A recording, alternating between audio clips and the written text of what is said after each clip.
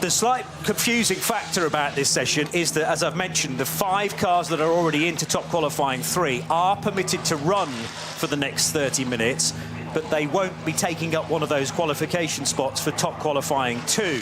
So if they feature in the top 20 positions, we're going to have to go down to 25th fastest.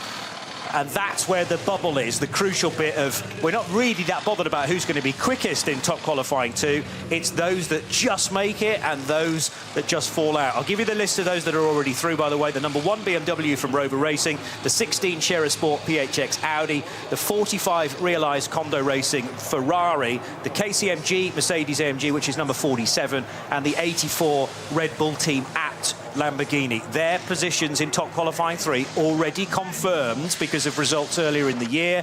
So we're looking for an additional, well, ultimately 7 places.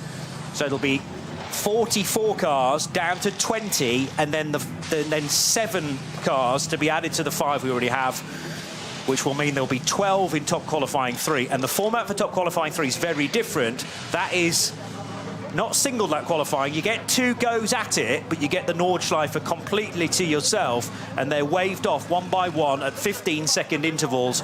That will be top qualifying 3. But back to the matter in hand, 30 minutes on the clock, and 49 cars potentially now plunging their way out onto the Grand Prix track. You could loop around for a few times on the Grand Prix track before braving it down hats and back. We'll see how many decide to do that. Yeah, so these are the cars from predominantly SP9 and then 3 other classes as well. SPX, SP Pro, pretty similar to SP9. An AT1, which is alternative technology, but that is an Audi R8 LMS Evo 2, so very much like some of the ones in SP9. But as the field, it was a thunder burst of cars coming out. They're going dry track. We haven't had one of these for a while, and out they go. Lion Speed GP, one of their 2 cars, leading the way out onto the track. And the car that's drawing so much attention follows it out. So number 3 Mercedes, nothing out of the ordinary, but it's Winward Racing, and it's the car entered by Verstappen.com. It's drawn a lot of attention. But now this is the point at which they have to start delivering. I mean, it's understandable. I think it's fabulous. I mean, you know, I think I said yesterday, it's only this weekend I've become disappointed that Lando Norris won the World Championship in Formula 1 last season, because wouldn't it be great to have in sports cars a current Formula 1 World Champion? Bruce, you and I are old enough to remember when those days were those times were very common, when the Formula 1 drivers would be making some money by racing a sports car. Yeah. Well, it's fabulous to see. He's just a racer. He wants to race. I bet he races a supermarket trolley around the cold meats when he goes shopping. There's no question he's taking a racing line through the tin stuff, onto the cereals and into the bakery section. There's no question. And I wonder if he's got the stopwatch to see what sort of lap times he does for each shop. Story of life, isn't it? Absolutely. Always ends at the bakery section. Well, yours and mine does. But dry track is the absolute key here. And just remember, the growth of GT3 over the last 20 years has just been phenomenal, and what it's done all the time, each year, the level, Johnny, at the top gets tighter and tighter and tighter in terms of lap times. And if you're new to the Nürburgring, it's quite a high lap time. Fastest so far, 8 minutes 14.9, I think it was. It's a 25-kilometre lap, and what we're seeing at the moment is a lot of the cars burst out of the pits, and they're coming back into the pits. Instead of looping to the left to go onto the Nordschleife, they're looping back into the pits. For why, Joe? There's quite a mix, or they're coming back around, and there's for me that is either doing more of a systems check or getting a little bit of more heat into those tyres. It's still a very cold morning, the sun's shining. I think we've got a temperature out there about 7 degrees, 8 degrees. That's still chilly. Anything under 10, you're going to have to really work to get the temp into your tyres. And before we venture out onto the Nordschleife, some very brave drivers already doing that. But before we do that, I think we're getting some heat tyre temp. But the other thing they had to negotiate was coming out of the Vidal chicane. That reminded me of the queue to get into the car park this morning for us, because the inside lane of those cars wanting to take to the Grand Prix track again was backing up almost into the exit of the Vidal chicane. So those having to go well over to the left, work their way past the queue, which wasn't a natural racing line, and then finally over the road bridge, which takes you over the public road and into Sabine Schmidt's curve. But yes, one of the Audis, is that the Jutta Racing Audi, which has worked its way onto Hatzenbach for the initial run. But immediately sliding wide, kicking up the dust at the edge of the circuit. So what's the reason behind that? Not enough grip in the tyres, not enough temperature in the tyres. Yeah, a very green track, because although it's not raining right now, we've had a lot of overnight rain. Yeah, the second session yesterday was 3.5 hours. It was in and out of rain, it was dryish, it was damp, and then the last hour it really, really tipped down. A lot of footage online and for people to see the conditions and the lack of visibility. And oh dear, the number 33 Audi already blessé, as they say in certain parts of France. And that's a driver, Michele Di Martino. He knows this circuit very, very well. That's the Kramer car, Bruce. The K. Kramer car. Yeah, the K. Kramer car. Not quite sure who's at the wheel of that. Michele Di Martino's driving the 33 car for this opening top qualifying session. And unfortunately, that car's now no longer going to feature in top qualifying because it's not going to post a time. And it didn't even get... It came out of the Vidal chicane and has gone hard left. Did he catch the tail of a queue of cars? You were just mentioning that, but I think it was after that. But that is awful, because in your mind you think you're fine on the Grand Prix circuit, but he's potentially lost it through the first element of the Vidal chicane. The car's rotated on him, just looking at the wheel tracks, and then he's just left the circuit dead straight and slammed into the barrier. But the rear right is completely ruined. That's pretty significant suspension breakage. It's been in on the front right as well, because the white and red paint from the edge of the tyre wall scarring the right-hand side of the K. Kramer Racing UG Audi R8. And that's also ruined the opportunity for anybody to put in a quick lap time in the early segments of this conventional qualifying session, because there are now yellows and, in fact, a slow zone through the Vidal chicane. Does this offer us a clue? Very, very high speed. That's called tyres. Yeah. That's purely called tyre. It's still a racetrack. It might be the Grand Prix part of this Nordschleife, and you might just think, oh, it's just the run up to the Nordschleife. Yeah. It's still a racetrack, and he's been caught out by cold tyres. So this is a car entered into SP9, needless to say, and what I'm going to remind myself of now is what subcategory that car is in. It does run in Pro-Am, and Pro-Am cars are eligible, but also remember that we have got some AM cars entered into this part of top qualifying, but if you're an AM entered car, you're actually listed as Pro-Am for qualification purposes. So I'll check the entry list to see where that car, unless you have it right in front of you. What's Bruce. that? In which subcategory is it due to run in the race, the 33 car? Pro-Am, because just trying to think who's... Yeah, it is definitely Pro-Am. Definitely Pro-Am, yeah, for sure. Got some information from Race Control. We've got a fully dry track out there for around the full 25 kilometres. The only thing reported is for caution through the Foxhole section where there are some damp patches. So perhaps a better track condition than we saw certainly last night. Not how the afternoon started in perfect dry conditions with a really consistent racetrack. We haven't seen that for just under 24 hours, so it's great to see these cars going to be lapping this track as best they can and kind of optimise runs on a perfectly consistent track conditions. And again, we've got wonderful sunshine this morning. We've still got areas of deep shadow and shade around the track, and again, what did you say the temperature was ambient? About 7 degrees.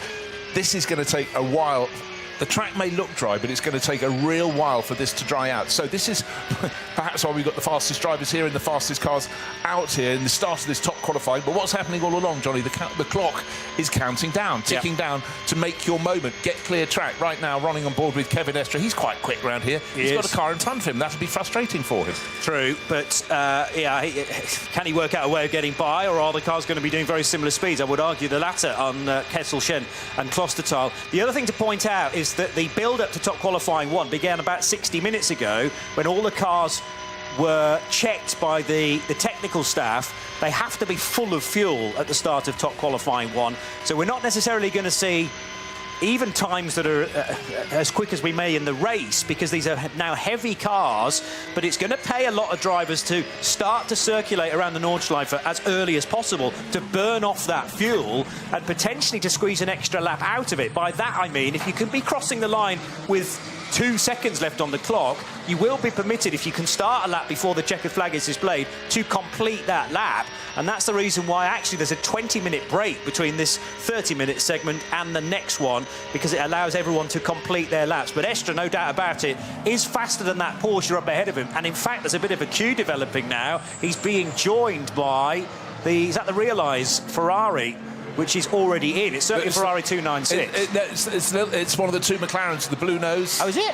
Yeah, have a quick no, you're right. It is. It's a McLaren, I beg your pardon. No, well, they're very, very similar from the front end. But right now, Kevin Estre was Just remember, we're talking about drivers wanting to get great pace across all three of the drivers, but Kevin Estre is definitely quicker than the Porsche in front of him, but this is the nature of the Nordschleife. There are places in which you can pass, and it's easy to pass a car from a lower class, but if it's another SP9 class car, you have got a car of absolutely equal performance.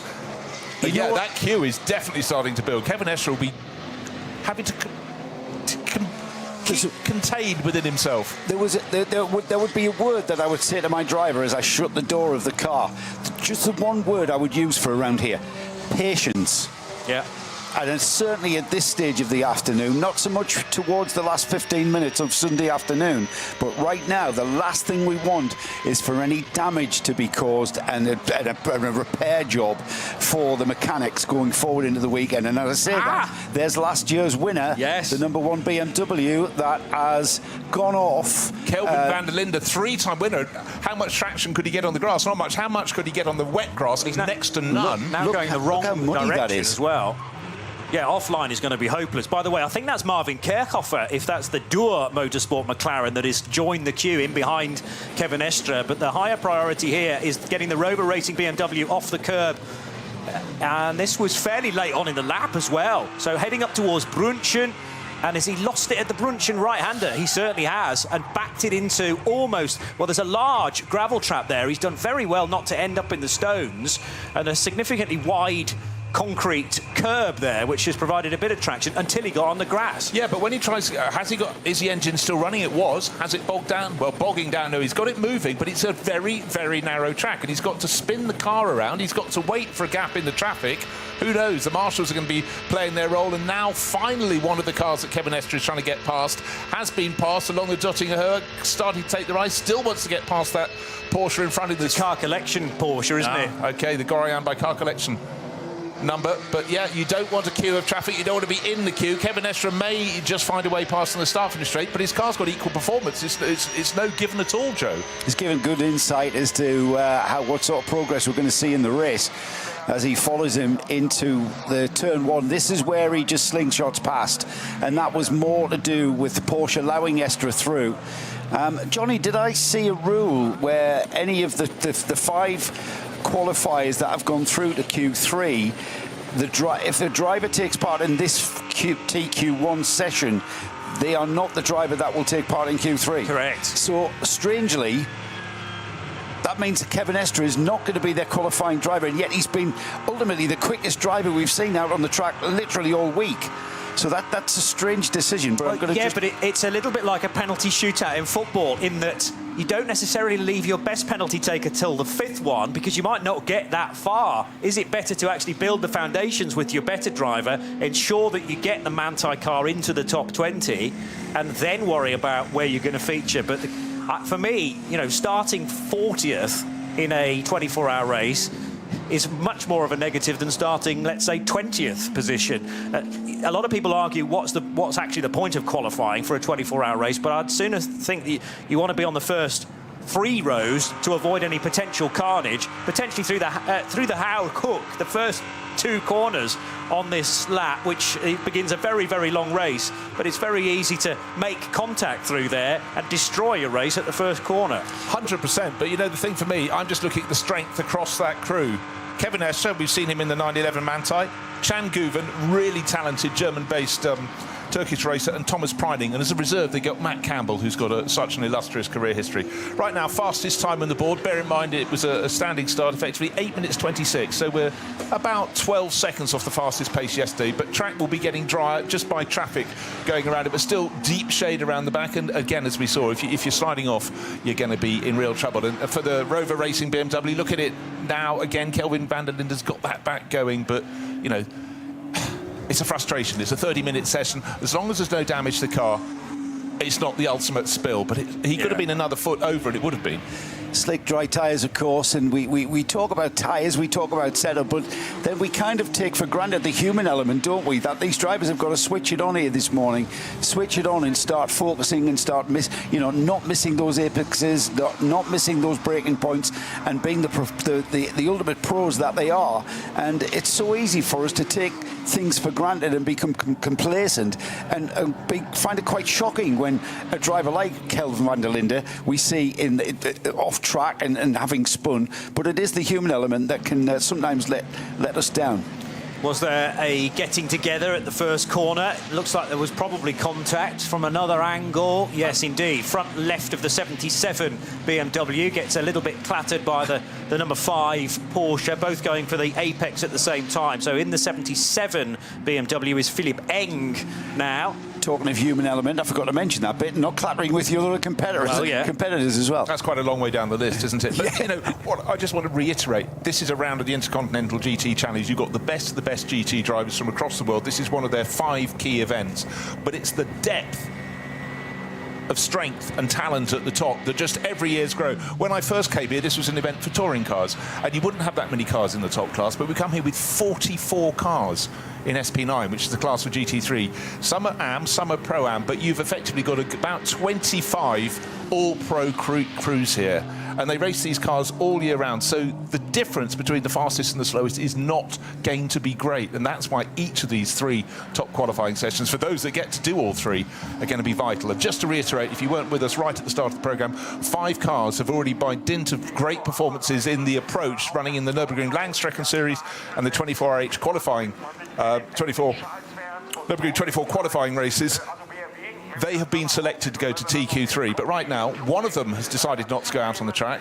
That's the number 47 KCMG Mercedes, but all the others are using it as track time. But for everybody else, the other 39 cars in the top class, they're looking for times. They're looking to be in the top 20. I wonder what the thinking is behind not giving that car some laps this morning, just to bed things in and just to get the drivers, like I say, you know, they're eager to get behind the wheel of the car and they're eager to get some laps under their belt. And I'm just wondering, you know, are they looking at maybe, because tyre allocation's open if it's wet, and we are going to be wet. So I'm not sure. I'm not sure that's a great decision by KCMG. Just because they haven't featured yet, it doesn't mean that we're not going to see them towards the end just to do a shortish run. But they may be thinking, well, let's just stay out of the carnage. All you see Michele Di Martino off the road and Kelvin van der Linde. It might be quite easy to get hooked up in your own incident, in an incident not of your own making, I should say. As it gets quieter and those that are trying to make it into the top 20 get there, it might be that some pit, and then that's the time to go out to do an installation lap. OK, there's another fact trying to throw into this. Of course, people competing in Intercontinental GT Challenge, they all run Pirellis until they come here. Then it's open formula. So for a lot of the drivers, it's reacquainting themselves or learning this circuit, getting used to a tyre they don't normally run their cars on. I joked about Engelbert tyres being yesterday, but everybody else, Dunlop here, of course, Falcon, who for so long have supported all the Nürburgring Langstrecken races, some years even trying to prove their talent by running 2 different cars, running a BMW and a Porsche, just to show we can do it. Our tyres are brilliant, but the list is long. I'll keep totting through it as I go, but it is a tyre formula here, and it's a chance. And you can see a lot of money is thrown at it by the tyre manufacturers because, let's face it, any image of this circuit proves to you this is the ultimate test of a GT car. And just how different is that Pirelli that they run in their series? Because you could end up with a completely different setup. Things like cambers, casters, certainly tyre pressures are going to be a factor. That would be different from, say, a Michelin or a Dunlop to a Pirelli. And it's a kind of a clean sheet of paper when the engineers are sitting down and trying to find out how to get there. And it's not so much an optimised run over just the one lap. It's the Nürburgring Nordschleife doesn't sort of lend itself to that. There's another element that's been very much thrown into focus this weekend, or this meeting. We've got low temperatures. There are other races. Bathurst, 12 hours. That's going to be warm. Here's the second one. The next one, Spa 24 hours, can be very warm there in the summer. Then they go to Suzuka. That's going to be baking hot. Then Indianapolis. This is the only one that could potentially be cold.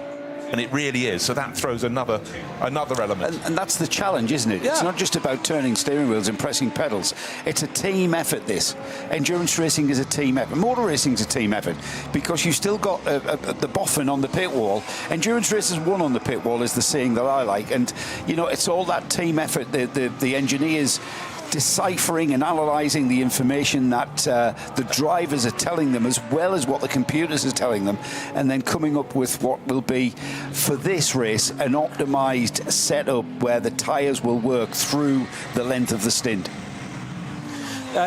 The other thing to point out is that the 84 Red Bull car that's already qualified is not in this session so far either. So we mentioned KCMG. Yeah, the 47 Mercedes. I can't see 84 Lamborghini out there either yet. And just for clarity of mind, for me, none of the 5 that are already through are currently featuring in the top 20. So this is all about, at the moment, the number 5 car of Gabriele Piana, which is the car that made contact with Philipp Eng, don't forget, down at the first corner. That Black Falcon Team EAE Porsche is just in to the top 20 as we speak, and that therefore means that the Hartling Schnitzelarm Racing Mercedes number 11 is not in, nor is Alex Fontana in the Gorian RT by Car Collection Porsche. Chris Lulham's Pro Sport Racing Mercedes is just missing out. By the way, fastest car in the session so far is Fabio Schere's HRT Ford Racing Ford Mustang, but as I say that, Kevin Estre crosses the line and goes 7 seconds quicker in the 911 Manthey car. Yeah, but Johnny, just wait. There's a really, really quick time coming for a car that's down 27th on the lit. Nicky Katzberg, winner here before, but he is putting in the fastest times almost right across the board in the number 130 Red Bull Amt. It's the other Red Bull Amt Lamborghini, so that could be going top. But at the moment, 8 minutes 16.7. Franz Conrad, Pavel left her off. Not a driver you put at the top of the pile, but Franz knows a few tricks around here, and the times are starting to tumble. But just remember, the fastest time so far, not in this session, but yesterday when the track was dry, 8 minutes 14, a high 8 minutes 14. These are going to come down.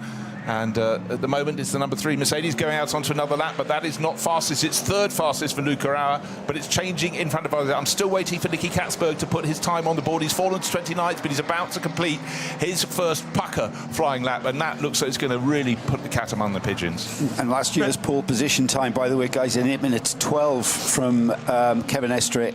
We talk about at 8 minutes 14 and 8 minutes 16, 4 seconds off that time. Any other track, that would be miles away. That would be an uncompetitive time. However, recalibrating our minds to the Nordschleife, that is getting down towards that time, and I don't think it's going to be long, as the ambient temperature, by the way, has gone up to 10 degrees, so it's getting balmy out there. Gabriele Piana puts himself in a much safer position, 11th place now for Black Falcon Team EAE. This is pushing out quite a lot of big names, including the Sheldon van der Linde Rover Racing BMW. They're currently not in the top 20. Sheldon needing a big lap, therefore, in the 99 car. They're not pre-qualified yet, as Nicky Katzberg alters the bar that they're all measuring one another to, and 8:14.7. That is quicker than we had in qualifying, and it means that you now, well, the top 20 are separated by a massive 19 seconds. You might think, well, that's pretty easy, but bear in mind this is a 25-kilometre circuit, and you have 19 seconds or so to play with to be in the top 20. Right, half an hour seems generous, but doesn't give you many laps when you're lapping in 8 and a bit minutes. We've just got 8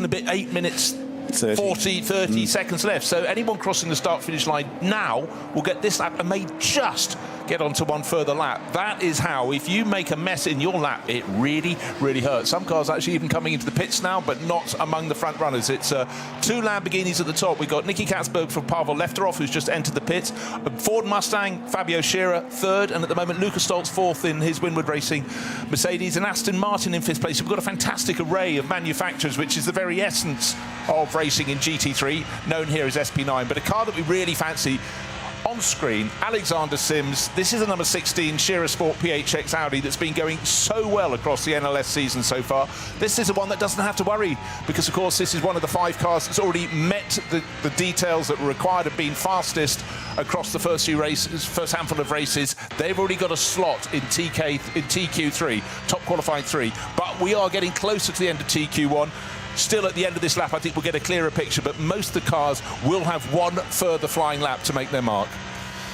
And at the moment, Patrick Kolb is not in the top 20 for Lion Speed. The 48 Loesch Motorsport car, number 48, not featuring as things stand. The big story at the moment as well is that Sheldon van der Linde's not in for the other side of the Rover Racing garage. So we've had a drama already for brother Kelvin after that spin on the approach to Brunchen corner, and the 99 car, which has to do it the more conventional way by qualifying for top Q2 and then ideally for TQ3 as well, but having to find another, it's only 2 seconds, so this is, again, patience, really. You're not trying to necessarily focus on an 8:14. If you can do a low 8 minutes 20, then that will be enough. But many a slip, and the track's still cold. And the real key at the moment is, I think, keep a little percentage or two in your pocket. Alexander Sims has got clear track ahead of him, and it's great to see. However, it doesn't affect him because his car is already through. For him, it's just information gathering. But for everyone else, because you've only effectively got 4 laps in this, the first one is not going to be fast because you come out of the pits. But then your first 5 laps on the board. But the track's going to improve. The drivers are going to get a lighter fuel load as they burn it off. But one little slip, a car in front of you in the wrong place at the wrong time, is really going to hurt. So I think anyone who's done a good lap already, they're sort of thereabouts. Anyone under 8 minutes 20, of which we have 9 drivers, are they safe? I think they possibly are, but we'll know a little bit more in about the next 5 minutes. The one thing that's muddied the waters a little bit is Thierry Vermeulen's lap for Realize Condo Racing. The 45 Ferrari's just gone 5th fastest. And he's qualified already. So he's already in, and therefore we go down to 21st now, which means that Tom Coronel is in to the top 20 in the Max Cruiser Racing Audi, number 19, currently fastest in that AT1 entered car. You can't keep the Coronel family down. Generations of racers there. Tim and Tom, the twins, but their father used to race as well. And all the 24-hour races, they just absolutely love them. But the target will be moving at the end of this lap. Who is going to make progress? I still quite fancy Lucas Auer in that number 3 Mercedes, the one that's drawing so much attention for Winward Racing. He's 7th fastest at the moment, but maybe picking up a bit of a pace. But again, for those that didn't get a good first real flying lap, it's going to be quite a nervous time, I think, to the end of the top Q1. And Krista Jern's lap has now ruined that for Tom Coronel because he's gone faster in the Jutta Racing Audi. He goes 16th in car 71. That pushes the Tom Coronel Max Cruiser Racing Audi out of the top 20 as Alexander Sims continues to pound round. Well, we know this car is quick because through its sector times, it's already established a position in top qualifying 3. That was sector times from the 2 NLS races we've already had this year, plus the 1 qualification race as well a few weeks ago. But we're running down to 21st position, and who's just gone quickly there? Bastien Boos in the 54 car. He goes 9th for Dynamic GT, and that means that Alex Fontana is now pushed out. Marvin Kerkhofer on the very cusp in the McLaren for Dual Motorsport. Just talking about recalibration, this will put it into perspective. There's a 5-second spread in the top 6 between 1st and 6th. Percentage-wise, that's a 0.8%. That's 0.8% difference. And so talking about a 5-second gap being less than a 1% difference, that's how close we are in this session. Interesting, the fresh sets of Michelin rubber being put on the number 80 Winward Racing Mercedes. No chance to get out with 3 minutes and 40 seconds remaining to go around and set a flying lap. Yeah, the time has gone, and very quickly indeed. It's amazing how quickly 30 minutes goes, particularly when we're dealing with such a large track. Loic Hartog found some improvement in the 55 car. He went 17th, was potentially going to drop out at this stage, but 17th might be good enough for Dynamic GT as well. I've just been working out top 20 spread. Yes. 10 seconds, 1.8%. So we've got the top 20 separated by 1.8% time, lap time wise. Refer back to my previous 10 seconds. Exactly, but refer back to my previous comment. The level of expertise in this class now and the calibre of drivers. Just remember, a lot of these drivers, if this was 20 years ago, would be top single-seater racers. However, the world has changed in terms of motor racing, and only the really wealthy can afford to keep pounding away and trying to work up the single-seater chart. A lot of these drivers got to sort of Formula 3000, GP2, and some younger ones are literally directly into GT4, then GT3. It's the way up now. Chris Lullum goes 8th for Pro Sport Racing. That's going to alter the lower order again. Krista Jörns is on the bubble. Actually, Felipe Fernandez-Laza, I think, just creeping in now as well, because after Alexander Sims went 2nd, make that now 3rd, because Kevin Estra's improved to an 8:15.5. We now have 2 of the pre-qualifiers in the top 20, so we're going down to 22nd position, and that is, well, it was Felipe Fernandez-Laza, but another better lap for, well, many drivers. Chris Mees in 67. Mees driving another one of the Ford Mustangs, the HRT 67 car. Yeah, I said 67, but I wasn't sure which car it was, and it's the HRT Ford Racing Mustang. And Lucas Auer's gone through as well. So, again, Sims, quick and in the top 20, meaning that we're going down to 22nd position, because the other car that's in there is the 45 realised Kondo car. We still haven't seen any laps from KCMG, so that's not affecting matters, as now Jens Klingmann in the BMW M Motorsport, the M3 Touring, goes 8th in number 81, could be in the top 20 in the next half an hour. I've got a question that we're inside. This would have been more significant if we were inside 3.5 minutes, which was when Chris Lazenby asked the question. Are you allowed to come out of the pits and come around the Grand Prix loop and start your timed lap, or do you have to come off the Nordschleife to start your timed lap? We don't know the answer to that one. Do it however you want. Yeah, you can do it however you want. The problem is the cones prevent you from taking the racing line. So when you're coming out of the Hyundai Curva, which is the hairpin, you're tight up against the pit wall, and then to start a flying lap, it's not going to be the best start. You're going to be really slow across the line to start your lap. Comparatively, however, when 10 seconds is 1.8%, that might be sort of damage limitation. I mean, if you mess up the Grand Prix track, you might as well say, well, I'm not going to do anything special with this lap anyway, so let's tuck in, retake the Grand Prix and start again. You might even pick up the time that you had just lost at your first attempt, so it's worth doing.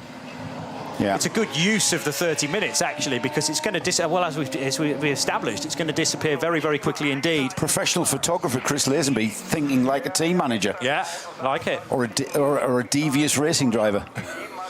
So, if you are enjoying our coverage in sound and vision, the right-hand side small group of cars are those that are in the session that are pre-qualified. And as I say, the 16 Audi was taken to initially second fastest by Alexander Sims. It's now 4th, but crucially it's still in the top 20. And the 45 realised Kondo Racing Ferrari is in the top 20 currently. We don't have to worry about the BMW because after its early spin, I think it actually pitted with Kelvin van der Linde. He had his moment at Brunchen, he came in the pits, and he hasn't done any more laps since then. But they are the only of the 5 pre-qualified cars, they're the only 3 taking part in this session. So that is further kudos to the fact that we're looking down to 22nd fastest, and therefore Loic Hartog just scraping in to the top 20. Tom Coronel in the Max Cruiser Racing Audi R8 is missing out. And how's the other Rover car doing? 17th. So Sheldon van der Linde is now into the top 20. He sneaked that one in, and it sounds like perfect timing. Yeah, well, the checkered flag is out. We've reached the end of 30 minutes, but a lot of drivers, still a lot of kilometres to go to get to the end of their lap. The scene will change. Very quick lap coming in from Lucas Stoltz, the other Winward Racing Mercedes, car number 80. And at the moment, he's 3 seconds off the ultimate pace, but this is a quick lap coming from him. And they've looked very strong all weekend, haven't they, the number 80 Mercedes? But just remember, a lot of the running over the course thus far has been in a damp and wet track. Only when we started was the conditions fine yesterday when the track running started. Target time, 8 minutes 14.7. Still the fastest for Nicky Katzberg. Of course, a winner here just a handful of years ago for Ferrari when Fricadelli swept the stage and going nicely. He shared that time with Earl Bamber, Felipe Fernandez-Laza, who's also racing here, as is David Pittard. Of course, they're in different crews, different cars now, but it was an amazing win in 2023. Not significant in the qualifying process, but Kelvin van der Linde, who we saw take the number 1 BMW Rover Racing entry out, have that spin on his first lap around. He hasn't done any more laps. He's came into the pits and he sat this session out. Yeah. That's because he's able to, because he's already pre-qualified. But I don't know if that's significant at all, not getting any run. It was never in doubt about Sheldon van der Linde, was it? Because he was 17th and now he's just crossed the line to go 6th fastest in the Rover Racing BMW. So solidly into the top 20. This is post the checkered flag, so that will be the end of his session. Loic Hartog's pushed out though.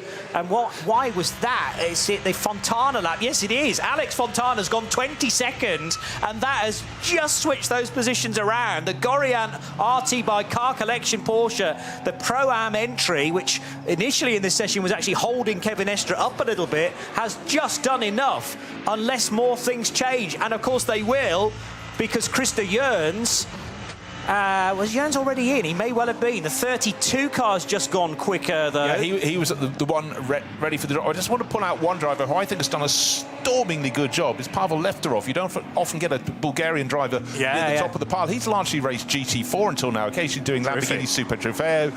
German prototype cut, but that is a big step up. And so Fran Conrad will be delighted. That Lamborghini is the second best of the Lamborghinis. Of course, top of the pile at the moment is Nicky Katzberg, car number 130, Red Bull team out. But for Franz Conrad and his team, always does it on a smaller budget than anyone else, so he'll be remarkably pleased. But who else is going to be picking up the pace? Who is going to knock off Christopher Mies, who's hanging in there in 22nd position, last of the drivers for now, last of the cars for now, to go through to TQ2. That means we'll have 49 whittled down to 20, and we'll just keep on narrowing. Loic Hartog goes faster in the 55 car, so that will punch Christopher Mies out the end of the bottom side of the timing screen, because 67, the Ford Mustang HRT car, drops out, and it's probably very, very slim margins by 53 thousandths of a second around a 25-kilometre circuit, and that's how you're going to miss out on the top 20. Unbelievable. I can't put a percentage on that, Johnny, off the top of my head. I'm going to have to work that out. But the next guy potentially to fall out is Klaus Bachler now. These are some of the experts on the circuit in these exactly. cars. In the Falcon Motorsports Porsche number 44. Bastian Booth was already in. He is able to improve again, an 8:17.732. Bachler in, Chris Mies out, and it's 0.05 of a second separating that gap, with still cars heading down the Dottingham Hoare, potentially to go quicker. One of them is Alexander Sims. That won't affect things, but I'm keeping my eyes glued to any green times that might be coming in after the session has finished, technically. I mean, as I say, you are allowed to complete your lap. Any cars that are in the pit lane now will be being refilled with fuel, because they've got to have full tanks for the start of top qualifying 2. Felipe Fernandez Lazar just put in a really quick lap. He's gone 6th fastest, but we are not finished yet. The fast times are still coming. You mentioned Christopher Mies is out. He's down in 24th position. He hasn't finished his lap yet, so he could find his way back in his Ford. It's chopping and changing. Don't breathe yet, but for Volkenhorst Motorsport, they're very pleased with life suddenly after Felipe Fernandez went 6th, but he's now 7th, because Volkenhorst has actually gone top with Matthias Drudy, the sister car. So sudden, very good 30 seconds from Volkenhorst Motorsport crew. And that, well, already had happened, the Klaus Bachler car being pushed out, and that was because of the Fernandez-Laza lap, I believe, because Drudy was already in the top 20, so it's just a reshuffling of the places within that, the envelope of top 20. But even more change now, because Karasani's HRT 4 Performance Mustang drops out. So does Loic Hartog in the second of the dynamic GT Porsches. And now Julian Andlauer in the Dunlop Motorsport Porsche is on the very edge, the tightrope. Right, as you look at the screens, that's just going to run you down the mates. We're not finished yet, but it's Aston Martin from Ford, from Lamborghini, from Audi, from Mercedes, Porsche, Ford, Lamborghini. It's chopped and it's changed, but it's the essence of GT3 racing. So many manufacturers having a shot at being at the top of the charts. Fabio Scherer is able to back his earlier very good time up with a now second fastest time in this session at 8:14.397. So Karasani is out in his Ford Mustang number 65, won't continue on into top qualifying 2, nor will... Well, Julian Andlauer popping back in, but then out again because of Klaus Bachler, who is able to improve in the 44 car. Across the line goes Jens Klingmann to do a better lap in the M3 Touring 24-hour car. 81 was already in. No, he was not. So Andlauer's now pushed out. So we've lost... Well, we had initially lost Klaus Bachler, who gets himself back in again with an improved lap in the 44 Porsche from Falcon Motorsports, but Julian Andlauer drops out in the sister car at the Schnabel preparers of those two Porsches. 992, the Marco Holzer SP Pro car across the line, but I don't think that time was good enough to put it into the top 20. No, 38th position for the 992 numbered Manthey Porsche. Ricardo Feller over the line now, and he in the 24 Porsche was already in and is 17th for Lion Speed. So Julian Andlauer not going to have any opportunity to reply, and I actually think it was the sister car of Klaus Bachler who's dropped him out. So there's going to be there's going to be a bit of post-session discussion about that, aiming to get both cars in, both the Dunlop and the Falcon car, but only one will make it, and that is the Bachler car number 44. Yes, the one with the Falcon livery, but some very quick laps coming in at the end. We said the target time, Joe, didn't we? It was 8 minutes 12. We got an 8 minutes 12.135 seconds from Matthias Drudy and another second generation. His father used to race a Formula 3000, but that was a good job. But they're all going to pass a lot of information over to the drivers doing TQ2, the lucky ones who are going to have their shot, because track conditions might have been dry, but they were far, far from easy, as we saw on that opening lap. Hang on, it's changed again. It was 1.5% spread. Colin Carasani's left it really late, possibly the latest, with an 8:15.024 in his number 65 Ford Mustang. So it does change again. Krista Jörns no longer now in the top 20. And that means that the 11 car for Schnitzelarm Racing, the Mercedes in that sort of two-tone green livery for Jamo Hartling, is now the next with potential to drop out. Or does he sneak in? Because I don't think there are many more cars still circulating. So Jamo Hartling, nail-biting stuff towards the end.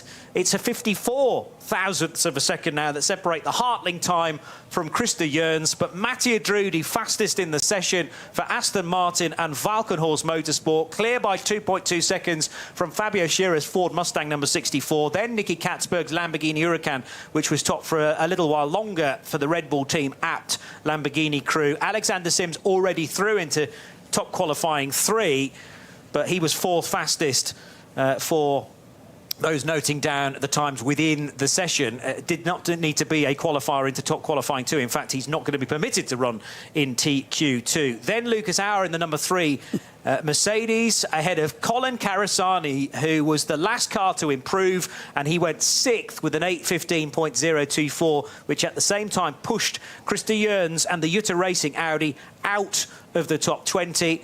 He finished faster than Lucas Stoltz in the Ravenol Mercedes, the 911 Manthey Porsche, Kevin Estre for Manthey Racing in 8th. But remember, Kevin now can't take part in top qualifying 2 or top qualifying 3 if they get there. 9th fastest for Christopher Mees in the HRT Performance Ford Mustang, and Lefterov in the Franz Conrad prepared Lamborghini Huracan was top as well for a long time.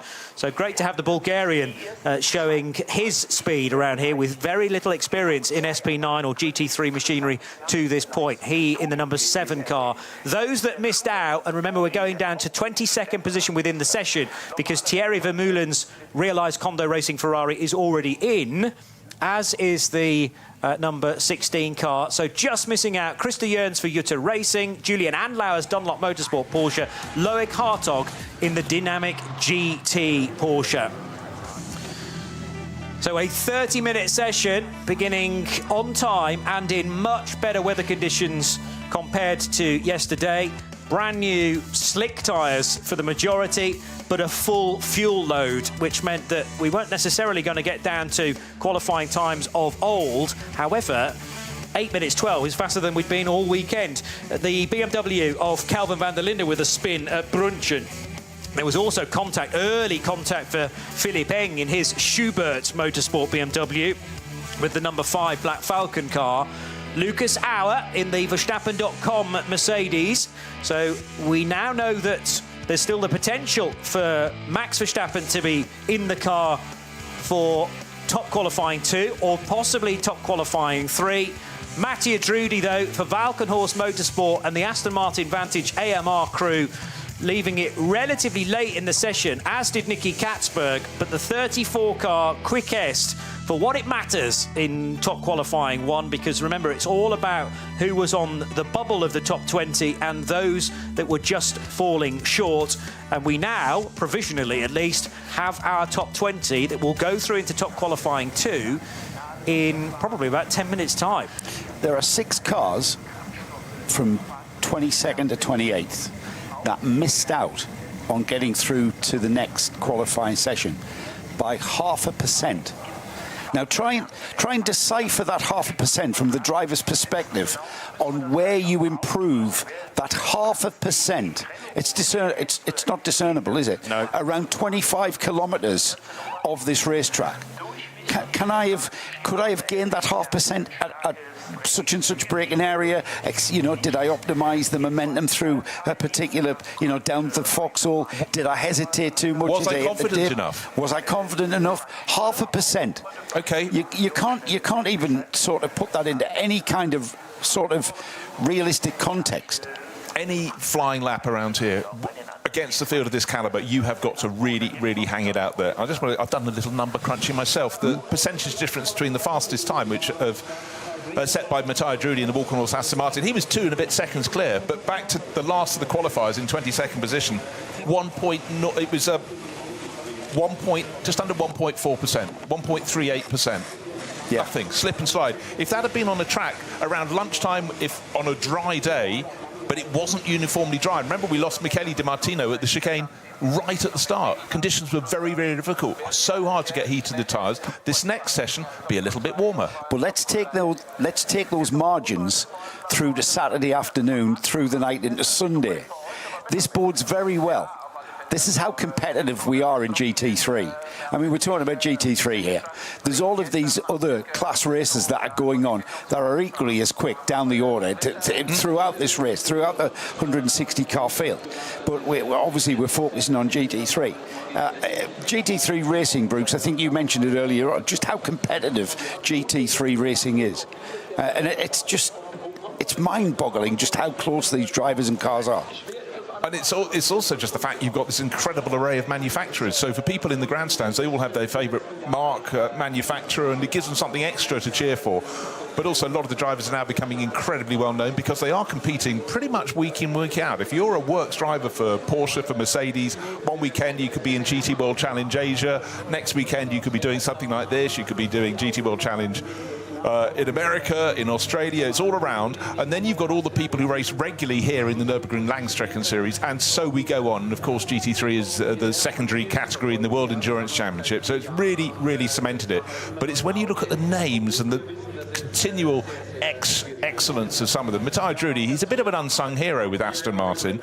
You know, people tend to focus on Nicky Thiem, his teammate, because he's more flamboyant, but Matteo just gets in and gets things done. And also, the other thing, the cars look magnificent. You know, they're wings and things, aren't they? They're, you know, fantastic aerodynamics on these cars. And when you get near to a car in the top class, they're huge as well. You know, so they're super spectacular. But anyhow, rinse out the first driver, prep the second driver, tell him where, you know, your thoughts, and then we're going to go out and do it all over again. But this is refining qualifying.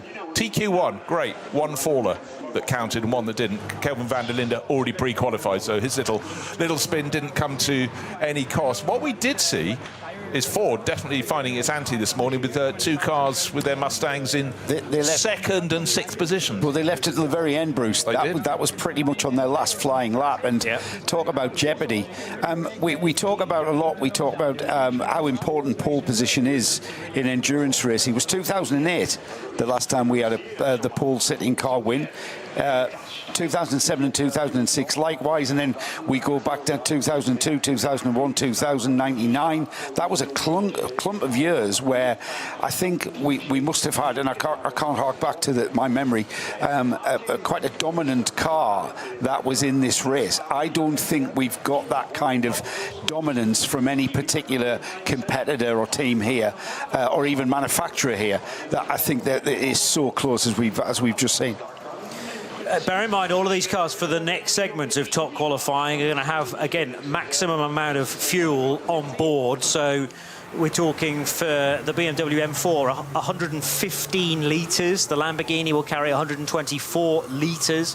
The Aston Martin Vantage, slight difference depending on whether it's an Evo or not, but the heavier is the Evo version, 123 litres. There again is the importance of burning some of that off as early as you can in the session. We're not necessarily going to see cars joining late because it's a little quieter. Yes, it's going to be quieter generally because no longer are we going to have 49 cars circulating, potentially just the 20. And remember that the 5 that are already into top qualifying 3 cannot take part in this session. So it's just the 20 that are through.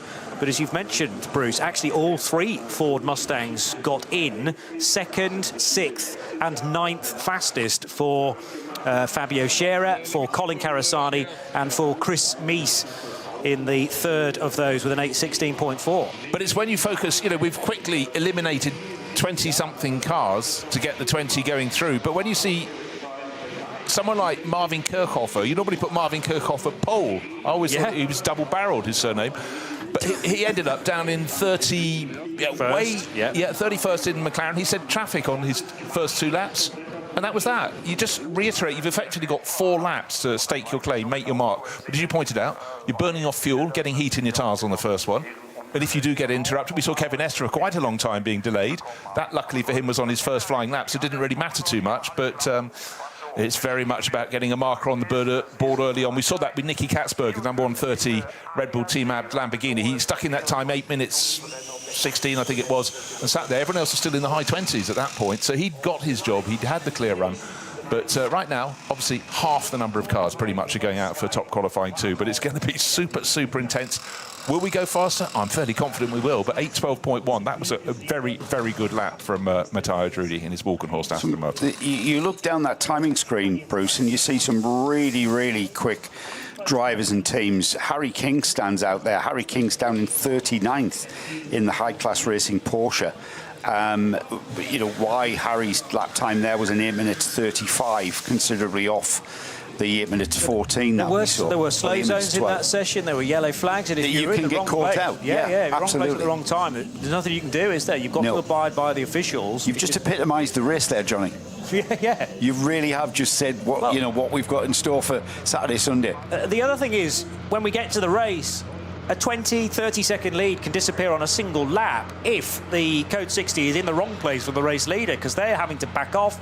You're not allowed to overtake, and if you're stuck behind a VT2 car, let's say, which is going more slowly into the caution area anyway, then the leader's slowed down, and if the next car on the road is the second place car, they can catch all that time up as everybody then goes into the speed limited areas. One thing I spotted, Max Verstappen getting on board the number 3 car, so they are deploying the 4-time Formula 1 world champion in this session rather than holding him back for top qualifying 3. I think again on the basis of using Kevin Estre for Manthey in the first session, just ensure that the car is qualified, because if they're leaving Max back for TQ3, car might not even get into the top 7. And that's what we're looking for here, folks. It's 20 cars for 30 minutes, and there are 7 places up for grabs. It's an awkward number, but because there's 5 already in, and we're ultimately looking for 12. That number 3's got Jules Gounon in the toolbox.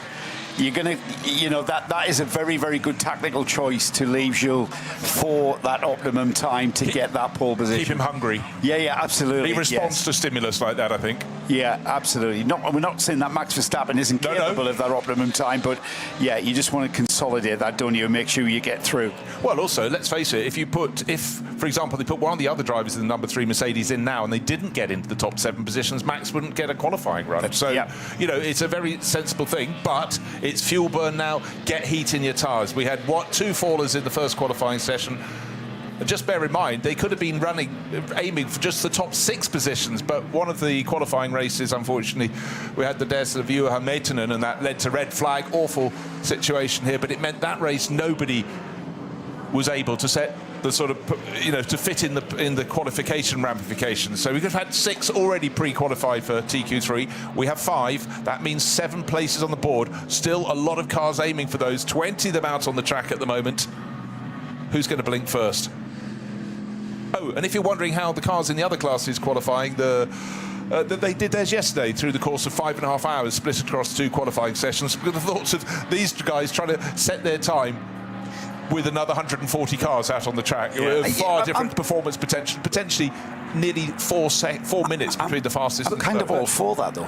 Remember that qualifying for the other classes isn't done yet. There's a qualifying 3 session to happen after this. Yes. And within qualifying 3, you're not allowed to run any SP9s or SPXs or SP Pro. They're banned from that session. So that's a bit of light relief for standard qualifying 3 for everybody else to get a good So we call that qualifying 3 for the other classes. So that's another 65 minutes, which starts at midday and goes through till just after 1 o'clock. Timed qualifying 3 is kind of like what we used to call the top shootout. Yeah.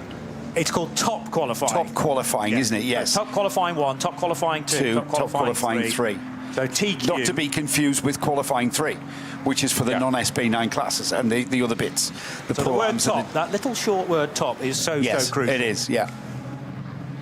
27 minutes to go. Now, I reckon a number of cars, they're probably doing this already, will do a lap of the Grand Prix track and then go through the Hyundai Curva to do another lap. And this is good for tyre warming brake preparation before you then go on to Hatzenbach. You're still burning fuel, of course, as well. But it just means that you stay within the confines of the pit lane, potentially, as well, if there's an early issue in the session before heading out into the countryside. And it very much is that here at this venue. So all of the drivers that are in the cars now cannot have been the same as in top qualifying 1. So it is Lawrence Vantor in the number 24 Lion Speed Porsche. We have... Oh, J-Mo Hartling's still listed. Oh, because he's a Pro-Am car, I think. So that's only a rule for the Pro cars that you have to change driver. J-Mo Hartling is able to go into a Pro-Am car for a second time. Ayanchin Guven's in the Manthey Grello Racing Porsche.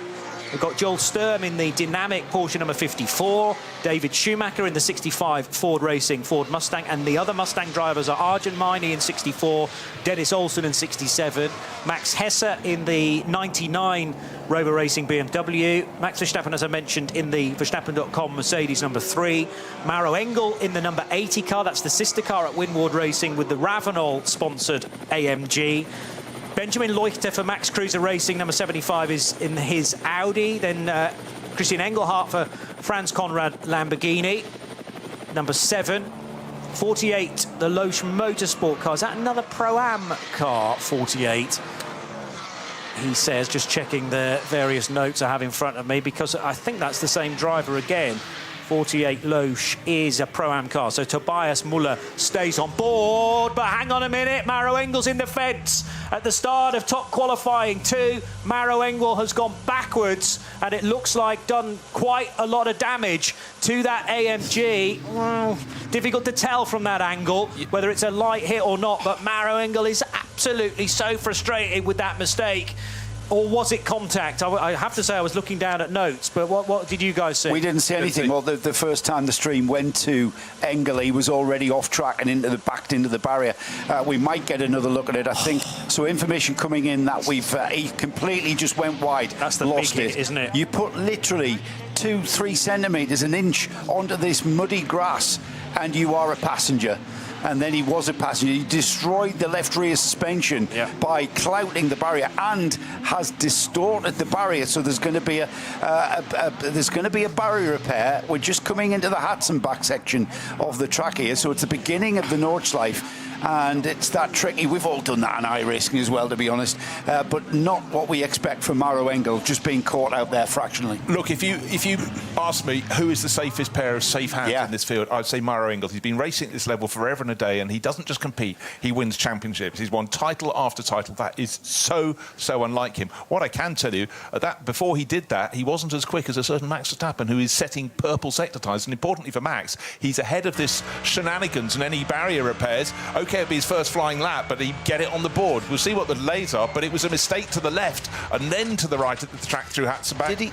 Did he hit the curb slightly on the right? Yeah, he did, on the right-hand side. He fired him into the barrier on the left, and then he ran all the way on the right-hand side of the track. Well, not on the track, on the grass beyond. The barriers went around, and he kept scraping. He didn't clout the curb, though. That was barely any curb on the right-hand apex, which he hit. I think that's a curb that he will regularly be using on a normal lap, and for whatever reason, it majorly unsettled the car.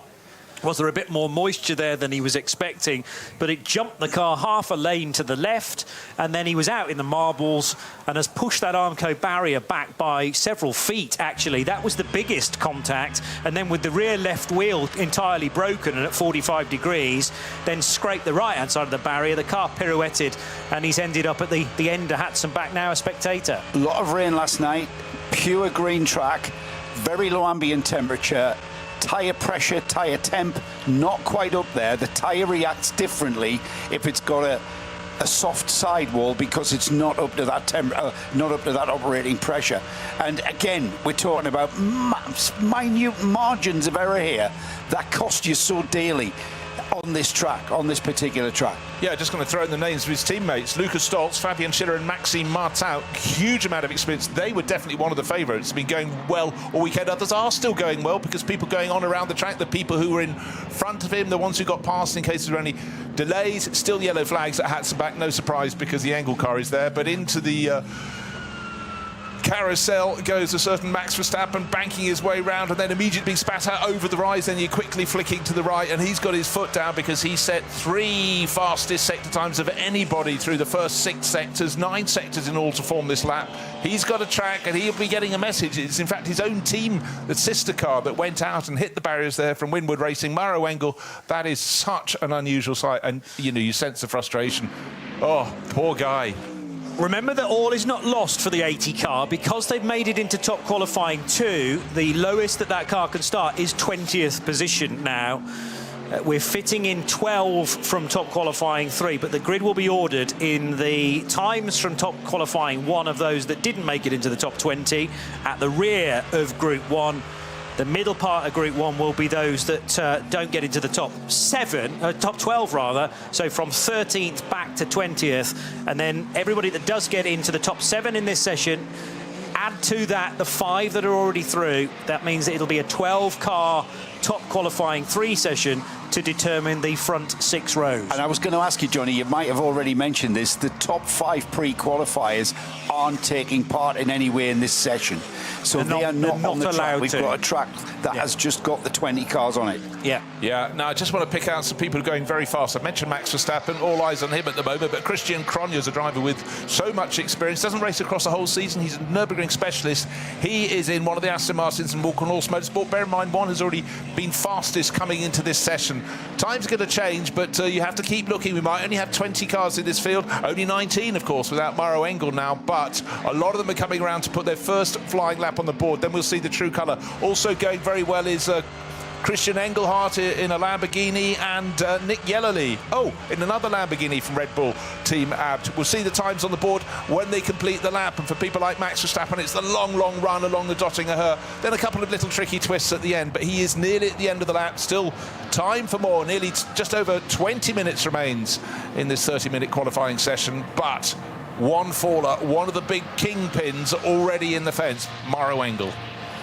Olsen going very quickly, purple sector in sector 7. He's getting towards the end of his run. Olsen in the HRT Ford Mustang, of course, currently 7th through these sectors. We're getting towards the end of the lap, though. A lot of cars, and there's the first time that has been posted in 8 minutes 19 by the Manthey Porsche Govan and the 911. We know how quick that car is in 8 minutes 22, 8 minutes 19 from Schumacher. And there's Verstappen to the top of the screen at 8 minutes 14.4, just under half a second. So 8 minutes 14, might as well call it 14.5. He's so close. So Verstappen, we thought he was on target to be one of the quickest. Well, he's ended up on the first flying laps here as the quickest car out there, the number 3 Winwood car. And now we have code 60 around Maro Engel, therefore everyone's going to have to go down to 60 kph. It will be the same. I was about to say that. But the fact is, whereas in the first run we had the fastest cars, you know, they did their first flying lap and then they picked up the pace thereafter. No one can now because of the code 60. That's right, yeah. They can eke a second or two, so the time from Verstappen may not be beaten potentially in this. 8 minutes 14, still a few looking to come through. Still Nick Yellerly, car number 130. That went really well. Remember, it was top for a while for Nicky Katzberg in the first qualifying session, that Red Bull Team Abt Lamborghini, so that could go top, but your chances on the second lap are going to be very much spiked. I think the heat's gone out this session now. Yeah. We're going to have not just a car recovered, but we're going to have a barrier repair, because that barrier folded with that Mercedes. It's meant to do that, it dissipates energy, but we're going to have a barrier repair there, so there's going to be a code 60 out on that section of the Hatzenbach for I would think the remaining 18 minutes of this session. Well, Chan Guven's about to drive through that segment, and in fact we're not going to stick with him, but was about to see some yellow flags. They're flashing LED boards as well, and as we've said, there's then a speed limit of 60 kilometers per hour past the potential barrier repairs. Maro Engel had stepped down the unsafe side of the fence, but the marshals allowed him to do that, just staring at the car, and I think revisiting the moment over and over and over in his mind as Max Verstappen pits. Dennis Olsen's also in as well. Well, they've done possibly all that they need to do to finish in the top 7. Right, 3 cars are still not officially there flying that. Now one of them has, just 2 left to go. Nick Yellerly, how high did he go? He got up to 8th position. I was going to say, we may well know the identity of the top 7, who the only ones who can qualify right now. We've got 2 more cars to come across the line, because I reckon that code 60 will probably stay there for the remaining 17 minutes of this session. So I think as long as you stick one on the board, Nick Yellerly, I fancied going right to the top, but he's just outside the cusp at the moment. Yeah, and unfortunately for him, it looks like all that time was lost in the early sector, going by the scene of Maro Engel's stranded number 80 Mercedes. So he was purple through sector 5 and 6 and 7, but ends up being, well, only 4 seconds down from the Verstappen time. But Nick Yellerly, 8th, when you need to be finishing in the top 7. He's now gone an absolute best through the first segment of the Grand Prix track, but the really punishing thing now for Nick Yellerly and everybody else still out on the Nordschleife is that speed limit down the Hatzenbach, the latter portion of the Hatzenbach, and past the recovery of Maro Engel's AMG. Yeah, he's only about 0.2 of a second down of getting that final potential qualifying spot into 7th place. And Nick Yellerly, bit of frustration, but nobody's going to be more frustrated than Maro Engel. He will be beside himself. Yeah, Yellerly's been robbed a little bit there, hasn't he? Faster than the quickest car of Verstappen through the first part of this lap, which is effectively the Grand Prix tracker. And then immediately you come off the Grand Prix track section through Sabine Schmidt curve, you are met with the slow zone whilst we recover Engel's car. So I think we're going to, you know, potentially we might see who the quickest cars are.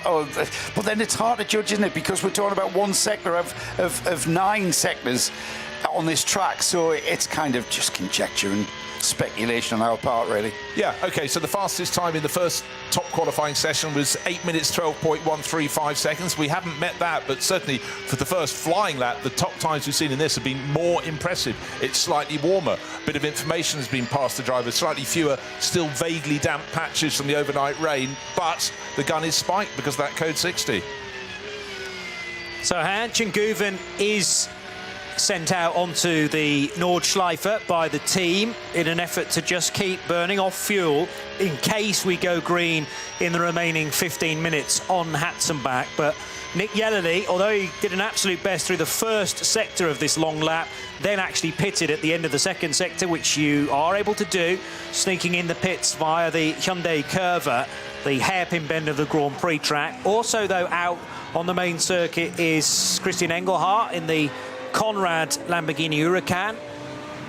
But again, this car's been through that slow sector 3. Yeah, has-not set a time yet, but what we can't gauge is just how slow they had to go with the double wave yellows of Maro Engel's car at the side. Then, of course, the slow zone, we know how fast or slow they had to go to. That's 60 kph. So certainly for Christian Engelhardt, Franz Conrad's car. Remember, this went really well in the hands of Pavel Lefterov, finished in the top, I think, 6 positions in TQ1. But he's got to the track, it seems to himself. Of course, when you've got half a dozen cars in the pits, that leaves just over 10 cars out on this circuit of 25 kilometres, so traffic would be not so much of a problem. Circuit looks magnificent today, except if your name is Maro Engel, who will be looking at it from under a very, very dark cloud.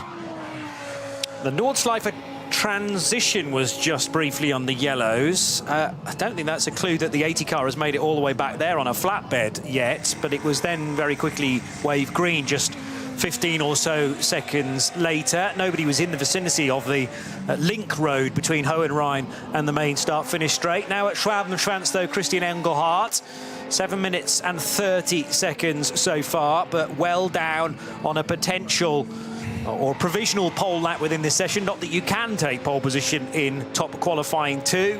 We're still looking at the top 7 cars, 5 of which are already parked in the pit lane. Maybe most are thinking we're not going to head out again because we won't need to. Yeah, from the very top, but those not in the top, some I think are quite simply sitting and waiting to see what's going to happen in terms of code 60, what's going to happen in terms of everything else. But what's happening? The clock is counting down. The minutes is dissipating all the time. Well, underneath that level of cars that had gotten through and were in front of Maro Engel, the cars that were behind Maro Engel are now going to sort of shift around on that grid beyond the top 7. that are qualifying through to TQ3. So there's still a reason to go out there, because you're talking about optimizing every other sector apart from sector 2 where there's a code 60. So there's still a qualifying session. It's just now over one sector less where you have to slow down. So there is still an element of competition out there. And Christian Engelhardt has managed to lift himself at least above Maro Engel, who will not score a time in this, but at least now Engelhardt gets a time on the board and he can legitimately start 19th. There is a chance that he can bring that time down again, and as you say, even if you don't make it into the top 7, you're still fighting for 8th and 9th and 10th and other places back from there as well on the main grid to start as high up as possible in the first of the 3 start groups. Because if you weren't around for our coverage yesterday, our reminder that tomorrow's race will start with 3 separate grids, rolling grids, separated or set off at 2-minute intervals, and that's because the grid would just be ridiculously long, way too long to have 161 cars within it. So they are led around by individual pace cars, and their races begin at different times depending on what class you are in. Just getting some comments from Jens Klingman, one of the 4 drivers driving that unique BMW M3 Touring. It's an M4 GT3, effectively topped by the fantastic touring body. And he said the track was really, really bad after yesterday's rain. I think it doesn't feel like peak performance for anybody right now. So it's green. It's green, very, very green. And Jens has so much experience around here. It's not sector 2, as I said. I'm correcting myself. It's sector 3 where the issue is, and we're kind of calculating that it's costing drivers 10 seconds. So if we look at the end result at the lap time, and roughly it could be 10 seconds, it could be 12. It's a kind of an open book. But we're still recovering the Engel Mercedes, so we're still going to be code 60 for quite a lengthy time, and certainly beyond the 10 minutes and 30-odd seconds that we've got. What you don't see necessarily at this moment is the fact that we reckon Maro Engel hit the curb on the right-hand side. That spat him left, and there's even less grip then off the racing line. By this point, the accident had happened. Look at that rear left wheel, which is still rotating, but not really attached to much suspension anymore. And then it finally dings into the barrier one more time. But he will have scraped some more damage into the 80 RAVENOL Mercedes there. I think the Armco should be okay structurally on the right-hand side, but it was pushed back by a significant margin. As Joe mentioned, Armco barrier is designed to do that. It's designed to dissipate the energy. But that's how annoyed Maro Engel was with that self-inflicted error. There wasn't a car anywhere close to him. I wondered whether they might have been caught in a bit of traffic before we saw precisely how he ended up there. And that's quite a lot of work now for Winward Racing to do to the Mercedes.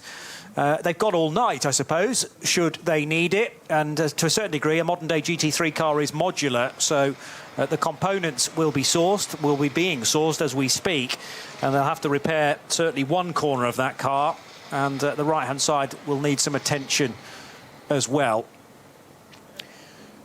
But yes, not eligible for qualifying 3, any of the SP9 cars, and of course now we know that the 80 car is not going to get into top qualifying 3. There is a warm-up session though, so assuming everything is sorted in time for that, the warm-up session is on Saturday morning for 60 minutes from 10 a.m. through to 11.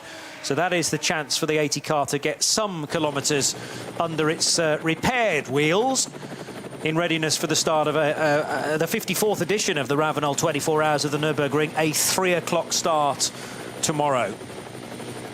So still the qualifying session continues, 8.5 minutes still to go.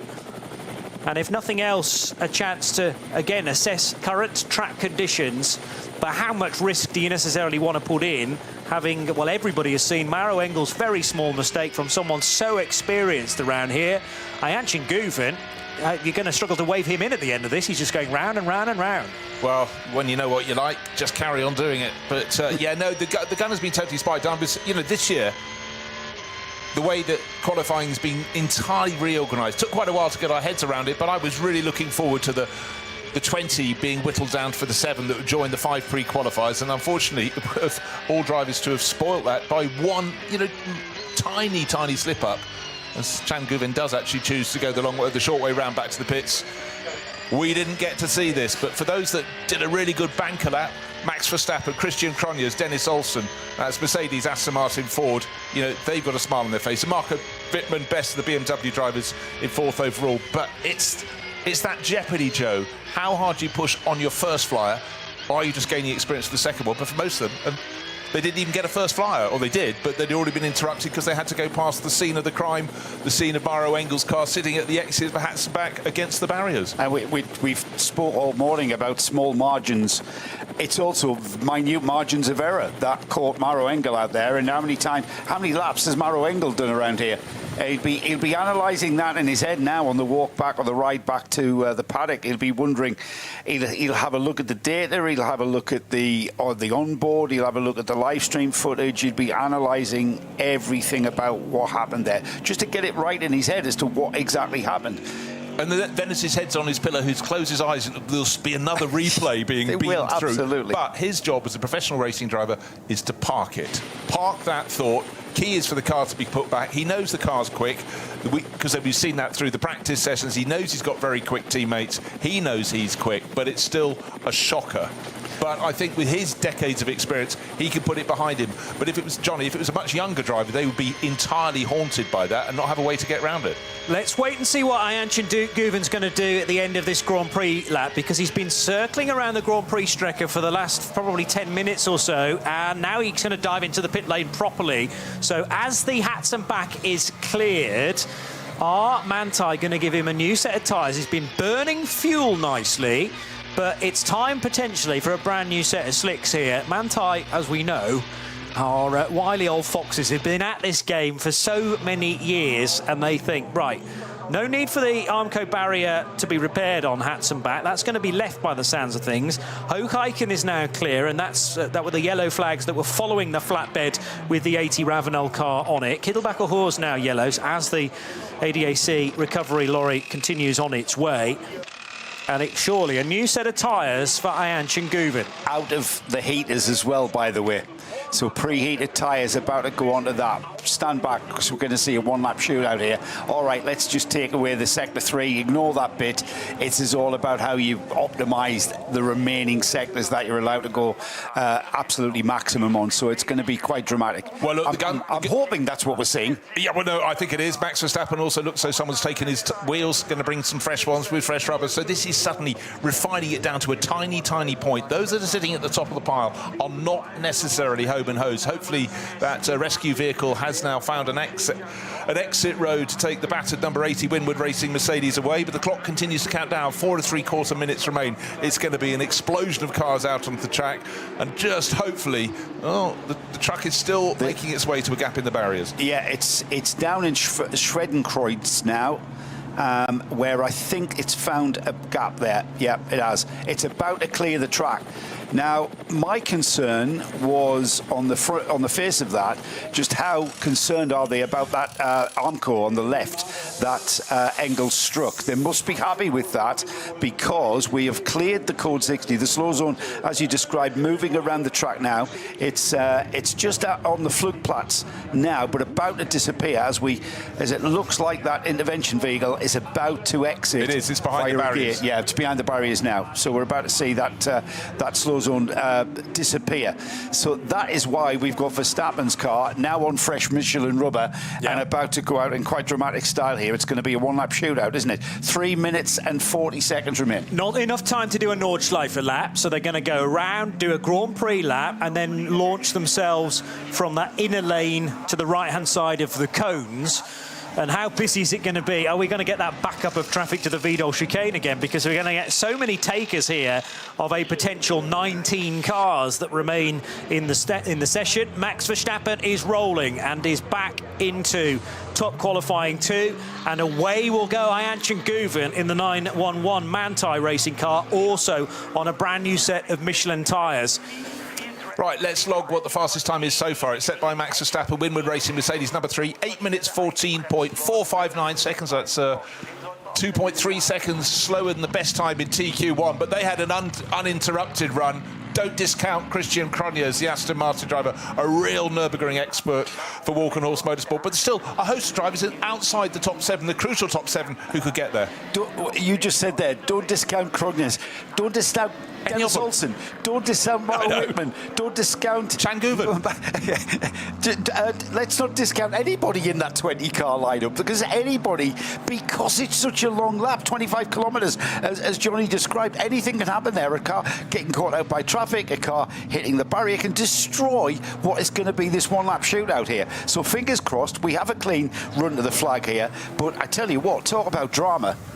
This is just a soap opera episode in one half-hour session, isn't it? Script writer's gone early. Yeah. They'll never allow this. The producers know he's going to throw this back. That script's unrealistic.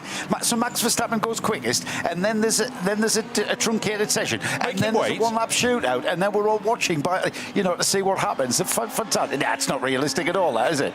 Here's Nick Yellerly. He's done a lap of the Grand Prix circuit, so crossed the line at pretty decent speed, and he's already into Sector 3, past the damaged Armco barrier, but that's obviously been looked at by the marshals. That's exactly the scene where Maro Engel's Mercedes came to rest, backwards, and, well, no inch left given or taken here by Nick Yellerly, who, remember, does have time to find. It's actually only 0.2 of a second on the current top 7.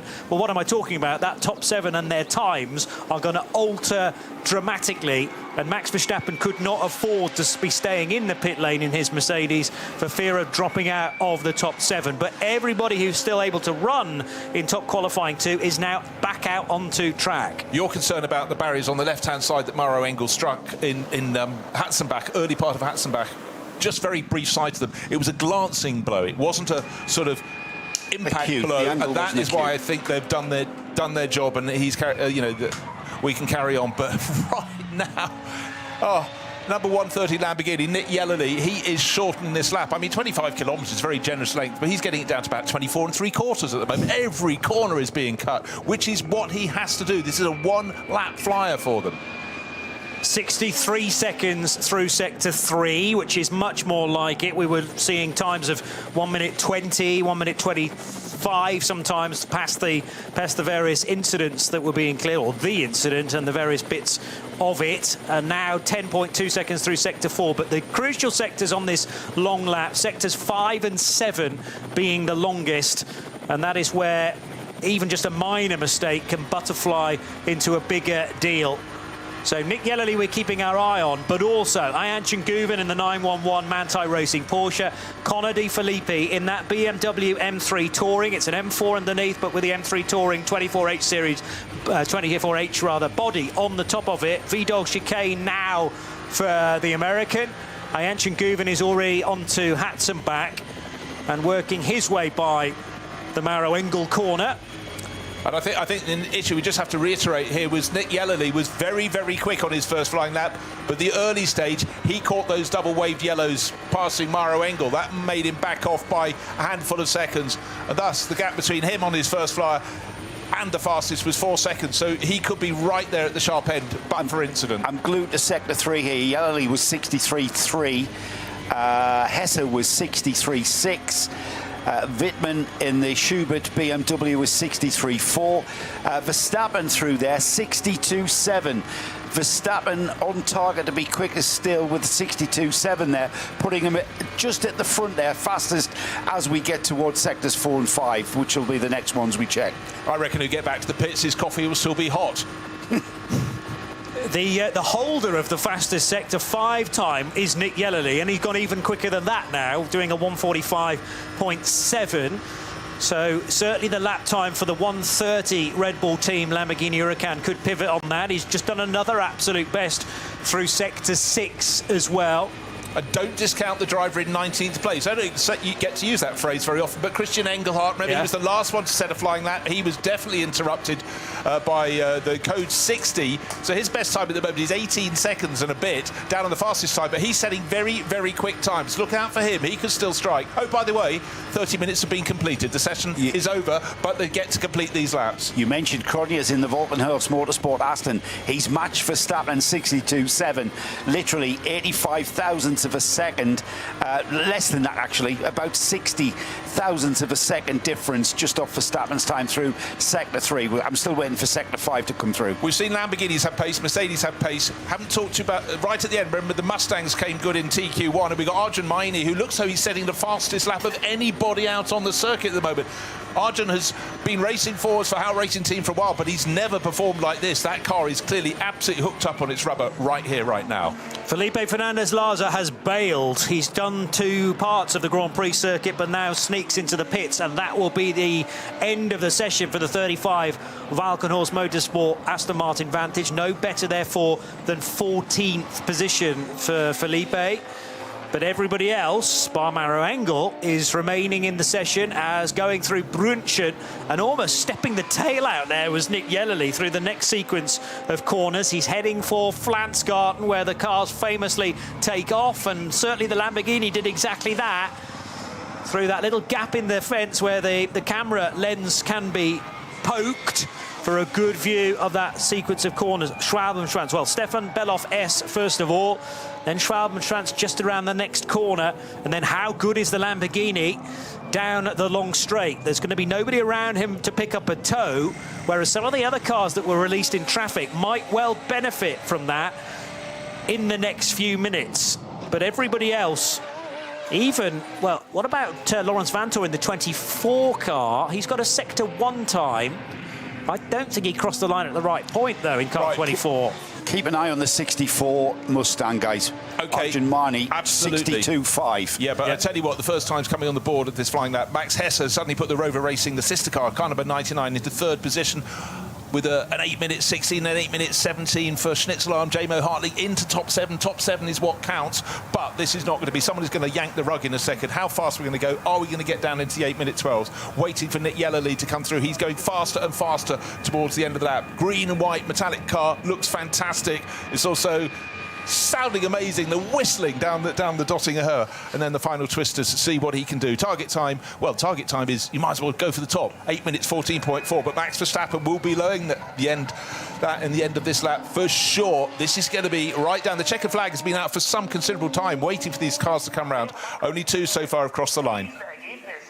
Here we go then, Yellerly across the line. What will his time be? Fastest. He does go to the top of the screen with an 8-minute 10.485. That blitzes the 2025 pole position time.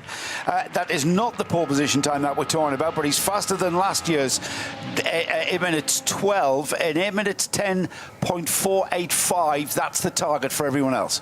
Well, as I said, he was shortcutting every corner he possibly could without taking too many risks. The car, all 4 wheels off the ground at various points. So Solihull's finest has put it to the top for now. Only 7 go through, but who are those 7 going to be? I'd say Yellerly has definitely nailed his place. And unfortunately, that means that J-Mo Hartling's not going to get through, because the Schnitzelar Racing Mercedes is already slowing down, as now Christian Engelhardt will cross the line to go second, and that'll push Arjun Maini out, albeit for the time being, because as Bruce has already mentioned, Arjun Maini is on a tear in the number 64 Ford Mustang for HRT Ford Performance. So Marco Wittmann and the Schubert BMW still in. He's just done a 2:25.5 through that long sector 7 as we catch up with Arjun Maini now, 11th fastest. What are his times like at the moment on this lap? Yeah, I'm just saying you need to get below 8 minutes 16.8, and I think a whole host of cars absolutely have that within their power. So the darts has been thrown by Nick Yellerly, 8 minutes 10.485. He's top, but what are we going to get from Chan Guven? 911, the Manthey Racing Porsche, the huge celebration this year of all their success here across the years, an assembly of their outstanding cars. The yellow and green, the Grello as it's called, is one of those going to be at the top? Guven has gone quicker than anyone else in sector 7, 2:24.493. He is on target to improve on his 8 minutes 19. Target time is Yellerly, still sits at Yellerly's 8 minutes 10.485. Verstappen finishes. Verstappen goes second fastest with an 8:11.6. What can Ayhancan Guven do, though, with that absolute best through the 7th sector? And he will go second. So he will push Max Verstappen down to 3rd position. Yellerly pits, Guven's in the 7. Verstappen should be in the 7, although who else is likely to improve? We've got a whole load of cars on the Dottinger Hood, including the M3 Touring for Conor De Filippi, and he will stay in 13th place. Whoa, David Schumacher, I was waiting to see what the Fords could do. He's gone 5th fastest, but goes down to 6th. Adam Christodoulou goes into 5th. First driver outside is Benjamin Leuchter. Still about 6-7 cars to set a final flying lap. 8:10.485 to beat. Christian Cronje, as I said, watch for him. He goes 2nd fastest for the Walk and Horse Aston Martin team. Chan Guven down to 3rd. Dennis Olsen for Ford goes up into 4th place. Verstappen is in 5th as well. It's only the 7 that will qualify through. Christodoulou up to 7th for Pro Sport there. His time in 8 minutes 13. Christodoulou, the last of the 7, qualifies into top 3, qualifying this afternoon. Arjun Maini in the 64 goes 4th. So Verstappen drops to 6th position. Remember, he can afford to drop one more place, but if he finishes this session in 8th, then he will not progress into top qualifying 3. There's a bit of confusion immediately after the flag, by the way. But Maini at the 8:11.278, good enough to go 4th. But yes, it was sort of after you down at the Haug Hook between this Porsche and Ford combination. Well, that's it. Everybody has crossed the finish line now. So there we go. Verstappen does make it in to 6th place and therefore cements a spot into top qualifying 3, as does Christian Engelhardt in the Conrad Lamborghini Huracan. And that will mean that it has certainly beaten a few more that people will have had as favourites to finish in the top 7, but Franz Conrad just has this habit of choosing his driver lineup very wisely indeed, and they're going to be in the top 12 shake-up, which is a little bit later on this afternoon after standard qualifying 3 for the other categories of cars. But Nick Yellerly's awesome lap, the 8:10.485, ensures that he will be into top qualifying 3 in the Red Bull team Lamborghini Huracan. Or actually, more to the point, Nick Yellerly can't now qualify that car in TQ3 because all of the drivers that have either driven in TQ2 or 1 are now not eligible for top qualifying 3. But let me give you the list of cars that have progressed. The Red Bull team at Lamborghini, number 130. The number 34 Valkenhorst Motorsport Aston Martin Vantage. The 911 Manthey Racing Porsche. The 2 HRT Ford Racing Ford Mustangs, number 64 and 67. The number 3 Verstappen.com Mercedes AMG, driven by Max Verstappen, to 6th fastest in this session, and 7th quickest was Christian Engelhardt's Conrad Lamborghini Huracan. And there are the top 7 positions confirmed for top qualifying 3, and add those to the 5 that are already in: the 45 Ferrari, the 47 Mercedes, the 16 Audi, the number 1 BMW, and the 84 Lamborghini. And we have our 12 for top qualifying 3, and that is a session later on, as I say, this afternoon, which will begin at 1:35, but of course we'll be on air 5 minutes before that for a 60-minute session where 12 cars will compete, but in a very different format, because everybody gets 2 laps to qualify, but on their own. So yeah, they will be released from the start-finish line on a new set of tyres, full fuel again at 15-second intervals. And what normally happens is you draw lots to determine the order that they all set out. You'd like to be first on the road for fear of any incident ahead of you, I suppose. But that will be a 60-minute affair for 12 individual cars. Well, high-stakes stuff, particularly because of what happened to Maro Engel on Hatzenbach, doing damage to the barrier, doing more damage to his car. That obviously had to be repaired, and it meant a significant delay, and then effectively a 1-lap shootout to decide the top 7. So the drama was building nicely ahead of top qualifying 1. And then top qualifying 2. TQ1 by far the busiest session with as many as 49 cars, although I think we got to 46 or 47 with 1 or 2 not deciding to take part, those already pre-qualified. This was a huge incident though for Maro Engel. In the narrative of top qualifying 2, it meant that the German could do no further running. He was bitterly frustrated with a fairly simple error in the tail end of Hatzenbach, doing a lot of damage to the rear left corner of that number 80 Ravenol Mercedes. That will be repaired in time for warm-up tomorrow morning, be rest assured. 10 o'clock for that session.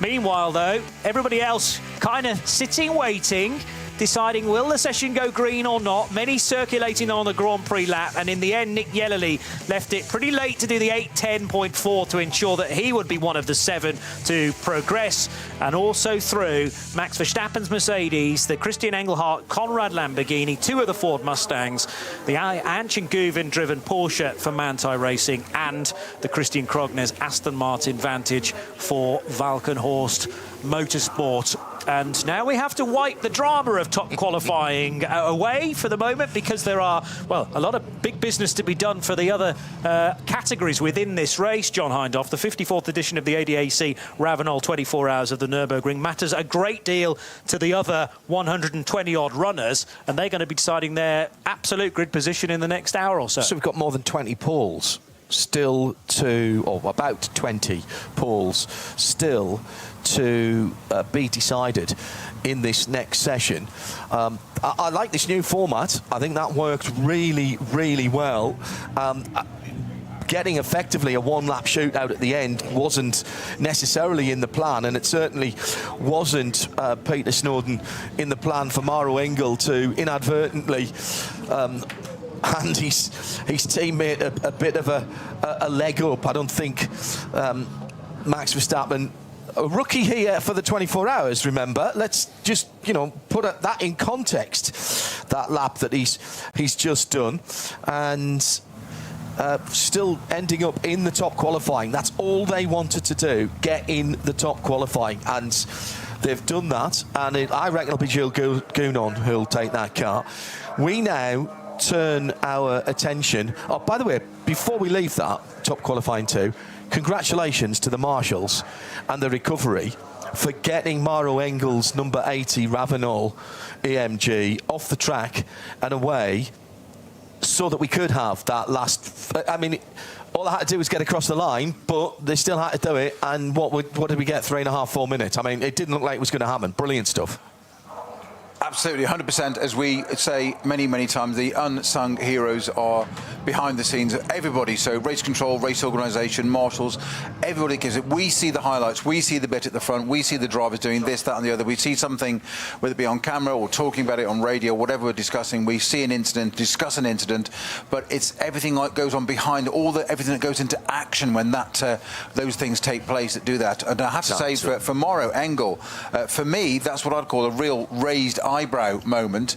Of just most unlike him. We were waxing lyrical about him yesterday. I was putting him forward as a contender for being possibly the finest Mercedes GT driver on the planet currently. So perhaps Maro, I'm off his Christmas card list now. You cursed him even without being there.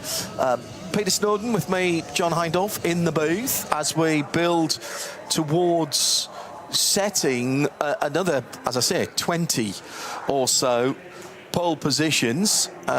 Bruce Jones just stepping back in as well. The excitement of TQ1 and TQ2, we take a breather from that now and reset. We'll have 12 cars going off at 20-30 second intervals later on, which is a spectacle that I've loved since we started doing the shootout. I seem to remember McLaren going very, very well early on, and we should see, I think we'll probably see a qualifying lap record for later on in that. But now, for the bulk of the field, let's remind ourselves, this is their last opportunity. Given the darkness last night didn't have the kind of track conditions where you would have thought they could have improved, they will have to do it in this next session. Yeah, absolutely they will. But also, I suppose one good thing, last night it ended up with people basically just ticking off the laps because the track conditions were changing all the time. Now we've got dry playing surface, but still there are going to be 141 cars or thereabouts, and actually we're moving, no, it'd be about 80... Now, I'll tell you what, we moved 49 cars out of the mix. We've still got about 112 cars coming out to play to do their qualifying. So they've got to counter traffic, counter the different performance of the various cars from the other classes, keep their noses clean. But I tell you what, at the moment the drivers are just simply focus on what they need to do, but what they will still find is a track that's cold, it's slippery, and if you do go onto the grass on either side of the circuit, you'll find it accelerates your car rather than slow it. And just remember on the Nurburgring Nordschleife, the gap between the black part of the surface of the track and the barriers is sometimes in many parts no wider than 1 car width. So any mistake, and we saw Mauro Engel getting punished there for one little slip up. We saw Michele Di Martino didn't even get onto a flying lap in top qualifying 1. Get on the grass, you're done for. So there's got to be, John, an element where they're drawing back in from really hanging it out there. Totally. You are talking about maybe 6 inches of a mistake there by Mauro. It goes to prove how hard he was pushing on that first lap. 100%, because I mean, you were just trying to get through the top 20, moving down to the top 7 qualifiers to go to TQ3. This is very different. This is an entirely different format. This is regular qualifying for the masses, for everybody, but still the amount of time to play, 1 hour and 5 minutes in this session. It's still going to be quickfire. You're still going to be rotating through drivers, if you will. So all around the circuit, people hanging out over the barriers to take a look at that. But it's a very different format from the top qualifying. And we will just absolutely test what is going to happen in the time ahead. It's going to go very, very quickly indeed. Yeah, and that the problem that they have in that Winwood garage, well, first of all, the good news is there's only 4 cars in that garage, so they've got plenty of room to work. It doesn't look too bad in that it looks like its suspension, left rear looks the worst, but left front steering had gone as well. The worry is the incremental damage on the driveline. Drive shaft pushed into differential gearbox. It's a transaxle on that car. That's going to all have to come out. They'll have to line up the back end and realign the car as well. Make sure there's nothing that's a contender. That car is a contender for overall. And it's a rock-solid crew in that car. And, you know, there isn't a real dip. But, you know, the car will go back to base at Alton Dietz and they will work very hard on it. But Winwood Racing, a huge amount of experience with Mercedes. But they've still got to do count by numbers. Do you think they'll take that car off site to do that? Because they've got the rest of today. I think they will, for that very factor. If you know, if we were kicking off, they'll miss the warm-up. That doesn't matter in the morning. Do you think? I think they'll miss the warm-up if they have to. They'd rather have it here for that. But I think it's, as you just mentioned, though they have capacious garage, 4 rather than 6 cars in it, they're still very cramped working conditions. So I think you get jobs done more efficiently. You've got the space. I'd take it off-site and get it fixed. That's very interesting. They would have to have it re-scrutineered, of course, bring back in, so that they'll have to ask permission for that. We have had a car go and come back already. We've had a car replaced as well, the number 900 Porsche that was involved in the incident that took out the GT Racing all-female crew, the number 146 Porsche. That car out, the 900 car has been replaced. That is not the car that started the weekend, or the week. And we had the Chris Meese, I'm calling it Chris Meese because he was in it when it had its unfortunate incident. That car was taken off-site. Now, that's only the Mice Path, which is literally up the road. Hopping 3 skips. Yes, and that car had we believe it's had a whole engine change. The 5.4 Coyote-based engine has been swapped out in that GT3 car, and it was back, and it was circulating for a little bit last night. So they'll have to get clearance to do that, to make sure that that's okay. That's an interesting one. How far is it to Alton Dietz? That's how long does it take them to pack that car up? When they get it back, stick it in a truck, take it away? Can they put it on a flatbed? Have they got another truck that can take it? They've already lost time because it was pulled off the circuit. Correct. Towards Flugplatz. It was Yeah. you couldn't get it off a Hocheichen moving around.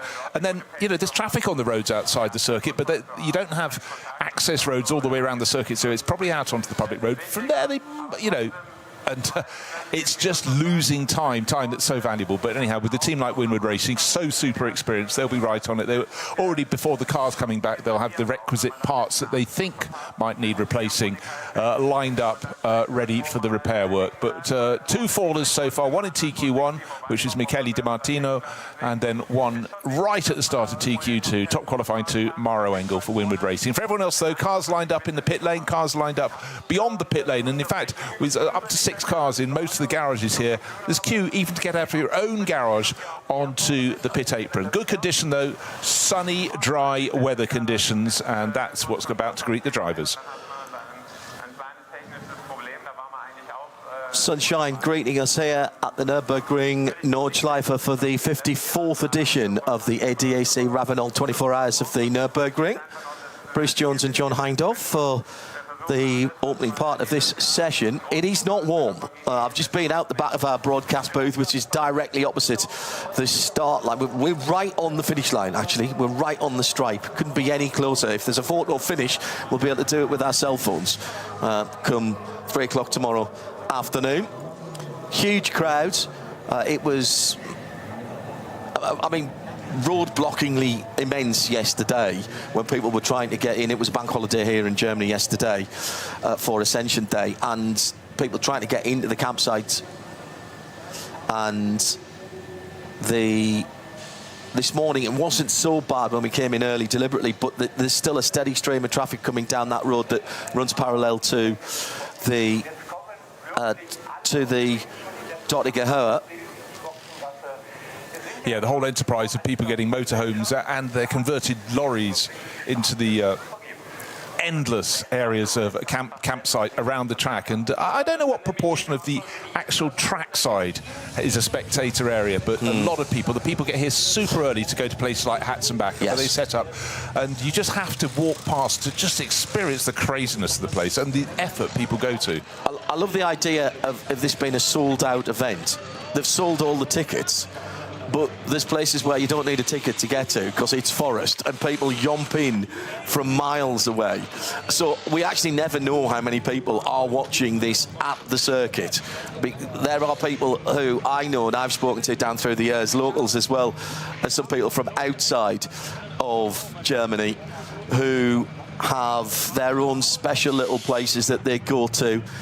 A bit like when we used to do forest rallying in the UK, up in Northumberland, there'd be those people who had managed somehow to get hold of a duplicate forestry key so that they could open the odd barrier, and that sort of thing happens here as well. And people go up on 4-wheelers and dirt bikes and mountain bikes, pedal bikes as well. It takes a lot of planning, and the worst words you can hear when you've yopped a long way to get a spectator point is, I thought you brought the bottle opener. Yes, very good point. Clouds gathering from the southwest, but it's still much brighter than we've had in the past, in the early part of this week. So we had just under 50 cars in the top qualifying that were eligible to take place in top qualifying. The rest of the 111 cars now get to go out for, I think this will be their quickest session. It's by far the warmest temperature on the track, even if not in the air. I have to correct you there, John. 112 cars. 161 was the number we got up to. Good point. That's what we started. One didn't go out early on. But now, this is the fusion of roughly about 20 different classes of cars. And the simpler ones to follow are the Cup 2 Porsches, because they're just 992 Cup class cars, which race in various championships around the world. Then the Cup 3, those are Porsche 718 Caymans.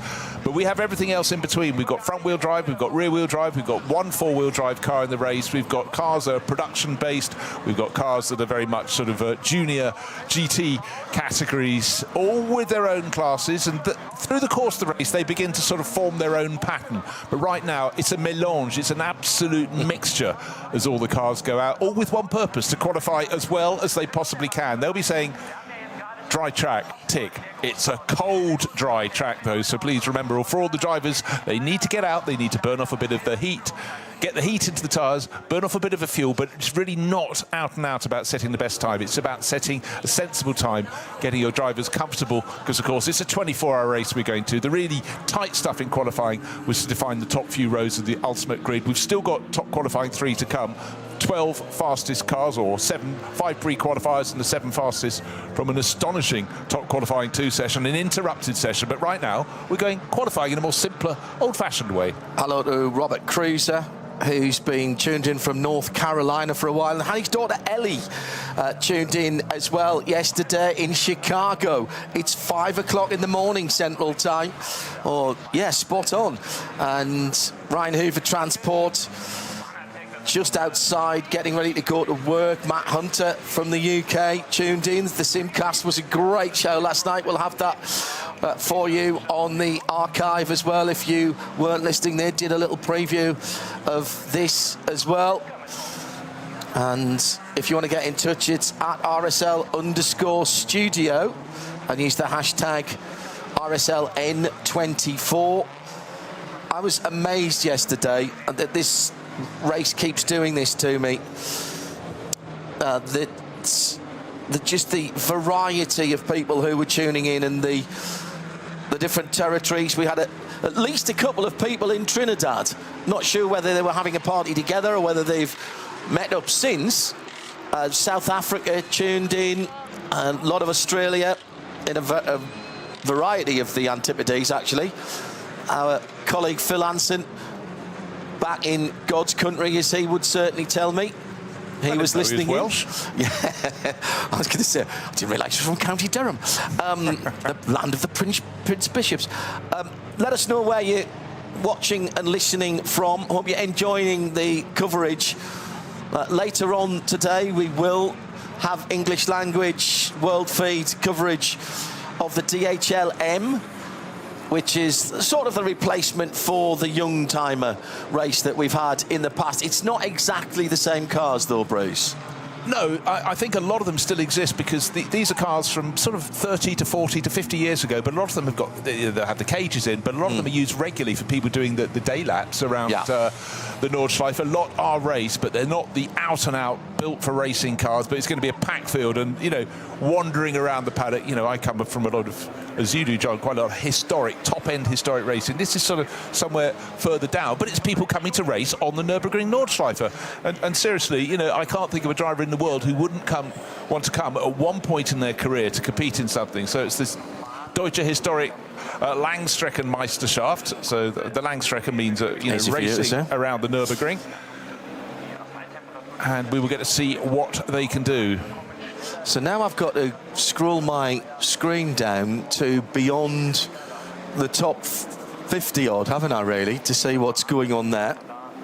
And then we'll also check the class leads as well. That's going to be really important for class pole positions, of which, as we mentioned, there are still a lot up for grabs.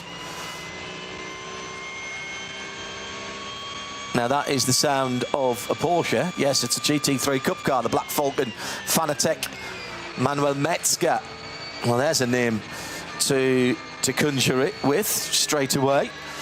Knows his way around this place, but will not go out onto the Nordschleife. How clever was Manthey keeping Chan-Guven going round, burning off the fuel. Even though they knew they were going to put a new set of Michelin tyres on, they put the white-walled, softer compound tyres on, and even though they knew that was going on, kept him warm, kept the car warm, kept the temperatures up, the brake temps and everything, and then sent him. I think, in point of fact, Nick Yellerly's lap was actually most impressive, because he hadn't been out. That was once round the Grand Prix circuit and off you go. And he was on for when you saw his splits after the incident that claimed Engel, he was fastest right through the middle part and the end of the track. But he'd been slowed because he's going 20 seconds he lost.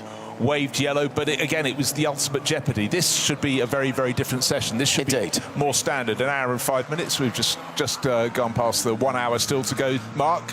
A lot of drivers will find themselves in traffic. That's very much the nature of a 25-kilometre track with drivers in many different classes of cars. And it's funny, John, you go across the years how the categories ebb and flow in terms of the number of cars competing. The SP10 class cars, so cars that race in GT4 around the world, that's a number that's growing. TCR, the Silhouette Touring Car class, is in decline. That used to put a huge number of cars into the race. They were made for sprints, but proved to be very, very good at long-distance races, and their numbers have dwindled now. Well, interestingly, a lot of them have gone over to SP3T because they have a tyre choice there, whereas the actual TCR class is a mandated tyre.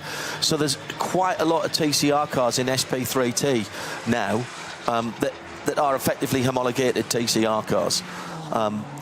Front-wheel drive, four-cylinder, 2-litre, 360, 370 horsepower. They've got to have 4 or 5 doors. It could be a saloon or a hatchback. But the trouble is when you go through a cycle of a championship, we'll go back to qualifying in a second, it's the fact that inevitably, unavoidably, they become more expensive because you're looking to be the top in your category, not just compete in your category. And I think TCR's going through a little bit of a cost moment at the moment, but we will see someone else plugging a gap or TCR being reinvented. Many other classes beside. BMW have long time been supporters of the long distance racing at the Nürburgring. The M240i Cup has had some fantastic races. So what you have to do with the Nürburgring 24 hours, if you have the live timing on where you're watching around the world and you've got timing screens, you can pick your way through the classes. And some of the battles in the classes, Cup 2 Porsches, Cup 3 Porsches, it really doesn't matter which class, they will rage through the course of the 24 hours. So there's so much to watch. In fact, there's so much detail. You almost need to watch it twice to take it all in. But do try and make sure you've got a timing screen. You'll enjoy it so much more. Hello to M Sport Extra, watching and listening at M Sport Extra HQ in Holland, enjoying what he is seeing and hearing. Thank you very much, by the way, for everybody who took the time to comment yesterday about the whole team. And obviously everyone behind the scenes as well. You hear our voices, but there's a whole team from our responsible adult, Eve Hewitt, from the guys at Nurburgring TV, all the technicians, the camera operators, etc. And then back in London at our main control room, Tim Gray, our executive producer for the radio part of Radio Show Limited's network of audio and visual channels, and his merry band of producers there. So it really does take a village when you come to a circuit that is this large. But it was very lovely for you to take time out to give us your thoughts about what you were seeing and hearing. We do cover all of the NLS races. I appreciate that some of you are here just for 1 or 2 drivers following a particular car, maybe some of your friends or whatever.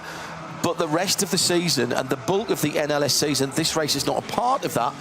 It is a championship and it continues throughout the year. And we do a lot of other racing as well. Bruce and I will be at Spa Classic next weekend, which you can tune into. Then we're getting back into IMSA racing on the streets of Detroit, Mid-Ohio, Le Mans Test Weekend. We're the only people that broadcast live from Le Mans Test Weekend, then Le Mans 24, and so on and so forth through the season. I think at the last count it was 78 events, not races, events last year that the RSL network of audio and video channels were at, and by far the bulk of those have a video world feed TV style component. So if you are new to us and you're enjoying it, first of all, thank you. And thanks for your support. And you can follow us along the rest of the year as well. It's radiolemans.co or radio-show.co.uk or indeed imsaradio.com. We've got video on there for the whole of the American series. It's we're not quite as busy as Maro Engel, 40 weekends a year for all of us, but not far off, Bruce. Yeah. No, I was just taking a little look, actually. A little message has popped up. Long-time friend of mine, Chris Longmore, said 30 years ago I competed in the 24 hours of the Nürburgring. As Max competes this weekend, I'm sure he won't be cleaning his own windscreen at the pit stops. No. He said that year we were the only Mercedes on the grid, which seems extraordinary. He said, so we had amazing support from one camp of German fans, etc., etc. about them appearing every lap. But he said the 1996 Nürburgring 24 hours, of course, was the first time it was won by a woman, Sabine Schmitz. Sabine Reck, as she was at the time. We didn't win our class, but we just had the most amazing time. Every team competing, whether in the fastest car or the slowest, will have not one story, they'll have endless stories to tell about this event. But it is a far more professional event now than it was, 30 years ago. It's been absolutely transformed. And, the quality of the car, the quality of the preparation, the level of promotion, the level of where it's televised and received around the world. It's a global race now. It grew from being a German race, getting its international feet and spreading its wings, but it really is absolutely at the zenith now. The infrastructure investment by the new owner group, which came in a few years ago now, and there was a time, let's not forget, there was a time when it looked like we might lose racing at the Nurburgring altogether because of financial difficulties. Then we get a spot of rain here and there on the Grand Prix circuit, raining out of a clear blue sky, bizarrely, at the moment. If Carlo Van Damme's view in the Subaru four-wheel drive STI, the WRX, is anything to go by, with the flat four engine, that distinctive flat four rumble, we could have lost it. We didn't. And the new people came in and spent money. And some of the things that Bruce was talking about there completely ran fibre optic cable around the whole Nordschleife, so that when we come for the two-day events, which are effectively a one-day event, everything qualifying and the race on a Saturday usually for the NLS, they can plug their cameras in fairly easily. We've got more helicopter coverage in the NLS than we've ever had before. The facilities for us as press and broadcasters and for our technical colleagues have never been better than they are. Yes, there's a big spotlight being shone on it this year because of Windward and Verstappen.com and Max Verstappen himself, but this is not the start of it. This started, we've been coming here since 2007, and I know exactly why, because it was the weekend of my first wedding anniversary. So it was June the 9th and 10th was that year, and it was Gran Turismo, it was Assetto Corsa, iRacing, it was the availability of being able to stream. When we first came along, even in those days, in the early 2000s, mid-2000s, we were doing radio coverage only. The pictures didn't go through the night. We didn't go through the night for the first couple of years, and then we decided we'd give it a go. And then talking to the guys at the Nürburgring, they thought it'd be a good idea if they added our audio to a streaming video. They said it would never catch on. Never catch on. Well, Bernie Eccleston never thought it would, of course. No. One of the few mistakes he's made. One thing that really focuses me on the steps coming forward, I saw some camera angles yesterday I've never seen before. Anything, this circuit, I could sit all day watching onboard footage around, but I saw some angles that I didn't know existed, and what it showed is the sheer rise and fall of this circuit, and the fact it just snakes around a forest. There are villages within the inner part of the circuit, believe it or not. It's truly extraordinary, but just getting your head around 25 kilometres plus the eternal factor, the weather. What is the weather going to do? What's it going to do this lap, or maybe if I'm a slower class car, in 12 minutes when I get around to do another lap? How much water's going to be there? Well, it's talking to drivers down through the years, I've only ever driven either tourist laps or manufactured days. I've never raced here yet. Bit of a plan going on for this year in a relatively quiet endurance August that I'm working on at the moment, but I'm not going to jinx it by saying too much at the moment. But this place is much more akin to driving your favourite country road. This just happens to come back in 25 kilometres to where you started.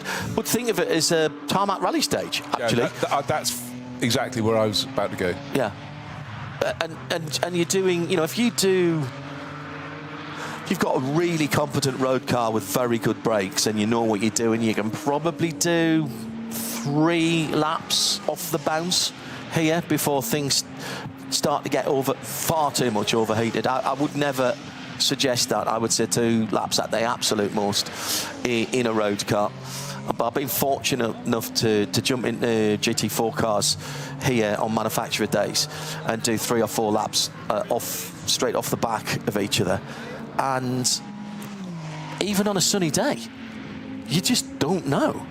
even with only 15, 20 cars on the track at a manufacturer day, you just don't know that you might come across someone in the barriers, which is exactly what's happened to one of the Cup 4 cars, which is on the run up to...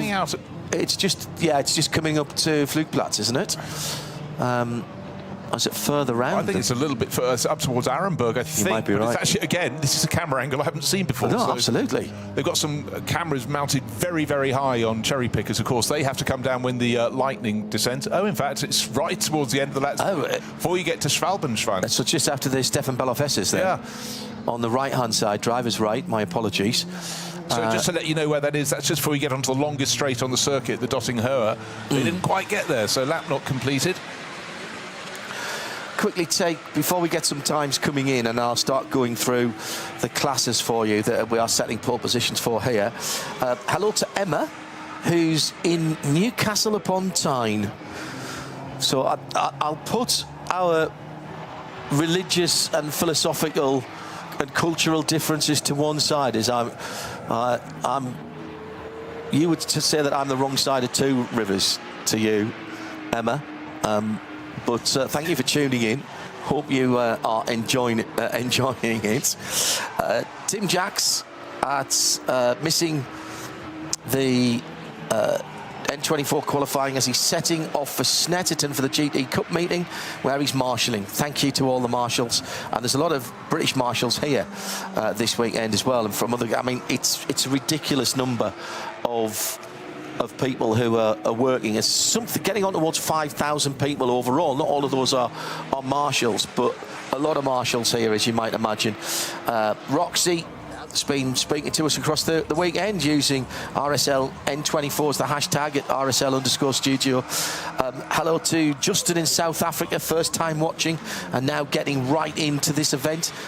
And the nice thing about this is there is something for pretty much everybody. If you're a touring car fan, if you're a Porsche fan, if you're a BMW fan, if you're a BMW E36 or E39 fan, there are cars for you. And bringing the Z4s back this week with Volker Streichek, and he's bolted the Foxtail onto the one that he's running in, evoking, of course, the old Manta, the Triggers Broom Manta that went through so many different iterations. In some ways, this race is an anachronism, and I love it for that. Yeah, another element, I think, is the sheer international spread. You know, you don't have to be racing in the SP9 class, the very top class, and you get lots of unbelievably cosmopolitan sort of conglomerations, teams with people from all around the world. But I particularly like it, you know, over the past couple of decades. This is a race that holds huge fascination to the Japanese racer. And for decades now, we've had all Japanese teams. It's gone so far away from being a largely German and European event. And then the manufacturers, if anyone was driving along on the public road alongside the main straight here, the Dotting-Höhe, used to be fields. And the whole point about this circuit being built in this part of Germany in the 1920s was to bring employment into a poor rural area. Now we want to have one of the centres of world motor racing built alongside the main straight at Moispath. Yep. And every time I go, there's another new building, shinier than the one before, with another manufacturer, tyre supplier based there. This is a centre of excellence, so they've got there. And beautifully, that street is Gottlieb Daimlerstrasse. That is where all of those technical centres are. And down, I mean, again, you make a very good point there, because when I first came here in whenever it was, 2007, might have been the end of 2006 actually, when we were planning the event and did some tourist laps and went out with some Aston Martins as well. There were maybe 4 technical centres there, maybe 5, and now pretty much every major motor group has one or shares one there, and the tyre suppliers, because this is the ultimate test. Whether you're racing a Hyundai here this weekend, their rally cars in the World Rally Championship this season, and congratulations to them for a fabulous result in Portugal last weekend, a real fillip to Andrew Wheatley and the rest of the team.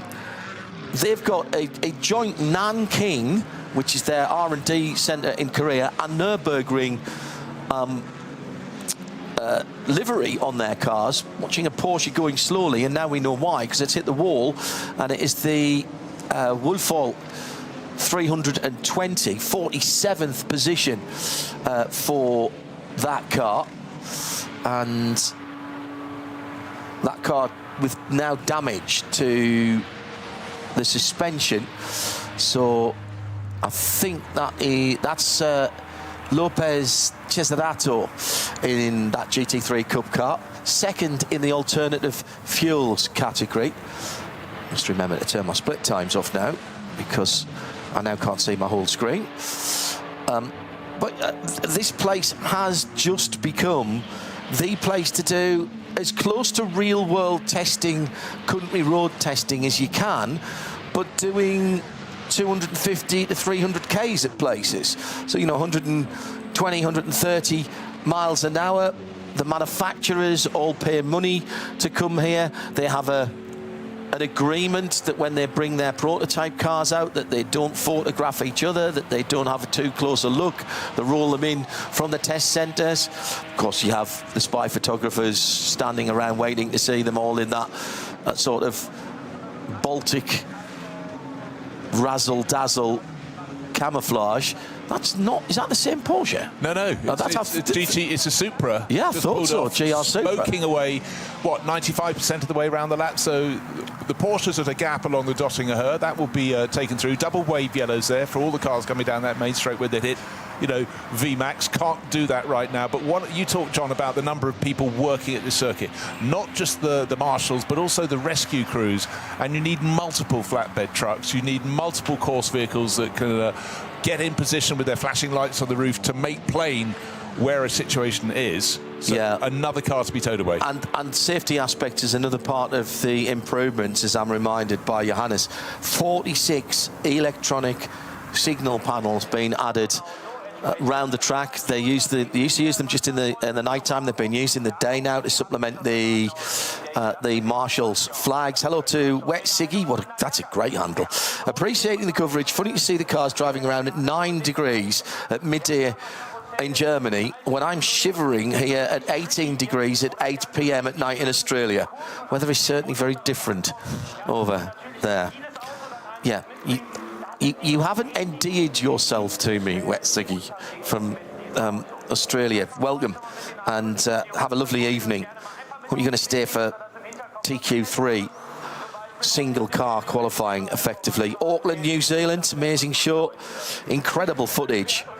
A lot of people commenting, as Bruce just has, about the new aerial shots, the higher up shots, really giving a sense of scale to this place. And then, of course, the brilliant onboard camera shots that we get now, which are... I mean, it was one of the things I thought about the F1 movie. I watched the F1 movie, and they got a technical Oscar for that. And I was actually quite underwhelmed by not the film as a whole. I watched that with an open mind.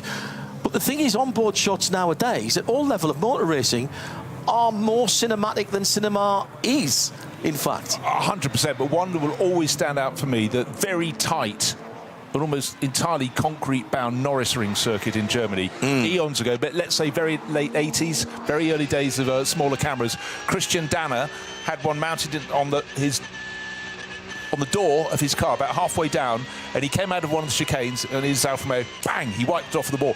And the level of flinching on the outside. On the outside. Yeah, right. It was a right-left flick, but he didn't quite flick enough to the left, and it's a smash into the ball. You felt like you're going to fall behind the sofa. The camera absolutely destroyed, but did its job, got the action. Right, we've got about 40 minutes to go, so let's look through some of the pole sitters in the classes who are out qualifying at the moment. In 26th overall, but AT2 weren't allowed to take part in top qualifying. But that tells you how quick the best of the AT2 cars are. That is the Black Falcon number 632. Alternative technologies, alternative fuel, generally speaking. Although we're running on Excellium Total Energy Fuel, which I think is now 100% renewable anyway.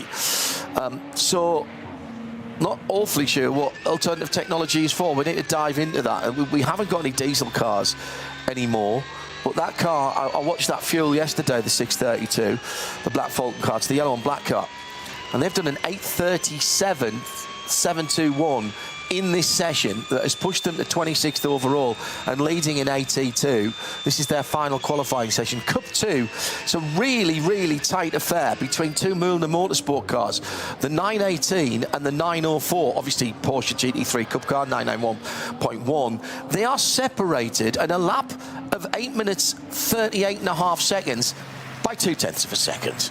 And that's the battle for pole position, as we've got one of the BMW M2 Cup cars off to driver's right. And now that, I think, is that Ice Curve or somewhere like that, a little bit further round, Dotting a her, maybe. And is he facing the wrong direction? What am I talking about? Sorry, but I meant he's facing the wrong direction, is he? I need to see a car come through. It's heading up the hill to Mood Curve, I think. But we had a very, very tight shot on it, and if you don't have a small, he's heading in the right direction, you do not have a small, I see where he is now, he's just after Flugplatz. He's just after Flugplatz, the right-hander, and that is, even in one of those cars, that is scary fast. Understeered off, hit an un-tyre protected part of the barrier on driver's left, so he's heading up the hill towards the top of the hill at Arnberg, and that BMW then sitting parked rather forlornly and will not take any further part. The two right-hand wheels way off the ground as it impacted the barrier, but it came back into terra firma, slid across the track. Barriers have contained it, but that would have gone from all going fine to all not going fine very quickly indeed. So just to let you know, see if we can identify the car. Actually lost it early, actually, and understeer. There was a little flick and an understeer. Oh dear, I don't like that at all. Driver's side as well going in. That GT3 Cup 2 battle, the Porsche Carrera Cup car battle, is phenomenal, because we've got the top 7 separated by just on 8 seconds in that battle, and this is their final opportunity to improve. Let's scroll down a little further for some more class leaders for you. It is the Hyundai Motorsports TCR 830, which is a perennial pole sitter and winner here. 8:52.7 they just did last time around, ahead of the rest of their pack. Then that's in 45th overall, so inside the top 50 for a TCR car, when there are 40 SP9 cars out there. That's pretty impressive. And let me just see what that is. So they are under 40 seconds away from the fastest time we've seen. That's actually quite quick, isn't it? Yeah. For a little 2-litre front-wheel drive car. Now, TCRs are purpose-built race cars. Let's remind ourselves. SP10 is the 888 Hoffa Racing GT4 Evo BMW. That is the GT4 class. They're in 49th position. They've just set their 856. 858 for Ryder Engineering's Cup car. That's the SP7, number 91, sitting in 50th position. It is the Max Kreuzer Racing VW GTI Club Sport that leads the SP4T category on 9 minutes. So all of the top 51, in fact, are under 9 minutes, and then we're into the 9-minute laps, which is still, that's not hanging around. Remember, that includes almost the full Grand Prix circuit as well. So SP4T is the category that the Hyundai Elantras with that development prototype engine, road car engine, are running in. So that's going to be an interesting battle. Behind them in Cup 3, which is another Porsche class, but for Porsche Cayman GT4s effectively. That is the W&S Motorsport car, which has been fastest all week. They've not actually improved their time from yesterday. They were on a 9:02 yesterday, and they've not yet improved that today. Well, they are out on the circuit at them. Actually, I'm saying that I don't know. It might have been the lap before that. I'll go back and check that in a moment.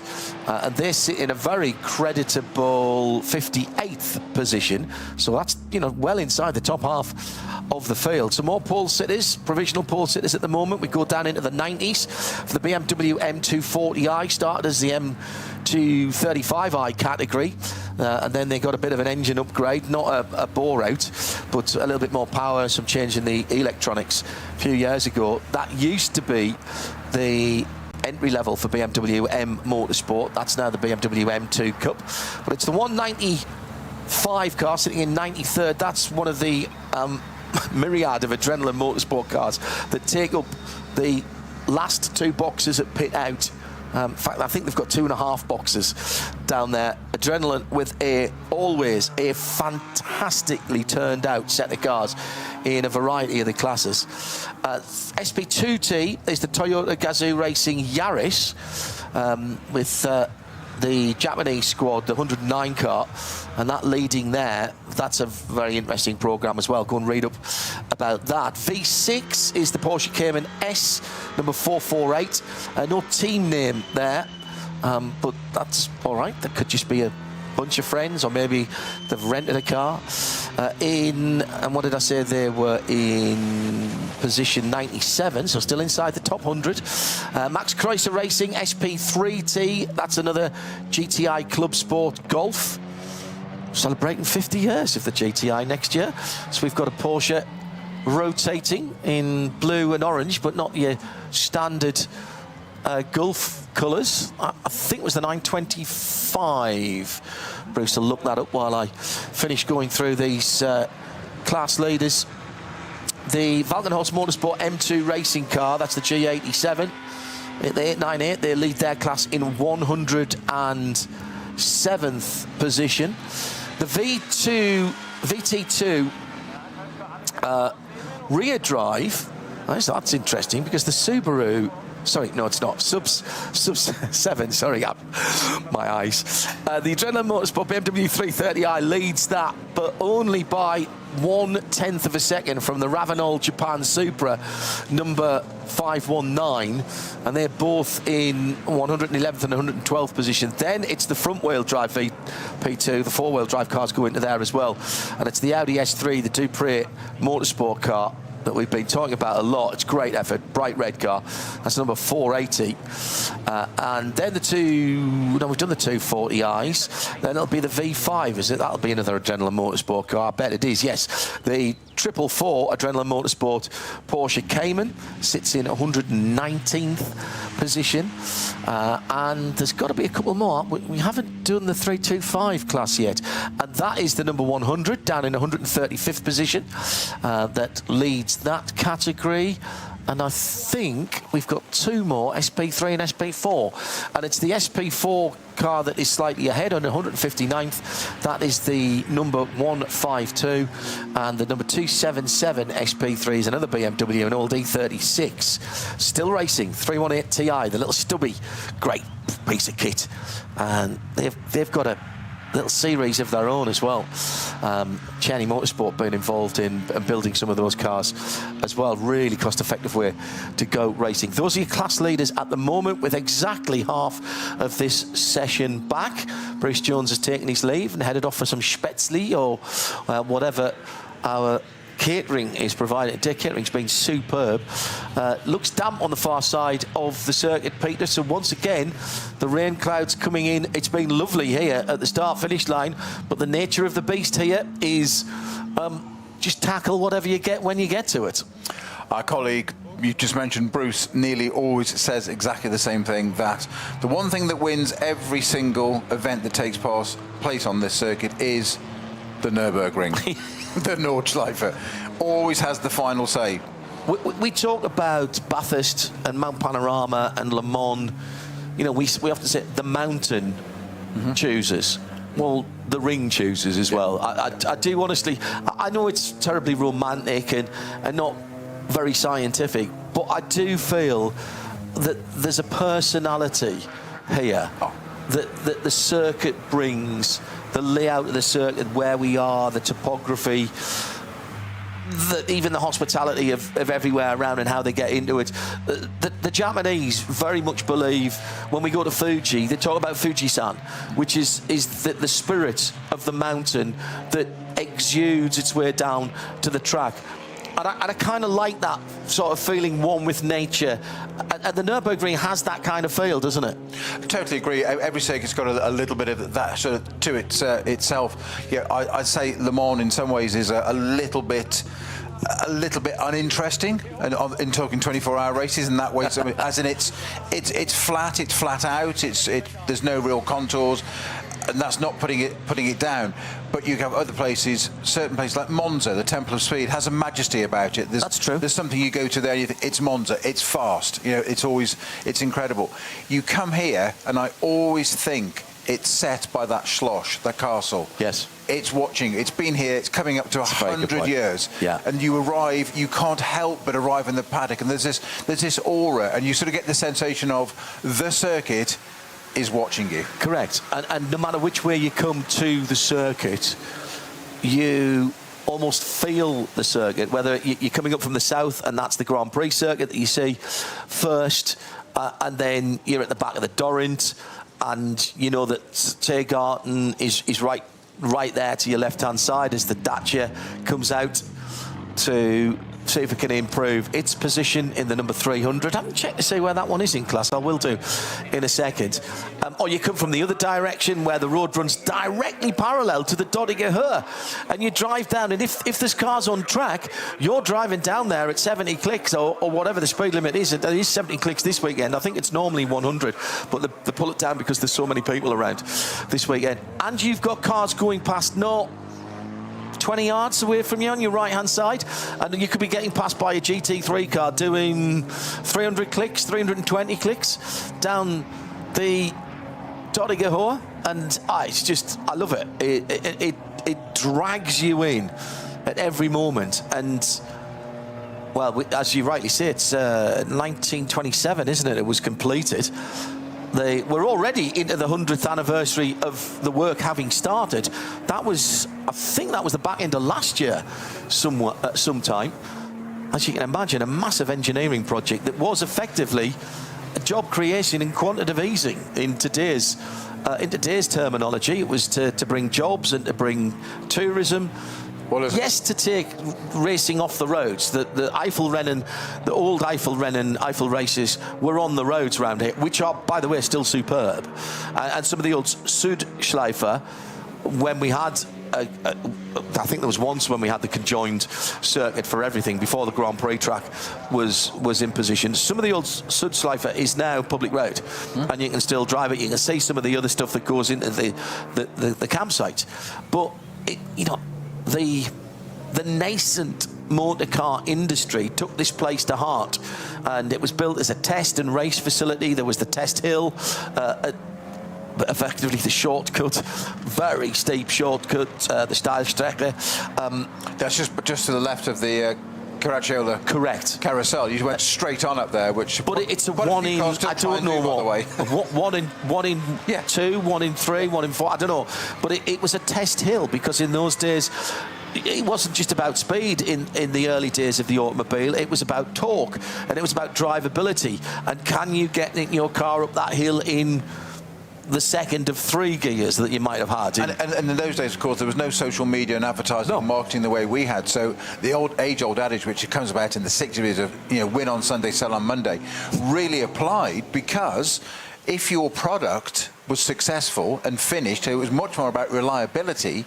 That became known, and people would then want to buy that product to use on the road, albeit, some cars had 20, 30 horsepower and stuff at the time, which you can't imagine now. We talk of a 30, 40 horsepower bop these days. Those cars had it in total. But that was the point of it, and as you say, it was job creation, and as my Lancastrian grandfather always used to say, there's nothing new. No. It's exactly the same thing. It's just 100 years later. No, absolutely. You've still got the Technopark, we've still got teams over there. Absolutely. Alfie 42 says, has the M3 Touring GT3 BMW had any changes to its BOP? There were some changes, but not to that car. I think the Ford Mustang's got a little break. The guys were talking about it this morning. Go on to the 24hrennen.de site, and all the technical bulletins are there in English and in German as well. Those cars aren't on the track at the moment, the SP9 AT1s, SPX. They are, for the moment, taking a lunch break, and we will have the top 12. It's not the dirty dozen, it's the rapid dozen that we have, and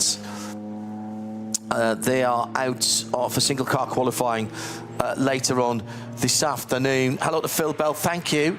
He's just reminded us, we were talking about the TCR, some of the TCR cars running in SP3T because they want to run a different tyre, same as some of the Cup cars as well, and the 632 not running the Cup tyre.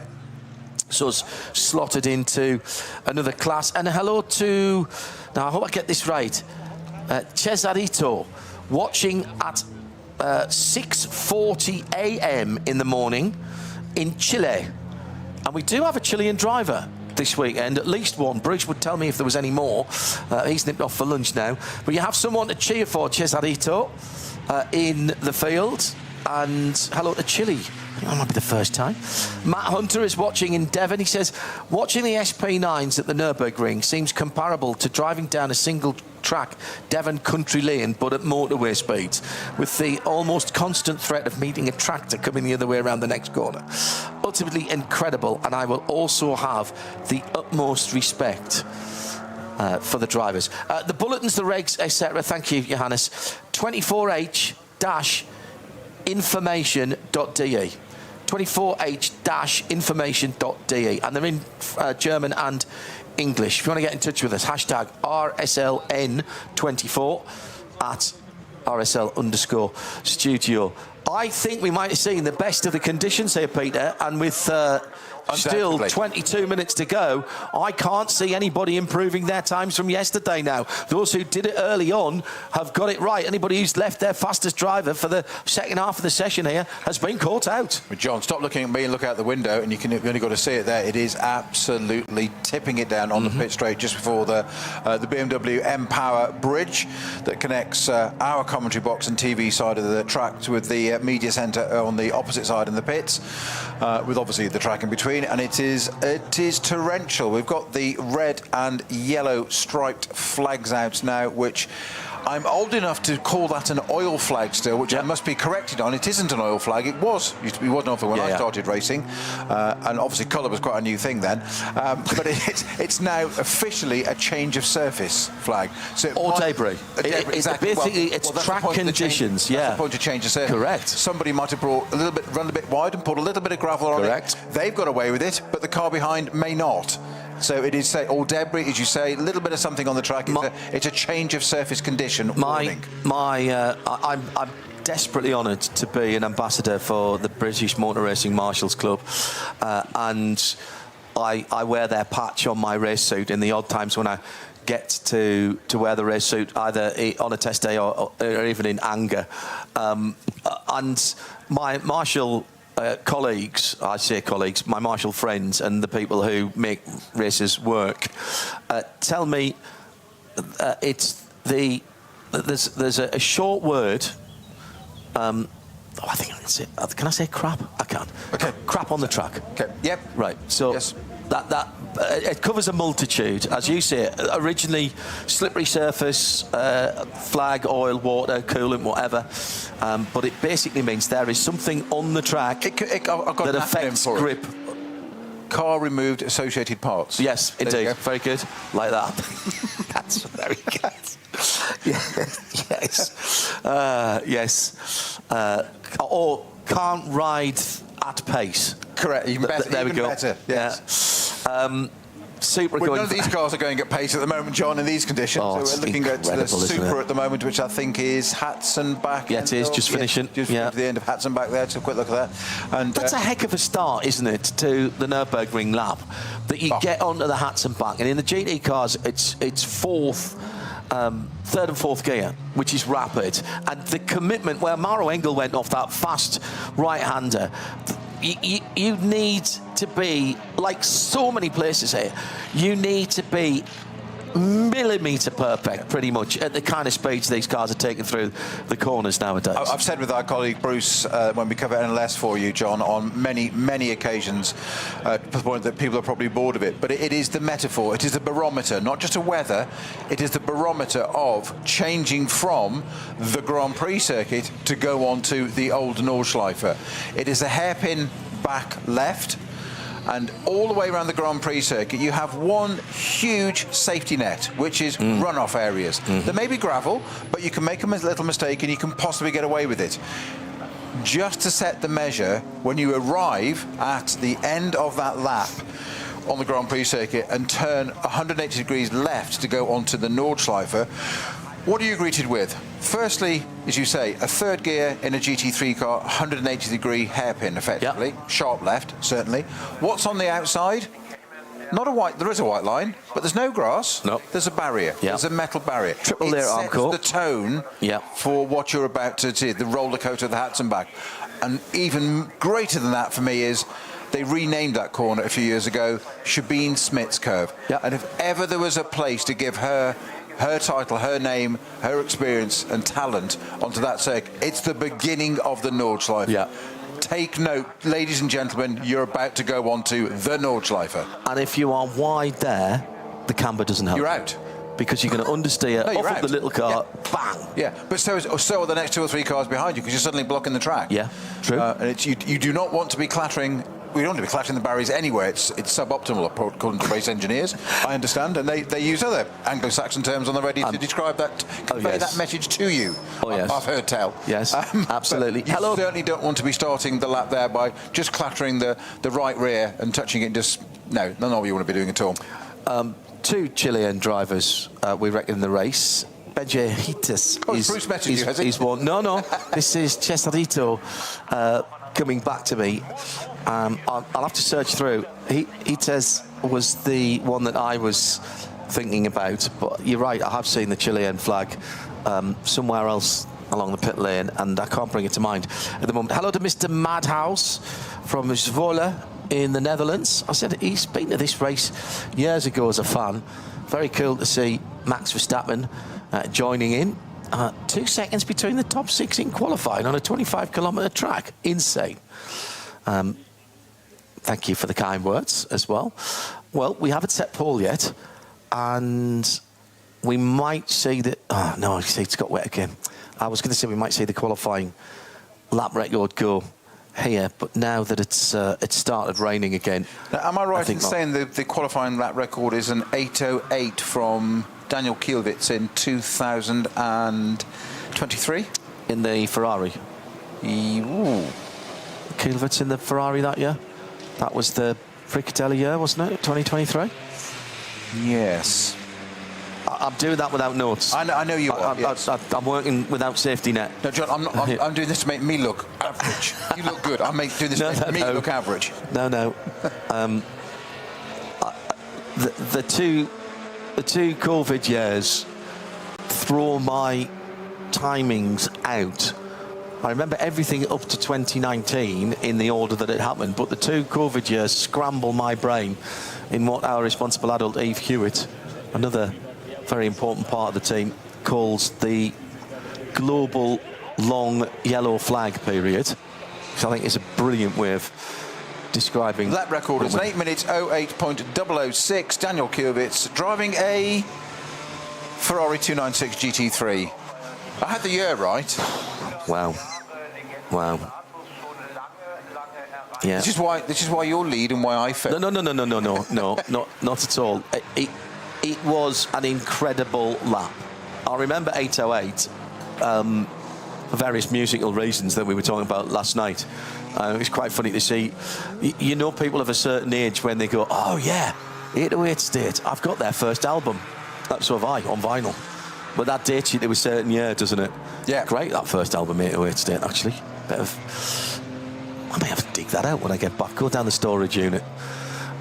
It'd be pointless because I don't actually have a record player at the moment, but a pair of SL1200s are going to be finding their way to me when I've got a bit of clearing out of the studio to do, and at least 1, possibly 2 SL1200s are coming back into fashion now, they are as well. It is slippery everywhere on the circuits. Coming up later on, let's remind you, nobody's improving, by the way. So, oh no, you see, hang on. I say that, and that must have been a time just before. No, that's all right. I've reset, and just before the rain came in, the Hyundai Motorsports 8:30 did its fastest lap, 8:52.7. I think that was the time we were talking about, though. And second place in SP10, the Riley and Schnauk BMW GT4 Evo did a 9 minutes. Well, that was an improvement, because I said 51 cars. I know it still is 51 cars that are under 9 minutes. That's just on 9 minutes, 0.4. 9 minutes, 0.4. So, hello to Ryan in Hong Kong, who's listening. Snooty McFleud as well. Check the timings for wherever you are around the world as the Dacia goes out onto the Harts and back, comes down to the Sabine Schmitz curve. There'd been Sabine's 57th birthday yesterday. I make no apologies for saying that again. Make no apologies for saying how much I enjoyed working with her as well when we did a couple of Top Gear Live events. Tiffany Dell, me and Sabine Schmitz. Can you imagine how much fun we had? Both. It wouldn't be broadcastable, would it then? In the arena, but also at dinner and in the bar afterwards. And it was an absolute joy to work with Sabina. She took all of the little digs from the main Top Gear hoax in her hosts in her stride, and never stopped smiling. And I think I saw somebody saying the other day they thought that she'd done more than 30,000 laps around here. It's entirely plausible. Because she was a part of the BMW Ring Taxi team for a very, very long time. Still the only female to have won outright, did it 2 years in a row. Of course, in the mid-70s. But just one of those naturally gifted people that just had the ability, but absolutely devoid of any ego or whatever, could just go and do it, and just fabulous. Just one moment, John, just going back to about lap times around here, just as a matter of minute, while the time's a little bit slow at the moment. The outright lap record moment is held by an AMG 1 at a 6:29. Yeah, that's only on the Nordschleife. Yes, on the Nordschleife, but just about 6:29, driven by one Mauro Engel. Yeah. The Ford GT Mark IV with Frederick Vervisch behind the wheel, got pretty close to that, and that is that was the fastest American car, I think, round American manufactured car around here. They did that just a few weeks ago, and then they backed that up with another fast lap in a GT3 car as well. And then what else was I seeing the other day? Porsche reset some records. There's always people going out there and doing things. So what was that fast lap, did you say, for Mauro Engel? 6:29. Right, Timo Bernhard's done a 6. I'm going to say 15 in my head or something. I think it was quicker than that. I think it was a 6 or 7 in the optimised. Yeah. The optimised 919. In fact, was it a 5 something? When they turned everything up, they turned the hybrid up, they turned the engine up. The only thing they didn't change was the gearbox. They wanted an electrically operated gearbox, but they decided not to do that. They changed the aero. Michelin gave them a special set of tyres. And I always remember talking to Timo after that. He said, I think there was a bit of time left on the table there. So he went to Frank Steffenwalliser and said, I'll do another one while the weather's good. And Frank said, no, we've beaten Beloff's time. That's all we came here to do. Let's have some respect. And we'll call it at that. So that was a 919 hybrid Evo. Correct. Yep. Okay. What was that? Little stats for you here. Okay. It's obviously on the Nordschleife only. Correct. Okay. So he averaged. Yeah. 233.8k. That's 145.3 miles per hour. Average being the operative word there. And the time, John. Are you sitting down? Yeah. 5 minutes. Yeah. 19.5 seconds. 5:19. That's right. I knew it was something ridiculous. Insane. It is available on various platforms as a YouTube type video. Sorry, I should have said that one. Other platforms available too, but do go and watch it, because the levels of concentration to keep that all hooked up and out of the scenery is phenomenal. Absolutely phenomenal. I remember watching that and also watching the Peter Dumbreck electric lap as well, and wondering why they were braking in certain places. Then when I watched the video back for the second and third time, saw the speeds that they were going. By the way, Sabine Schmitz did not win back-to-back here when she was only 6 years old. I think I said the mid-70s. I meant the mid-90s. Yeah. I know she was good, but... She was, her and her sister. Her sister was a decent driver as well. She won the VLN titles back-to-back and won 24-hour race. Yeah. And still the only female to... Mid-90s? 96 and 97, I think, the 24 hours for BMW. Incredible. Thank you, Tim Gray. That's why he's an executive producer, because he's listening to everything all the time. We are down to the last 8 minutes. Nobody is improving at the moment. A big thank you to all of our camera operators, particularly those who are up on the cherry pickers, where when it gets windy, it's very scary. And if we do get a bit of thunder and lightning in the air, those will come down. But we've been getting some incredible shots from that. A whole load of cars at the end of the first race lap tomorrow are going to be in the pit lane from various of the starting groups. If you're not used to this, we start different starting groups, round about 50 in the first group, which will be all the SP9 cars. Do you know it's dry on the far side of the circuit now? The Dacia is that's up to great speed. for the 5 cars that are out on the circuit at the moment. Well, but also it's great for TQ3. Absolutely fantastic for TQ3. Hey, can you bring my charger for me, please?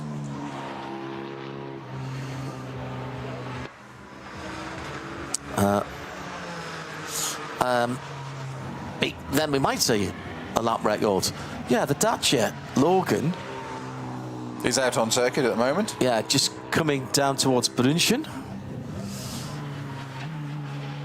Down 2 gears, staying off the curbs. The red and white curves, phenomenally slippy. Will burst into view in front of everyone who is parked up and watching down there. Through Brunchen, climbing up now on the other side. And so that's, just over halfway around, really. Just again, giving you the scale of the circuit. Bruce was saying early on, and it's easy to forget that there are towns and villages within the circuit boundaries. A few years ago, we stayed very close to the entry to the track that we use, actually, and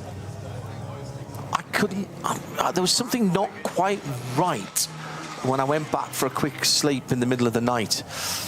And of course, we were never there when there were any track sessions. So I was like, what is going on? And it wasn't the noise, because you get used to the noise. The noise is just happening.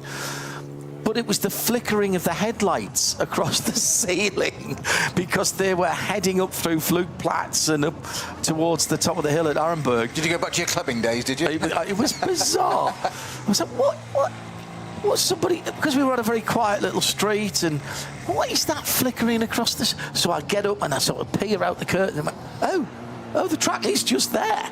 And it felt like I'd almost reach out. And that's the joy of this place. It really is. It always amuses when you drive down the road here and to go to the to get our creds, which is by the filling station, and it still doesn't matter how many times I've done it. I've driven the race, I've driven on the road, I've done many of these commentaries with you for your team, and every time it still catches me. You drive down the road and you just look, there's this little bit, there's some, at the edge of the road, there's some fencing, and you think, why is the fencing so high? Of course, because that's the dotting a her, isn't it? Exactly. And they're there. And of course, at night, you can drive down that road and go back to your apartment or whatever if you are doing it. Why you want to leave a motor race circuit while the motor race on is beyond unfathomable. But there are the cars on the other side, and it's literally the other side of the fence. I was just talking about that the other day, and if you're doing that and there's cars on track and you're pottering down at your 70 or 100 k's or whatever it is, and something whizzes across past your right shoulder doing twice that speed, it's quite funny. Hello to Tubbs and the team at Sacred Coffee, who power our broadcasts all around the world, and particularly useful here. We had a nice cup of Sacred this morning. We brought the coffee machine with us. We call them the official coffee of motorsport. They are the official coffee of Radio Show Limited when we're around the world, and support an awful lot of drivers and teams as well. And at the moment, if you go to sacredpod.com/coffee, you can get 10% off with race 10 in capitals, RACE 10, 10% off for those of you watching and listening. Hello Tubbs, hello everybody. Very busy time for motor racing at this time of the year, with Le Mans around the corner, IMSA, a couple of races on consecutive weekends for different categories of cars. We'll be covering all that for you as well. Looking forward to the next few months, and it's a much more sensible, it's not entirely sensible, but it's a slightly less bonkers calendar for endurance racing, particularly for the GT3 drivers, who last year the top drivers were at Le Mans for 2 weekends, test day on the Sunday, then obviously Wednesday, Thursday, Saturday and Sunday. Then they were here, and we drove straight across as well, and that then was Thursday, Friday, Saturday, Sunday, another 24 hours race. And if that wasn't enough last year, then there were 90 clicks, 100 clicks up the road at Spa for another Wednesday, Thursday, Friday, Saturday, Sunday for this CrowdStrike Spa 24 hours. I mean, 2 of the most majestic circuits in Europe, back to back, the world, and they're, as you say, just a few kilometres apart. It took us, and equally, John, couldn't be more different circuits. No, indeed. Too long. I mean, let's not forget that Spa is just over 7 kilometres around, 7.001, so just over 4 miles. In its current half form since 1979. Well, yes, indeed so. But it's fast and it's technical and it's weather affected. The WEC last weekend there was a tremendous race.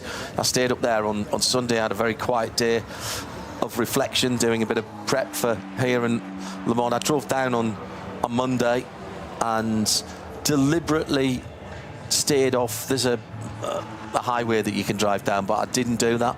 I went the back roads, and even doing the back roads, it was well under 2 hours, taking it easy. And I stopped to do some shopping for our accommodation as well. I think one of the things I like about Spa is it's got quite a flow to it. It's lovely. But they've changed it, which is why I like this place so much. Is that, you know, the days when I was first racing at Spa, you'd come up to the first corner, La Source, which is an acute hairpin, and on the outside there was a barrier.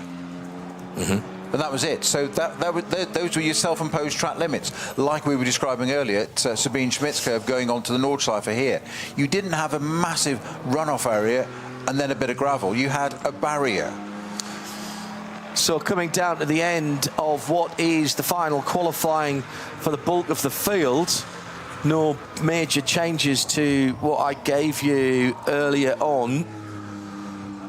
The sun shining brightly again, all the way from Schwedenkreuz to Breitscheid.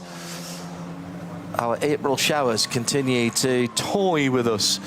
The rain radar is saying expect some more splashes in the Kallenhard-Verseifen area shortly. So we might not get back to a full track. Still drivers out there wanting to improve their time, including in the Cayman Cup car, the number 440. That's the bright orange coloured car, and that is the second in V5 at the moment, sitting in 132nd position. And their class leader is Adrenaline Motorsport. What have they done? 9:59. Somebody's gone off. We've got a slow zone. And where are they? They're on a 10:17, so they're 18 seconds away. And they're not going to find that on this track, because that Adrenaline Motorsport time in pole for V5 was set when the track was bone dry at the start of the session. All of the improvements were set from yesterday's times, were set pretty early on in the session. Possibly the most impressive was that of the AT2 Black Falcon Porsche GT3 Cup car, and it was 6:32. That's a Steve Brown car, Steve Brown time, and he set an 8:37. That's right in the middle of the SP9, AT1s and SPX cars, and that's good enough for 26th. 2 Cup 2 cars in the top 30, and 7 Cup 2 cars, the Porsche Carrera Cup 992.1 cars, it's 7 of those in the top 40. They are quick cars. 8:38 the best time, and the top 2, the 2 Mühlner cars, the 918 and the 904. Actually, I meant to have a look to see which one Michelle Gatting is in. Spoke to her earlier on in the week. Checkered flag is presented, John, and just to let you know, there are 3 cars on track still, and the furthest away is all the way up at just coming up to the carousel now, so we've got quite a way to go for that, but just 3 cars out there. One coming down the Dottinger up to Tiergarten now, so that'll be taking this lap and then coming back into the pits, but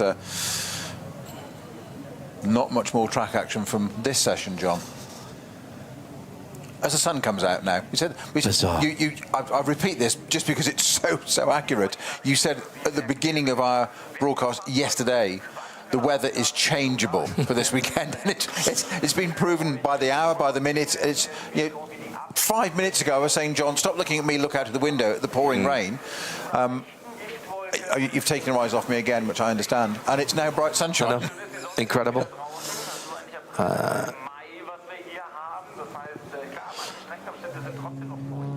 Fluffy clouds at the far side of the circuit now.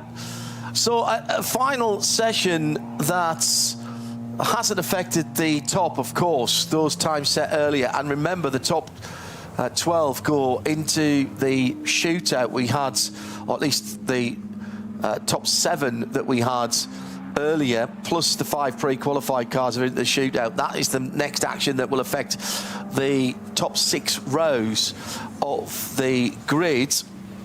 We got the qualifying drivers for that. Congratulations to the pole sitters. I've just scanned through, and all of the pole sitters that I gave you earlier on that were provisional at that time have retained their pole positions in the other 1, 2, 3, oh, hang on, easy to do it this way. 21 classes. They've all retained their pole positions, so there's been no changes to the pole. There have been some improvements today in that first part of this final practice session. So qualifying 3 brings to an end the conventional qualifying. So all of the grid with the times on the screens around the circuit and on the live timing via the internet, all of those times except the front 6 rows, all of those times have set the grid. So from 13th to 160, because we know there's going to be a couple of non-starters, or at least one non-starter at the moment. So all of those grid set spots are set, subject, of course, to post qualifying technical inspection.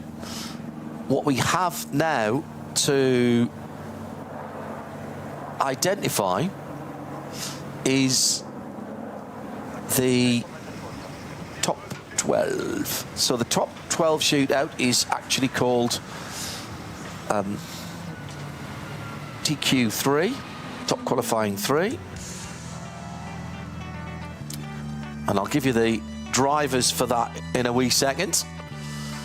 So we started off in actually some of the best conditions we've had today, with even a little heat haze looking down the Dortiger.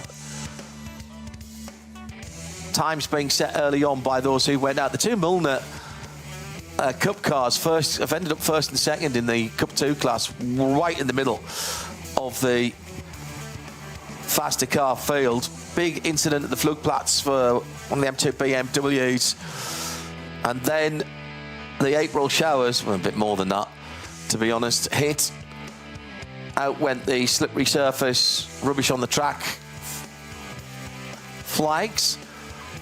And it was stair rods at one stage, just coming straight down with no wind to speak about, oddly, for this weekend. But now it's cleared up again, and we can look to the right from our commentary booth, right on the start-finish line, and quite actually right on the finish line, because the start line has been moved. We'll talk about that more tomorrow. Look to the right and see the classic shot of the castle on the top of the hill there, the top of the rise.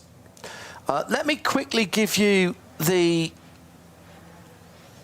drivers, and I think the qualifying order as well. From it was drawn at random, and saw the top Q3 or TQ3 draw. We'll see HRT Ford Racing start off with this was the car that had the engine change, and it will be Frederick Vervisch for Ford Mustang number 67, their GT3 Evo, the 2026 Evo.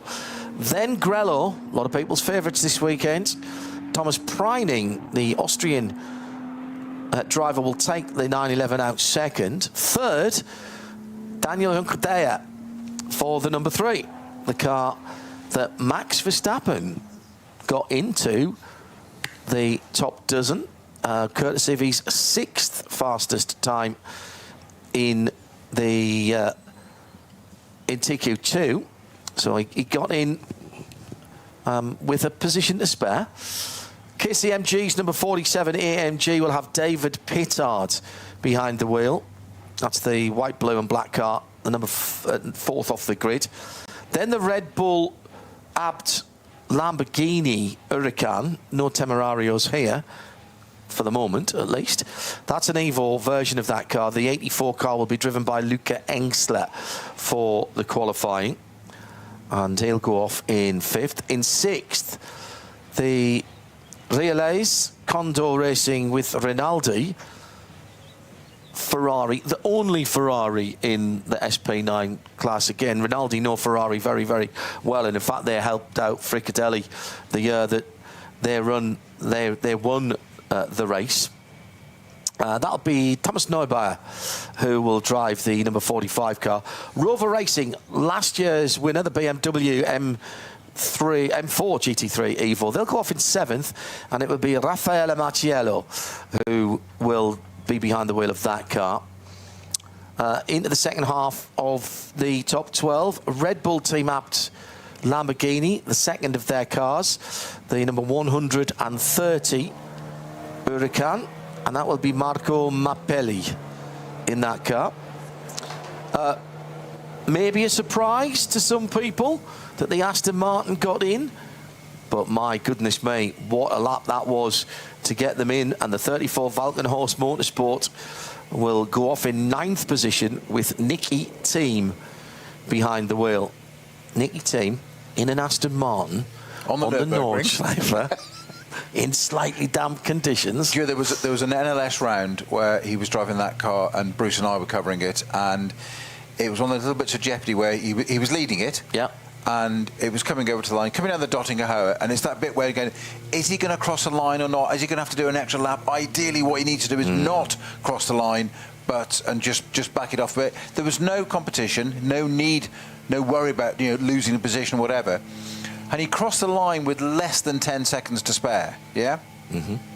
So what did he do? As we said, so you've got to keep it clean, you've got to do another lap round here now. Yep. You're going to win this race, but not if you put it off or whatever. So what did Nicky Team do? Set the fastest lap of the race on the last lap. On the last lap. And why? Because he could. Because he could. Because exactly he's Nicky Team. Yeah, because it's Nick. Exactly. Well, challenge accepted. Yes. 10th position will be another Lamborghini. So that's 3 Lambos. Slightly older version, I think. The Franz Conrad car. Actually, no, it shows us an Evo 2 as well. So an updated version of the number 7, running in that sort of Miami blue colour that Franz Conrad has had for such a long time. It'll be Maxi Paul who'll be driving that. It does so remind me of Leighton House, that colour. Fantastic. I noticed there's some people doing some replica old style Leighton House sweatshirts on the web. I lusted. I sense a purchase coming. Well, you see, I lusted after, in periods when there were Leighton House Porsches at Le Mans.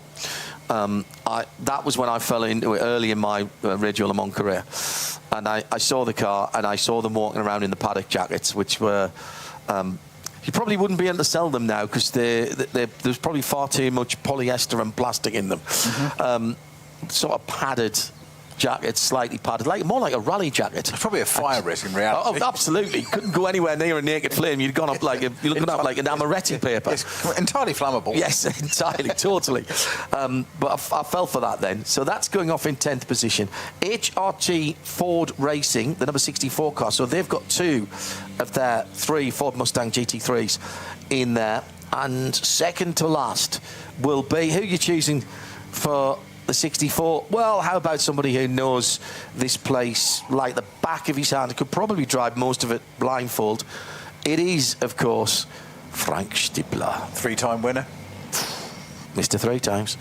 And the last car off the line, and this is going to be mega to see this. They're saying they don't have the speed in the dry. They would quite like it to be wet, so they might like it to be slightly slippery. There's life in the old R8 LMS GT3 for Share Sport PHX, and the number 16 car will go off last, and it will be the Rabbit himself. Hasse is German for Rabbit. Christ Hasse will be going. He's relishing the challenge. Isn't again, he just, and not just relishing, and responding. Oh, absolutely. I mean, that NLS race earlier in the year when Max was in the Mercedes and got away at the start. I think he qualified P3, got to P1 to start, and then Hasse got past him on the dotting hoe at the end of the first lap, and then spent an hour, and I said it on air at the time, delivering a masterclass of how to drive a car around the Nordschleife. It was outstanding. And I have no doubt whatsoever that Max Verstappen sat behind him just going, almost like Top Gun, like, this kid's good. Oh, yeah. And watching and learning, which is what you expect somebody of that calibre to do. Of course you do. Sit and watch and learn from a ringmaster. He's a sponge. Yeah. You sponge it up. Absolutely. Well, any decent driver would do that. Well, when somebody jumps across from a different form of motorsport into something where people are specialists, it's easy to forget, and we should always remember this. Even something like, I commentate on Wheel & Mazda MX-5 Cup, and we've had people from NASCAR, top classes of endurance racing around the world, IndyCar drivers jump into those cars. They are proper little race cars. They start as a road car, but they are basically stripped out, and they are the FLIS Performance turn them into a proper race car, sequential box now as well. They are fabulous. Multimatic DSSV suspension, exactly the same as the AMGs have here. Really quite a sophisticated little racing car. But what you forget is these people who are jumping out of something very different, they are going up against people who are specialists in these cars and race them 16, 18, 20 times a year. In GT3... And have done for a few years. Yeah, and some of them have done for a few years, yeah. There's $1.3 million of prize money over the year in that category. That situation is literally times by 5 or 6 for the top GT3 drivers, because they are doing, I think I said it earlier, Maro Engelhardt was telling me he was doing 40 race weekends a year. And so he's living in that car. His muscle memory must be incredible. And, you know, whichever track it is, whatever set of tyres the series are running on, he's got the experience of being in the car. And, you know, for Hasser, exactly the same. Chris Hasser, exactly the same. And for any driver to jump in from another series, particularly one as high profile as Max Verstappen, is a brave thing to do. It is a brave thing, because he's got nothing to win, really, and everything to lose. And slotting in as he has done, and learning. The guys in his team are full of praise. It's a bit like when Valentino Rossi started taking four-wheel motorsport seriously, and he went into GT3 and basically he said, look, I have to start again now.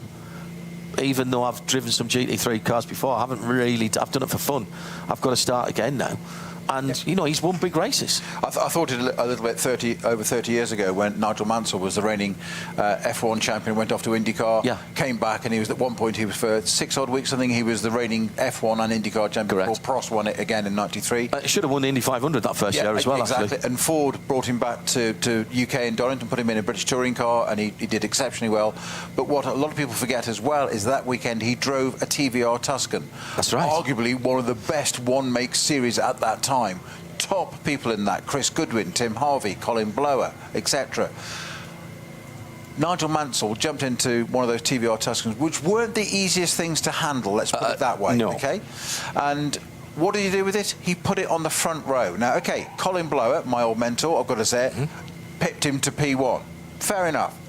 But I always thought it was massive credit to Mansell to jump into something so utterly alien. For a start, the engine was up at the front.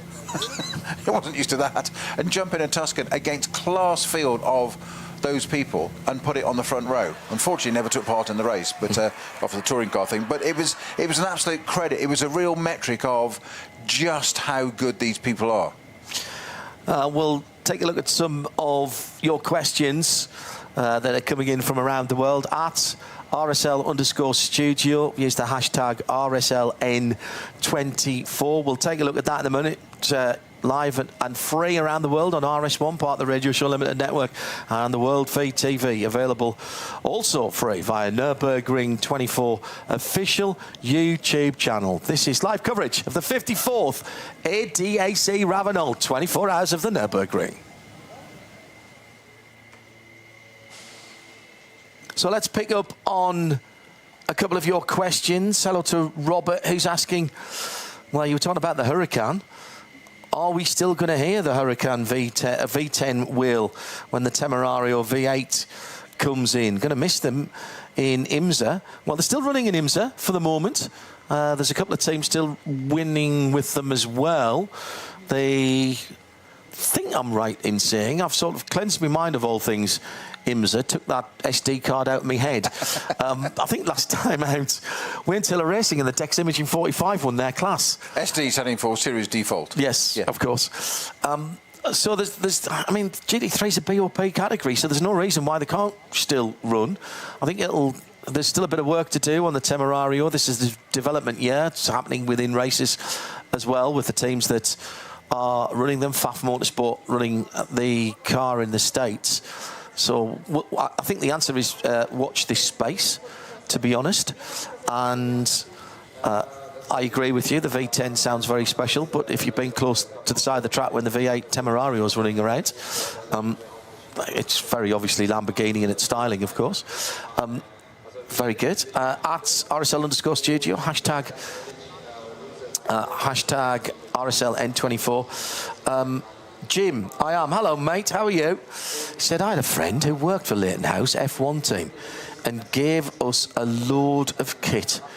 We wore it at Le Mans the year the 962 Porsche was there in Leighton House colours, and then basically just got different times then, Jim, mate, different times. Then we got everywhere pretending to be crew, and every time we were questioned about passes, we just employed the typical Gallic shrug. Quoi? donk. And you can't do that now. You can't do that now. And we wouldn't endorse that either. Yeah, happy days though. As you said, different times. Yeah, different times. Absolutely, different times. May not reflect the values of current times. Well, indeed so, yes. Yes, security has changed an awful lot down through the years. Right, Snowy, we are going to pass over in a little while to the guys to continue the coverage of the shootout, which the boys will be coming in a little while for that. But before we go, what do you reckon? Those 12 cars. So we've got Fred Vervish, Tomek Preining, Daniel Hunkadea, that's Ford, Porsche, Mercedes. A Mercedes AMG as well for David Pittard. Lamborghini, 3 thereof. Luca Engsler, Marco Mappelli. And what was the third? Lamborghini. Maxi Paul. Then we've got the single Ferrari with Thomas Neubauer. The BMW, just the one, Rove Racing, last year's winner, was the only BMW here last year because of those clashes, because it was also, this race last weekend was also the sailing 6 hours of the Glen, which I had to call from here, remarkably. How many BMWs do you need to win a race? One. And it's wearing the one this year. Exactly. One Aston Martin, Nicky team, Frank Stippler in the Ford, and Fred Vervish in the Ford, and Shearer Sport PHX for Chris Haase. Where's your money? And will it depend? Could this be something as fickle as what number you've drawn out there if weather conditions change again? Because they've been swapping, you know, in TQ2. We all, you know, Max Verstappen almost got the fastest time. If the guys hadn't cleared up his teammate's car with 4 minutes to go, Max Verstappen would have had the fastest time because everybody behind him was, you know, that wasn't even Max's fastest lap, that first one, but everybody behind got delayed 20 seconds plus because of the code 60. Somebody makes a mistake, the weather comes in at a part of the circuit when it's behind you. Could it be something as fickle as the number that's been drawn out the hat by your team? Entirely so. Factor in then the weather as well. Taking all that into account, if it's equal for everybody in that session, let's say, so a level playing field, because that could change it. If it's equal for everybody, you'd be hard-pressed not to put money on Hunkadea. You think? Yeah. In the number 3 car. I'm going to go to lunch. Yeah, thanks. Leave me with that. I mean, the fastest car in that top qualifying 2 session, I'm right in saying, was the Aston Martin JP, wasn't it? The Valkenhorst? No, it was the Red Bull, excuse me, yes. It was Nick Yellerly in the Red Bull Lambo, that's right. He timed coming out perfectly. Well, that's Marco Mappelli, and he'll start 8th. So, I don't know where my money's going. I really don't know where my money's going on this, and that's the joy. Each car that we've mentioned in that top dozen will have the opportunity to do 2 laps. If you peel back in and around, you will lose the opportunity to go for that lap. So you can't just endlessly circle the Grand Prix circuit much as you might want to. Mr. J says, why does the blue number light in the windscreen flash? I saw the onboard reflection of that light last night on the bonnet of the Porsche. I think it was maddening for the driver. It's actually to tell everybody else there's a faster car coming up behind them. Blue light, blue flag. Also, you know and I know that if you get a blue light in your rear view, you get that horrible dry mouth and sort of metallic taste, even if you're not speeding, and your foot comes off the throttle straight away. Okay, maybe not. And just that's basically just to give the slower cars in the race. So stand by for action. Keep the questions coming in. And outside of SP9, is it someone for the low classes to get a good result by being consistent? Yes, it absolutely is. And I think we will see some of the Cup 2 cars that will be inside the top 30. We've seen that to go. But now it's time to go qualifying here at the ADAC RAVENOL 24 hours of the Nürburgring.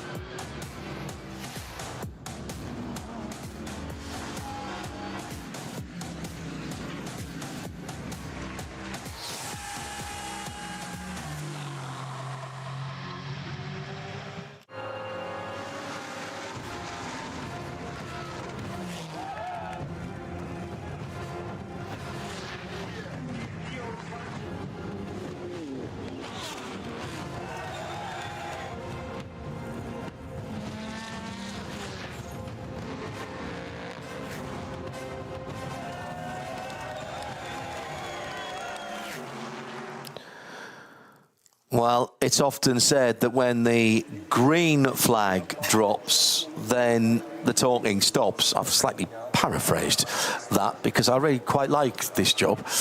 However, to a certain extent, and certainly for the 12 cars and drivers that we're about to see, the opportunity for talking is all over.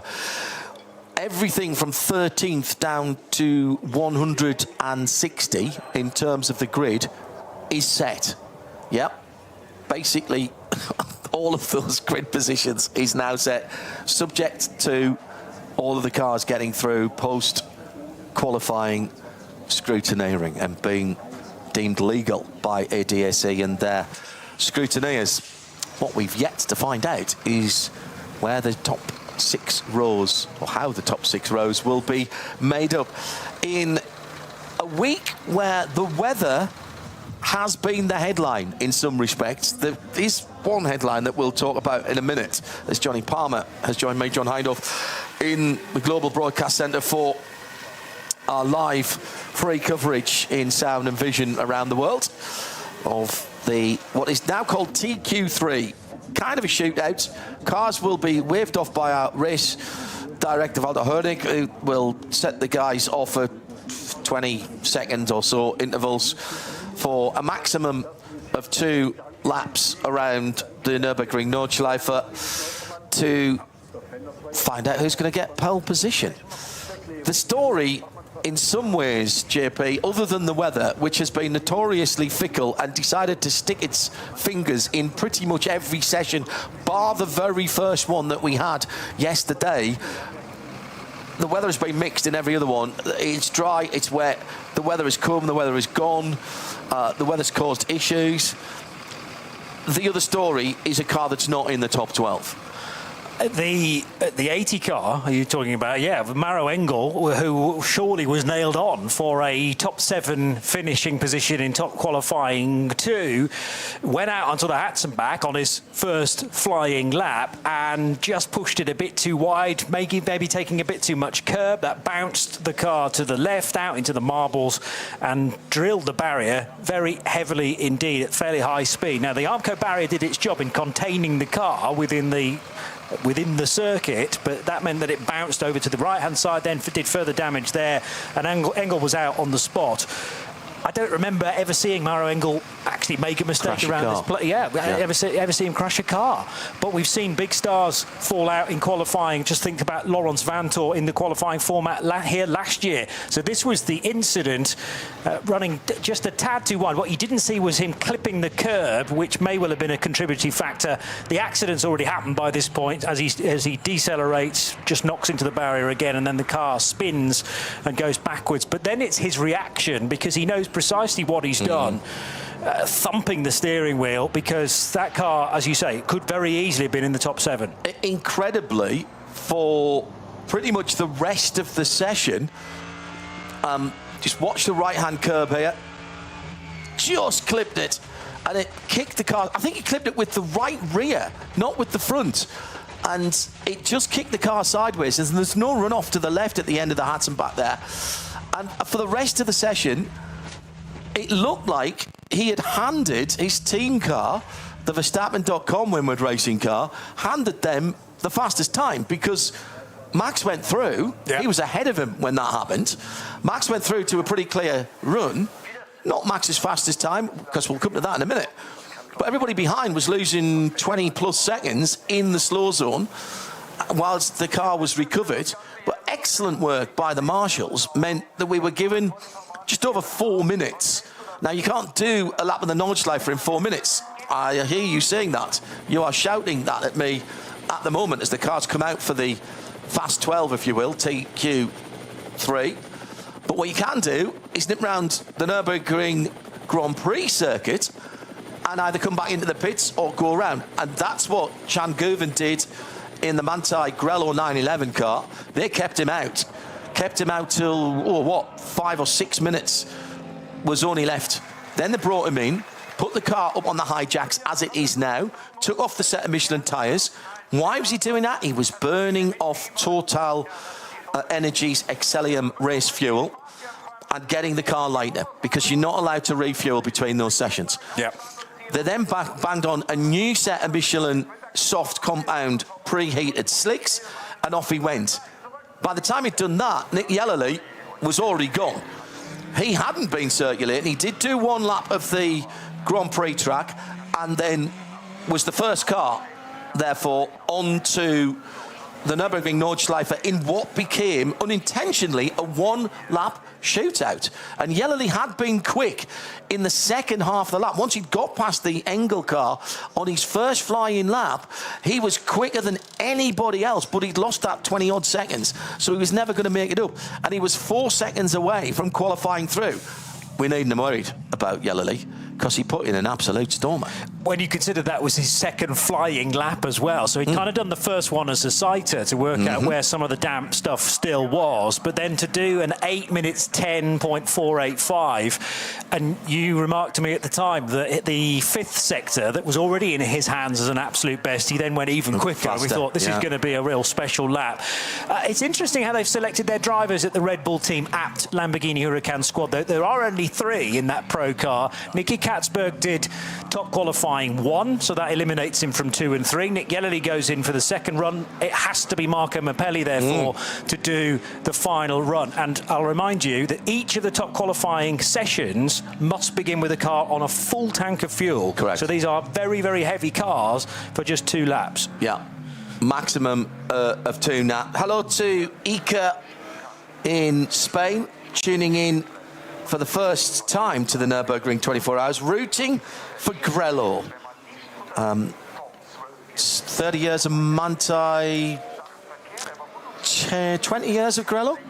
That sounds about right, yes. Yeah, think so. All of the Grello cars, or a selection of, I think, half a dozen Grello cars, are in the fan area, just behind us and to our left. Cars coming out to do a sighting lap of the Grand Prix circuit, and then they'll line up in the starting order. This was drawn at random,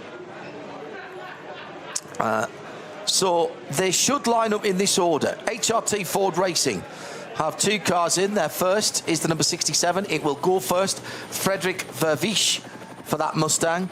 He'll be followed off by the Manthey Grello 911 Porsche. And it's 10 years of 10 years of Grello, 30 years of yeah, Manthey. Thank you. And it's Thomas Preining, the Austrian Porsche driver there. Then Danny Hunketeer in the number 3 Verstappen Racing by Winward Racing. There's no consistency about that, how that car is referred to. So if you hear us calling it both, but on the official list here, it is down as Winward Racing, and the official list for this session, but it is the Verstappen.com car, of course. KCMG will be 4th up. That's another AMG. That's David Pittard. It's a good lad to have in your back pocket, isn't it? To send out. Too right. At the end. Team Red Bull apt. Luca Engsler, Lamborghini, number 84, will be 5th. Halfway through, Realize Condor Racing with Rinaldi, the only Ferrari GT3 in the race, the 296. Sorry, I did say the 499 there. You might have had an advantage if you'd been in the 499. The number 45 car goes off 6th. 7th, last year's winners, Raffaele Marciello in the Rover Racing Red and White BMW, M4 GT3 Evo, the Huracan GT3 Evo 2. Another Huracan, Red Bull Tina apt, Marco Mappelli in the number 130 car. Excellent livery on that car. Valkenhorst, Aston Martin in the Vantage GT3. Goes off in 9th position for the number 34. The Franz Conrad Racing Lamborghini, the 3rd Lamborghini. Who would have bet that Lamborghini would have been the most numerate in the top 12? That wasn't on my bingo card. The number 7 Conrad blue car, light blue car, 10th position. Penultimate car off the line will be the number 64 HRT Ford Racing Mustang GT3 Evo. Frank Stippler behind the wheel. Said before, he knows this place. Absolutely incredible record here 3 times he stood on the top step of the podium and jumped in with both feet to this HRT Ford Racing programme when it was announced. Share Sport PHX will be the last car out in the Audi. Not in the first flush of youth, the R8 LMS GT3 Evo 2, but still a competitive car, particularly when it's been run by Share Sport PHX, the old Phoenix Racing equipe, and particularly in the hands of Chris Haase. Where's your money, JP? I'm going to sort of eliminate them one by one. I don't think Audi's quite got enough, although I'm intrigued by the sector times that had already put the 16 Share Sport PHX car into this final session. Ford have intrigued me just based on their top qualifying 2 pace to have one of those cars. Where did they end up in the end? 4th fastest for Arjun Maini in TQ2. That was but when we're talking about good laps, that was a great lap because again, he just jumped in and was on it immediately. Yeah. I mean, 5 cars separated by a second in the end in very changeable conditions. In fact, both Fords were in the top 5 places. 3-minute board now being displayed. Clear the grid, helpers aus, so all the helpers to leave. I agree with you in that, you know, did anybody expect to have 3 Lambos in the session? And does that then tell us that it is a quick car? But clearly they're consistent across all 3 machines, and they're in different, 2 different teams. 2 entered by Red Bull Team Abt. The other is the long-standing number 7 entry from Franz Conrad and Conrad Motorsport for, it'll be Maximilian Paul to drive that car. But I have a feeling that the 2 Red Bull cars are going to be a smidge faster than that. We haven't really seen what the realised Kondo Racing Ferrari has got to offer, because bear in mind, even though that was eligible to do some laps in top qualifying 1, they weren't hard at it. It was one of those to break into the top 20. I don't think the 84 Lambo ran at all in top qualifying 1. If it did, it may well have just done a lap or 2 on the Grand Prix circuit. But 84, we haven't really seen the pure pace. And that was, we remarked at the time, a bit of a strange decision. Surely you would want to have at least some current running of how the track is today. You can't discount Grello in the 911. You certainly can't discount, let me attempt to get the name of this team right, Mercedes-AMG Team Verstappen Racing and the Winward Racing prepared car, particularly with Spanish driver Danny Juncadella at the wheel. So I'll give you 3. 911, the 3 Mercedes, and what sort of area are BMW in this year? Let's go for the Rover Racing BMW of Raffaele Marciello as defending champions. But that's the trophy we're fighting for today. The Glickenhaus Trophy for pole position. And that has been a long-standing trophy with everybody's name on it who've won it through the years since, I think, 2016. Glickenhaus put an SPX car on pole position with, was it Fernando Leza who did that lap? Yeah, not a bad shout. I'll have a look. Back then. Hello to Harry Chandler, tuned in before the usual Friday afternoon bike ride. I still think this is the absolute best qualifying format of all the big races. Tweaked a little bit this year, but I do like this. It's not exactly single car qualifying, but it's as close as you can get on a 10-minute lap, 9-minute lap. Right turn lover, hello RTL. Is the Red Bull Lambo in a Red Bull livery? The 130 is not. It's in a very fetching green colour, isn't it? The car that Nick Yellerly put into this session. And hello James Hazen as well. Long time no tweet, he says. Managed to crawl out of bed in time for the top qualifying 3 session.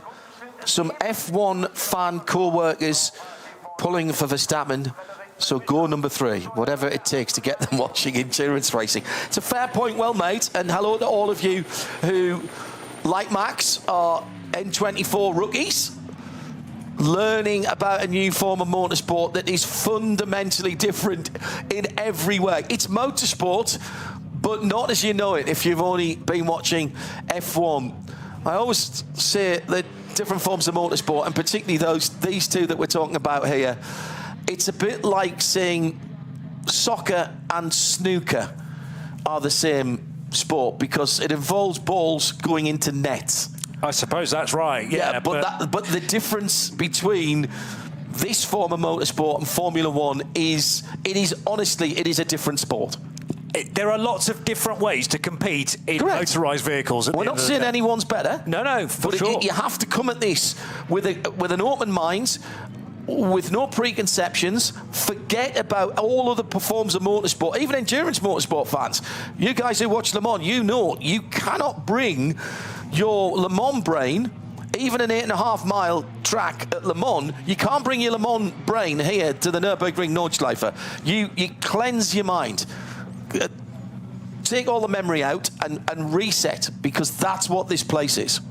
The other thing is that we've got very different ways of going qualifying as well, because whereas in the past we've had a shootout, single lap or double lap qualifying to then get you into the next stage of double lap qualifying, that was a more conventional top qualifying session, as in everybody goes out for 30 minutes, 40 plus cars, nearly 50 actually by the end of it, all trying to get a quick time, whereas now we're doing qualifying where you're on your own, you're hoping not to see another car out there, although it can happen if one has a problem.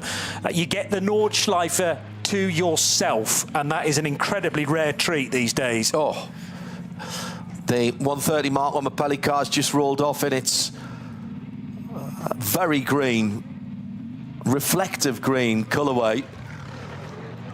What were those Opel fruits that were not Opel fruits, the chewy ones that had the green stripes through them? That's what it reminds me of. And there was an airline that did a green and white colour scheme for a little while on some of their cars. Frank Stippler, second to last to go in the number 64 Ford Mustang GT3 Evo, the new car for this year, and the setup window has been opened up for that car, and it's really helped them here at the Nürburgring Nordschleife. There's nothing much wrong with the car in all the other circuits around the world last year, but some tweaks, Ford Racing working with their customer teams. What would you like more of? What do we need to cut out? And with Christopher Haase now rolling off in the Scherer PHX Audi with the white wheels, making it look from a distance, and certainly from the helicopter shot, as if it's a Tamiya model on the Grand Prix circuit. Looks fantastic with those white wheels. Heading on the GP circuit at the moment. Johnny's got all the stats up and all the split times. There are 9 different splits here. The first 2 are on the Grand Prix circuit. So from split 3 onwards is where we get the cars onto the Nürburgring Nordschleife. And a huge difference in the lengths of those particular splits. So 3 minutes plus and 10 seconds. I mean, yeah. Literally, it's the biggest split you'll ever see, biggest change you'll ever see in split times. So they're off now. This does not count as a timed lap, JP. This is effectively a warm-up lap. That's right. And you have a choice, actually, at the end of the warm-up lap on the Grand Prix circuit. You can pit, but actually that immediately deletes one of your lap times, because the last thing the organisers necessarily want is for drivers to just continue to keep going around the Grand Prix circuit, as we saw in the top qualifying 2 session. So it is possible to enter the pit lane via the Grand Prix circuit at any point. There's also a rule about not taking any time longer than 14 minutes for this warm-up lap, and that's to make sure that everyone's not, or certain cars aren't going very, very slowly. So you have a minimum time that you, or maximum time that you must be beneath on this installation lap. Nobody's going to want to do that, though, because they're desperate to try and get warmth in the tyres, warmth in the brakes as well. Actually, the tyres might have a chance to cool down a little bit when you're going down the Dotting Hill, and that's when you hit the start-finish straight, precisely where you want the heat in different tyres, don't forget, from this variety of cars as well. Braking for the Haug hook. Thank you, Tim Gray. Condor Airlines was the green stripe one. Very good. Thank you very much indeed. Hello to Kevin Swindley, who's dividing his time between his favourite UK track. He's at Alton Park in Cheshire, and his favourite European track. Alton Park's a mini Nordschleife, isn't it? It can be called that at times. Yeah, that and Cadwell Park. Oh, Cadwell. Oof. Cadwell's the mini Nordschleife, the mini Nürburgring for sure. But yeah, sections of Alton Park. It used to be tree-lined, though, far more than it is now in the past. Before we get into the fast laps as they're warming up tyres, getting them up to pressure, warming up brakes. Hello to Touring Car Magazine. RSL_studio, hashtag 24h NBR, or RSL N24, actually. Is there anything better than watching Nürburgring quali on a school day? Not a bad week. In other F1-related GT news, Zach Brown and McLaren was at Croft with a Ferrari GT2 and a McLaren GT3 for just a bit of fun this week, shaking them down. Thanks, Mick. Hello to Loyalty and to Jesse, 10 p.m. in his area of Australia, Dave Alcock. Great format, he loves this. And hello to Jim Javlis, thank you for your kind words. And we've got some special guests in our overnight at the weekend. Our Gina Kankaparty and Peter Mackay will be joining the crew for some darkness chat. The Nürburgring 24 after hours. Just get a bit like that. There was one year when I think I threw it open to you as our audience and just said, you tell me what we want to talk about. Yeah. And sat here and bounced off the audience for 3.5, 4 hours. At RSL_studio, Pacers, thank you. Who's that? Steve Tarrant. Hello, mate. Sai is watching at midnight from New Zealand. Best weekend of the year for GT racing.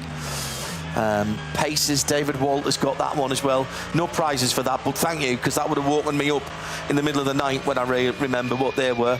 They were basically flavoured plastic. Let's be honest, a lot of the chewy sweets of our youth, I'm sure they didn't do us any good at all and wouldn't be allowed nowadays. They had more E numbers in them than probably anything else.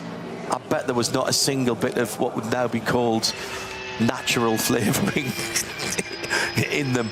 Right, we're starting to get people coming towards the end of the Nürburgring. Nobody really giving us any clues at the moment, but there have been a couple of cars that have closed up rather closer than I expected to the car ahead of them. You are allowed to overtake, by the way, but Danny Hunkadeya is right up behind Thomas Preining. He's dropping away a little bit now. Preining weaving left and right on the Dottinger hole, which is now in bright sunshine. I mean, don't. I'll tell you what, you can't. I don't think you can go for a banker on the first lap.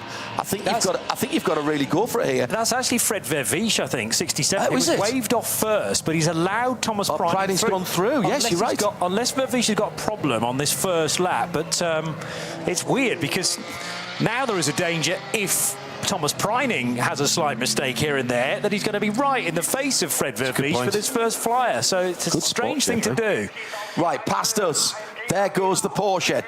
Downhill braking into turn one. Yeah, it is Vervisch. You're right, in the camouflage. Bundeswehr camouflage car. Listen to the crowd at the Haughook.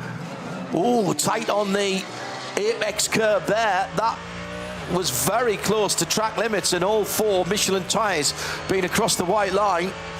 There goes the Danny Hunkadeya Mercedes AMG in the full Red Bull colours.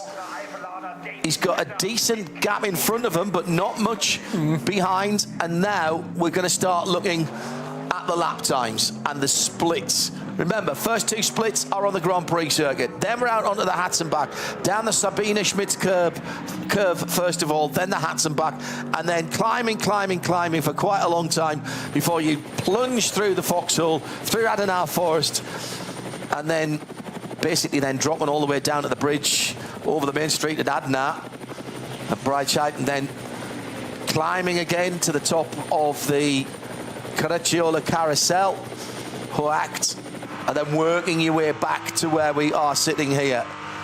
Raffaele Macchiello crosses the line in last year's winning car with the honour, and it really is an honour here, and it's taken as such. The Rover BMW carries the number one.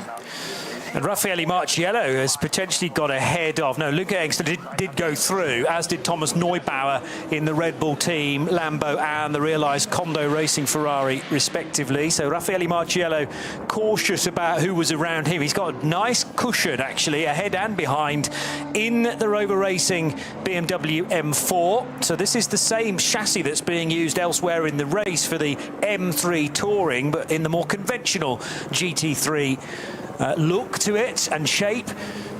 Remember that actually Rover were trying to get a couple of their cars into the session. The number 1 was already pre-qualified. The 99, though, had a difficulty in posting a quick enough time for Kelvin van der Linde.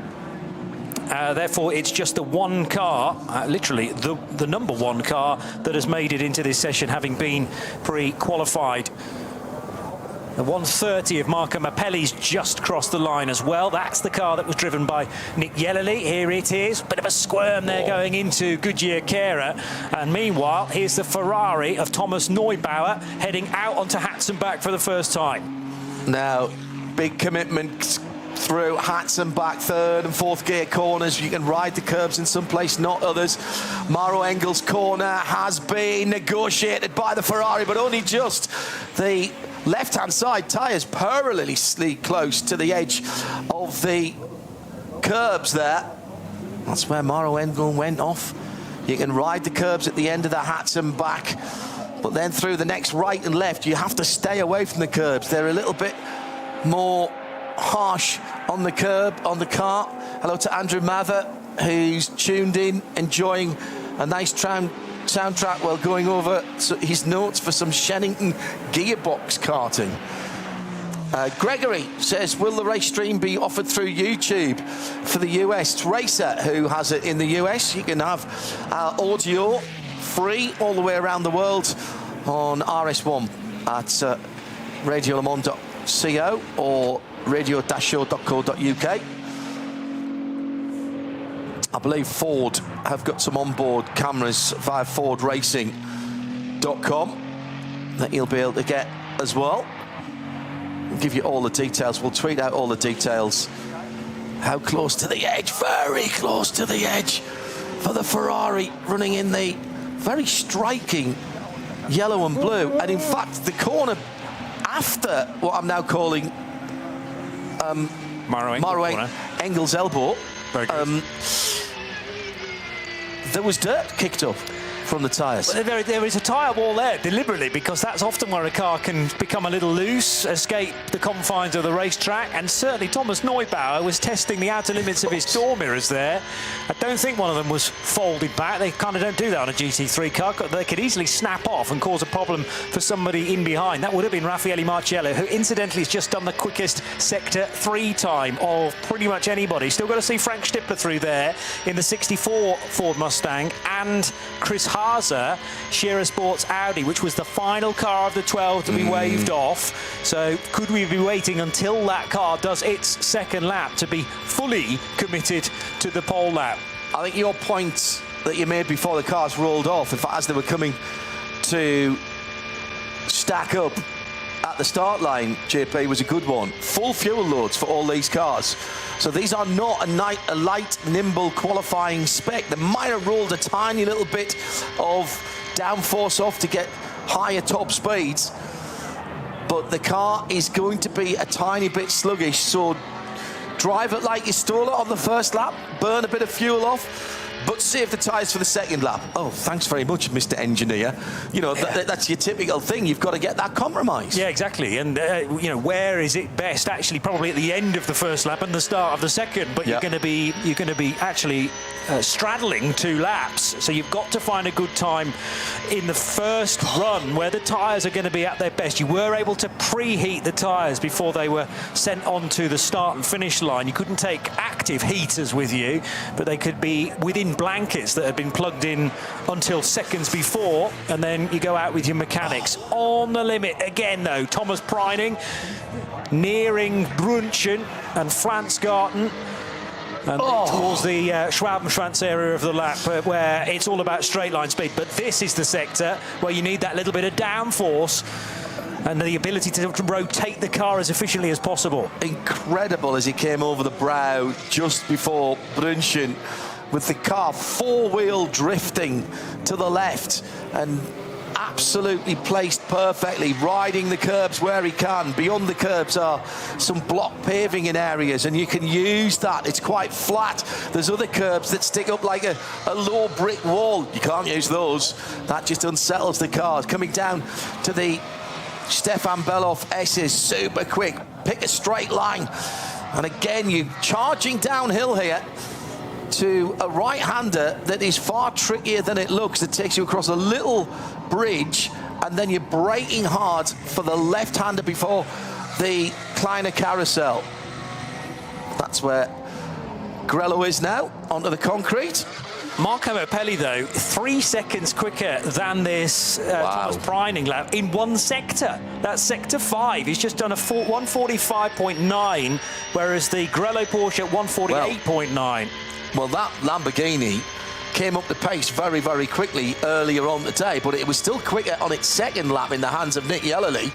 But of the sectors, of the 6 sectors, call it 7 sectors now, that have been completed by the bulk of the field, 4 best sector times, including the longest one, belongs to that Red Bull Team App Lamborghini Huracan of Marco Appelli.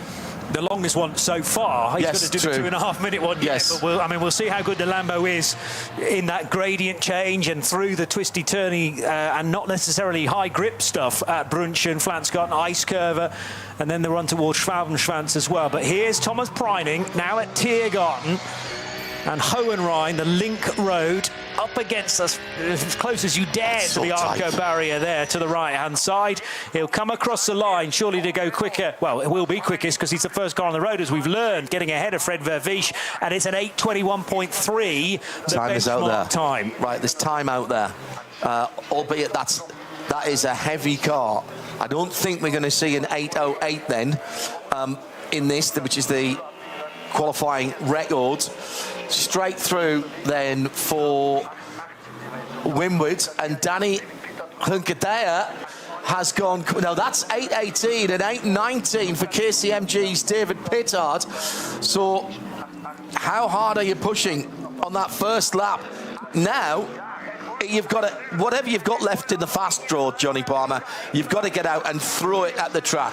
This is the time. The worst you can be is outside of row 6. Yeah, absolutely. That's the furthest you're going to drop is 12th position. How about that lap from Luca Engstler, though, in another Lamborghini? This is the Red Bull Team Apt number 84, the car we didn't see in top qualifying 1. So it was a complete mystery as to what sort of time you might be able to do. 8:14.7, which is as quick as cars were going, SP9 cars were going at the end of standard qualifying 1 yesterday. Yeah. Thomas Neubauer in the Realized Condo Racing Ferrari goes briefly second. And remember, he was well off the road at times through Hatzenbach in the 45.296. So he does at 8:17.3, but slotting in between the two, Raffaele Marciello in the BMW M4 at 8:16.4. Still Engstler with a 1.7 second advantage. Still to come, Marco Appelli. Here he comes in the green and white, number 130, and goes to the top. Unsurprisingly, if you've been watching, 8:11.6. Hello. These guys at the latter end of the top 12 are throwing overhand next to come through. The team due to be the 34. Yeah, he goes 8:18.2. That'll take him to 5th fastest for the Danish racer, and not that far back. Conrad Racing to 2nd. So it's Lamborghini 1, 2 and 3, JP. At the moment, separated by 3 seconds.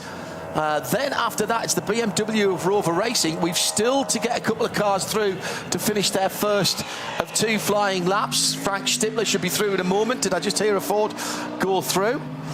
I did not. I do like Richard, who said, I love that number of Ferrari, Duckham Oil's tribute livery. Well, I know exactly what you mean. Stippy's gone through. 8:28. More to come from that, I think. Now we're just waiting for Christopher Haase, who has managed to capture a couple of faster sectors, and it's the 2 longest sectors out there. How much has he taken from from the faster guys at the front of the field. Well, it's going to be in the mix, isn't it? Oh, yeah. To be purple through the most important sectors, and the third sector, Hatzenbach, Hohenrhein, Kittelbacher-Hohr, did that in 64 seconds, so that's there or thereabouts. Just got to get the entry now into Tiergarten correct, and it looks very stable on the brakes. There's this number 16 Audi from Scherer Sports PHX coming out of Hohenrhein to head across the line, and the Christopher Haase time will take him, waiting for it, and the control line takes him third for Audi. So that will split the Lamborghinis, but it is another V10 car, isn't it? 5.2 litre V10, exactly the same power plant in the Lamborghinis. Stippy's time, actually, I got the wrong Ford. It's Vervisch who did the 8:28. Frank Stippler got a 14, and that's put him into fourth position.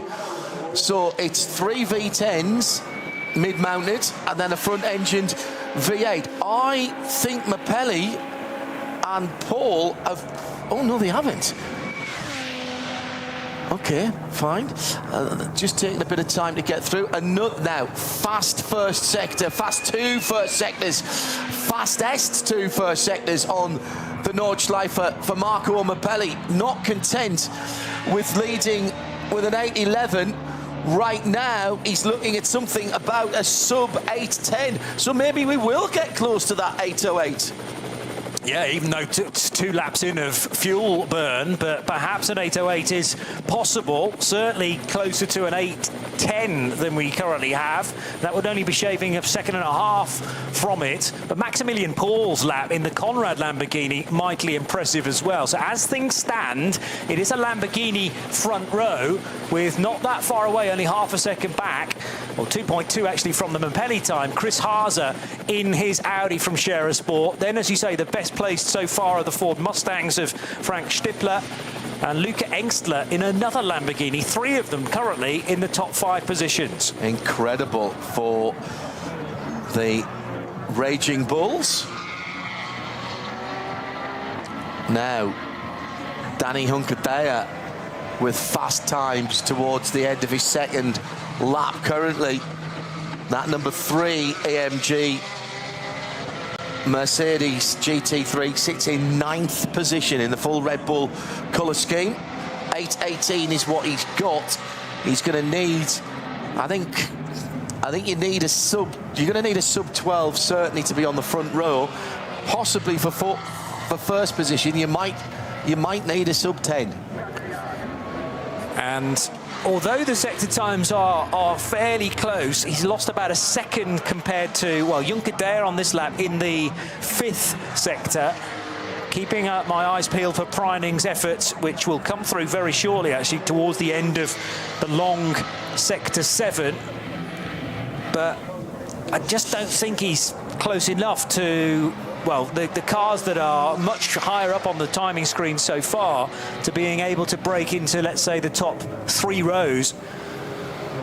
So Mappelli from Maximilian Paul, Chris Haase and Frank Stippler is the order right now, with Thomas Preining in that balancing act of better weight of car, but the tyres aren't quite as good as they were on the first lap. And he's having to, he's a little bit offline there as well, working his way out of Brunchen. A big squirm, in fact, from the Manthey car. Well, the theory coming from a number of teams, including the Aston guys, you press the tyre harder on lap 2 when the fuel lighter. And that Aston Martin is Nicky Team's, that was Nicky Team's first dry lap of the weekend. Okay. And they are now pushing. And Simon Strang, thank you for passing that on from the team. I mentioned Simon's son Finn Strang. Remember that name. Watch the karting results. He's doing very well indeed in British karting, and particularly for a young driver who effectively Simon's running him as his dad, not running with one of the fancy teams, and certainly not running with the fancy team budgets. So I'm watching you, Finn. I'm watching your times next time out. Mappelli's going quicker again here. There's a 10. There's definitely a 10, possibly a 9. I'm not sure there's an 8. But my goodness me, he's taking time again in the sectors that count out in the country. Here comes the 911, the Grello car, about to pass us from our right to our left, and the first one to complete 2 laps, and it is an 8:13, 9:39. So for the moment, Thomas Breining puts the Grello 911 of Manthey Racing into 3rd position. Can he hold on to the inside of row 2? Here's Danny Juncadella as Fred Vervisch goes 7th fastest in the 67 Ford, but Juncadella will go 2nd fastest to split the 2 Hurricanes. It's an 8:12 on the nose pretty much from the Spaniard to put a Mercedes back on the front row as things stand, and that is the Verstappen racing car, the Team Verstappen racing car to the front row, but no longer, because Luca Engsler in another Lamborghini Huracan does an 8:11.123 to pip Marco Mappelli, who still has chance to finish this lap, remember. Here's Marco Mappelli on the Dottinger Hohe, and he is up comparatively to his teammate Engsler. Neubauer up to the outside of the 2nd row with the yellow and blue Realised Condor Racing with Rinaldi, the number 45 car. I tell you what, it's an 11 for the front row. I thought a 12 might do it. And Juncadella puts the 12 in, but at the moment, he's only on the inside of row 2. Who was that going through? Marciello, 8th. Ooh, okay. Rover Racing, last year's winners. Outside of row 4 at the moment. Who's still to complete? Well, what about Mappelli? Because I still think he's got enough in hand to jump ahead of his teammate, switch sides on the front row, but it could very easily be a Red Bull team app. No, just falls short by not much at all. It's 0.3 of a second. So Luca Engsler in the 84 car, they've done barely any running in top qualifying. It's not decided yet, but Lamborghini look to be in a very good place. It was a better lap than his first lap from Mappelli, and he captured 3 fastest sectors, but falls 3.5 tenths behind his teammate. Valkenhorst goes through. Nicky Team improves his first lap time, but it's only a 15.2. That'll be the inside of row number 6. And is that everybody now? Well, Maximilian Paul's just crossed the line in the Conrad Lamborghini, and he stays in 5th position. Yeah. Again, that was an improvement. Looking very good down the straight. The Dottinger Hohe gone purple through that final 2 sectors for Maximilian. But an 8:12.256. Yeah, he was close to Nicky Team, and I wonder whether he might have been picking up a bit of a turn from the Aston. Yeah. Oh, we were missing... who's that? Stippler. That was Stippler. Where's Stippy gone to? 6th division. Again, it's an improvement for the Mustang, but only good enough for the outside of the second usually, JP, for these events, we didn't see anybody make any major mistakes. Nobody's clattered the barriers, and everybody improved on their second lap. And that's not always the case here. How high up is Christopher Haase going to get? Because he's quicker than anybody else through Sector 5, quicker than anybody else through Sector 7. The Audi's finding the pace in all of the very useful positions. They were talking it down. They were saying, we haven't got the 1 lap pace. We might be all right on the longer run, but we need it wet as well. We're not all the pace in the dry, but where will the Scherer Sport PHX Audi comes through now and crosses the line, goes to the inside of row number 2. 8 tenths of a second away from Paul, half a second from the front row, and 11.984, excuse me, and it doesn't put him on the front row by half a second. That's incredible. It's mid-engine V10s to the 4, 3 of them Lamborghinis for the Red Bull team app, lock out the front row, then the Scherer Sport PHX Audi Evo 2 of Christopher Haase, the number 16 car, will share row 2, subject to all the post-qualifying checks, with the Windward Verstappen Racing Mercedes, the number 3 car. Behind them, it's Ferrari and Lambo again. I mean, that tells you something about that number 3 AMG.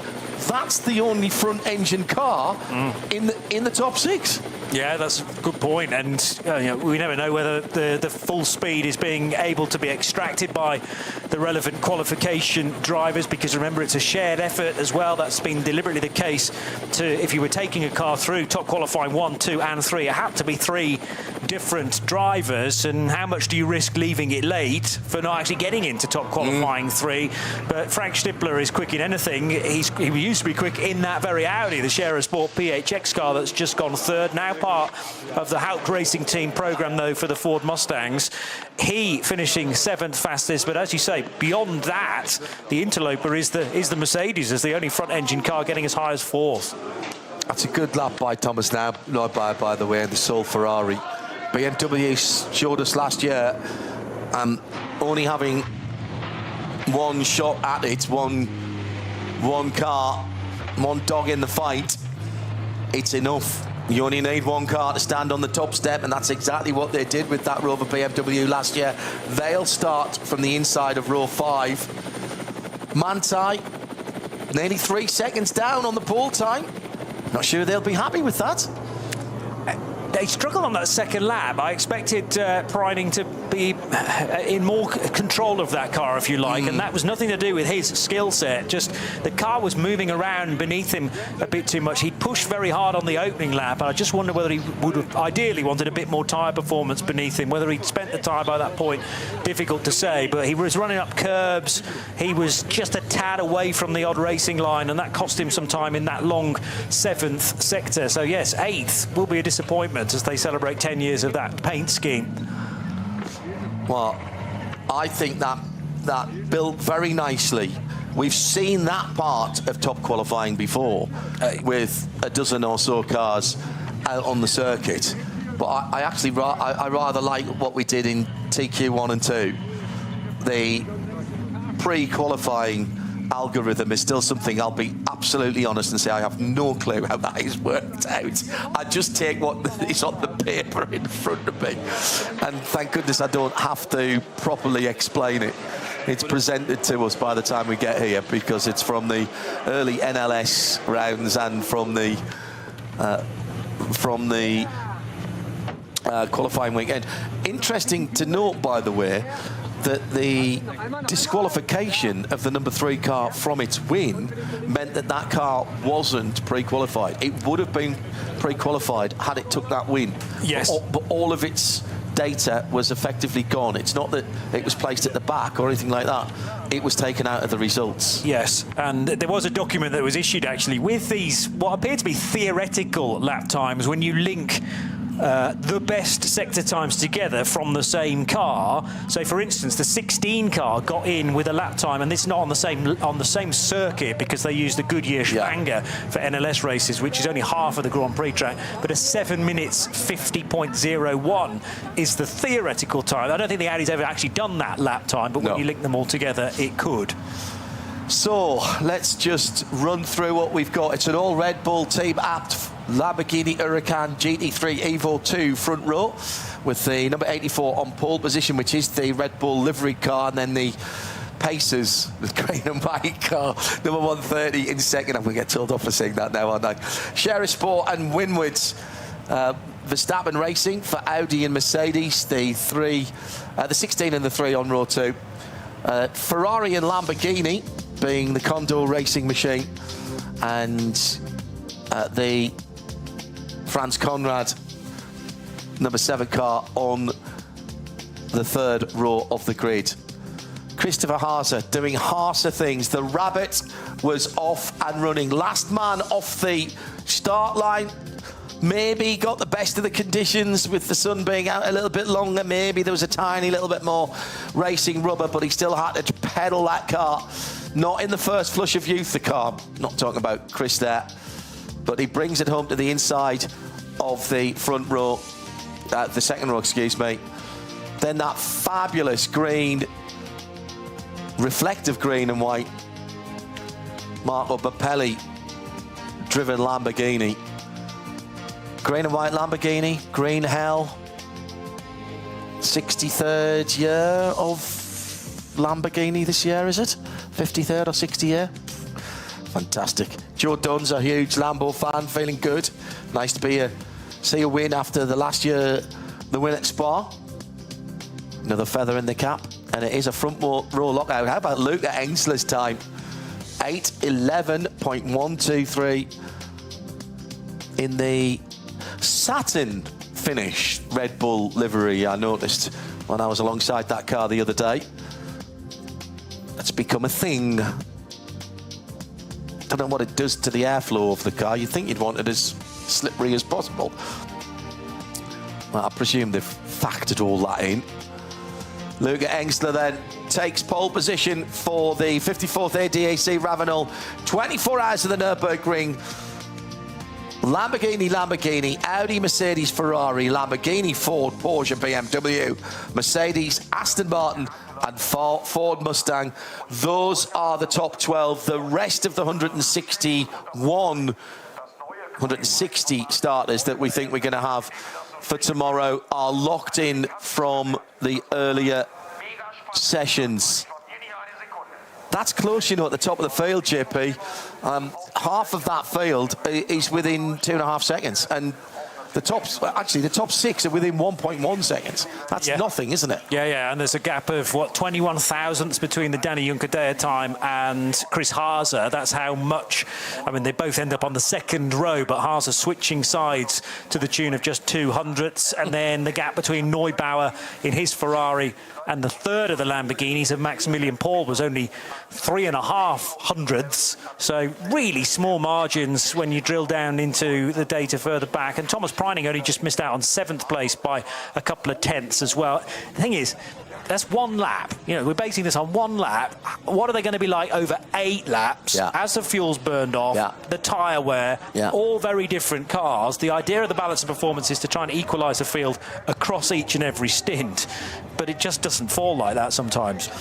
A couple of people asking on at RSL_studio using the hashtag RSLN24, how easy or difficult is it to get to the Nürburgring from, say, the UK? Hello, the UK, where it is, middle of the afternoon, isn't it? Oh, coming up on 22 minutes past 1, British summertime. You've got a couple of choices with where you could fly to and then pick up a hire car, but to be honest, you drive. You go across the channel in whichever your preferred way is. Our travel partners' first tickets sorted us out through Eurotunnel, and it's a pretty easy... Well, you caught a load of traffic when you came down. We were unlucky, but five and a quarter, 5.5. Yeah, round Brussels, you can go that way, or you can go a slightly more southern route, Lille and Mons, and then Liège, and then drop down. It's not a bad run. There's no toll charges on those highways, those motorways, and a number of different ways you can cut across to the track itself. A doable race from the UK and from most of Europe. From the UK, it's not that much different. Maybe an hour longer from the channel ports than it is down to Le Mans. But what you lose in time, you're saving your peage fees because there are none, and there's plenty of places around here to stay. Even with a big crowd like this, might have to go 20 minutes, half an hour from the track, but you can do that. So, JP, wrapping up what we've seen, the grid is set. There's a warm-up tomorrow morning, which we will have coverage for you for this year. Coming up this afternoon, we have the DHL M race, the classic cars, effectively, which comes up a little bit later on this afternoon. We'll have that on the English World feed as well. Your thoughts about what we've seen so far and the qualifying system slightly tweaked for this year and the grid as it stands, particularly at the sharp end? Well, I really enjoyed top qualifying 1 with nearly 50 cars circulating all that was a good once, addition. and trying to find the track space here and there, because that was the other jeopardy, was, you know, would you be plunged into traffic? Might you have to drive through a yellow flag or even worse, a code 60 zone on one of your laps? And 30 minutes disappears so quickly around this place when you're trying to time your run to perfection. The Lamborghinis looked pretty quick at that phase of the day, and for Red Bull Team Apt to lock out the front row is an impressive result. The other thing to think about, though, that it's not unknown for the balance of performance numbers to be looked at overnight. And there was a little tweak today, wasn't there? Yeah, there was another sheet that came out for today. Yes, I didn't have the time actually to note all of the adjustments, but they were minor. Porsche and Ford, a better balance of performance? Yes. Okay. They got a slightly bigger restrictor. Yeah. And there's always games being played, I think, particularly in top qualifying 3, where there are only 12 cars, so there's very few places you can actually hide. And Lamborghini have thought, well, you know, we got a quick car, let's actually not hide our light under a bushel and just go for it. And 0.3 of a second separated the two of them. They've ended up being half a second faster than anybody else. Is that going to put them at a disadvantage when we get to the race tomorrow? We'll just have to wait and see. But there's not many Audis that will be able to compete for the race win for fans of the Four Rings. But it is good to see that, as you made the point, fairly aged car now still being pedalled very quickly by Christopher Haase to third position. There's a massive story in the fact that we have Max Verstappen as part of the Mercedes lineup in car number 3, and they're well in the hunt thanks to Danny Juncadea's lap time of an 8:12 to put that car in 4th place. And then there are others. There are other cars that didn't make the top 12, and who's to say the win's not going to come from a car that starts a bit further back in 15th, let's say? Well, the other Winward car, the other Winward Run car, 80, yeah, which is the number 80 car, that's going to start in 20th, outside of the 10th row, which is only halfway down the SP9 field, by the way. Or it is halfway down the SP9 field, or thereabouts. That car's not out of it. No. And Maro Engel, lineup. a chastened Maro Engel, after not getting through to get both cars through to top qualifying, that's going to be a car. Would you start Maro in the race? Put him back on the horse that kicked him? That's not a bad approach. He would often be a starting driver in a race like this. So just, say, mate, you know, it can happen to the best of us. Put him back in and wipe the memory of that incident on Hatzenbach as early as possible. But the other drivers in that car, Lucas Stoltz, Fabian Schiller, and Maxime Martin, who has been storming around this place in a variety of different manufacturer cars. He's now at home with AMG. They'll be in the race, and they'll be a contender. So a brilliant top qualifying 3, slightly tweaked the situation for this year.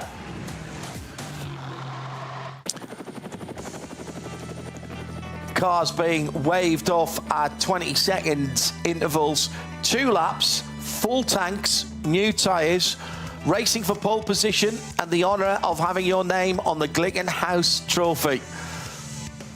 And as they went off, it was HRT Ford Racing and Fred Vervish who led them away. But he either slowed down on the warm-up lap, or Thomas Preining decided he wanted to go first, because it was Grello 911 that came round to start the first flying lap first.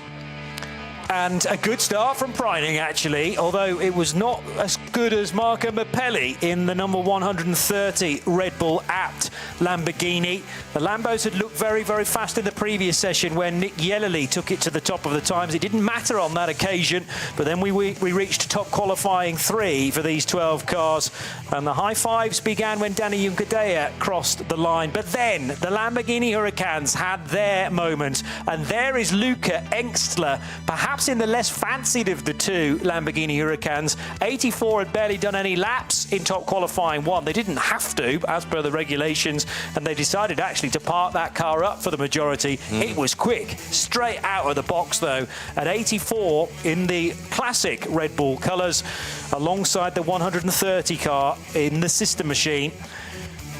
So that is a dominant statement from the Raging Bull outfit, but Audi not that far away, nor Mercedes with their number 3 Winward Verstappen racing car. And is it another year that a singleton manufacturer entry could be there or thereabouts? Ferrari's up there as well. We're back tomorrow for warm-up. Bye-bye.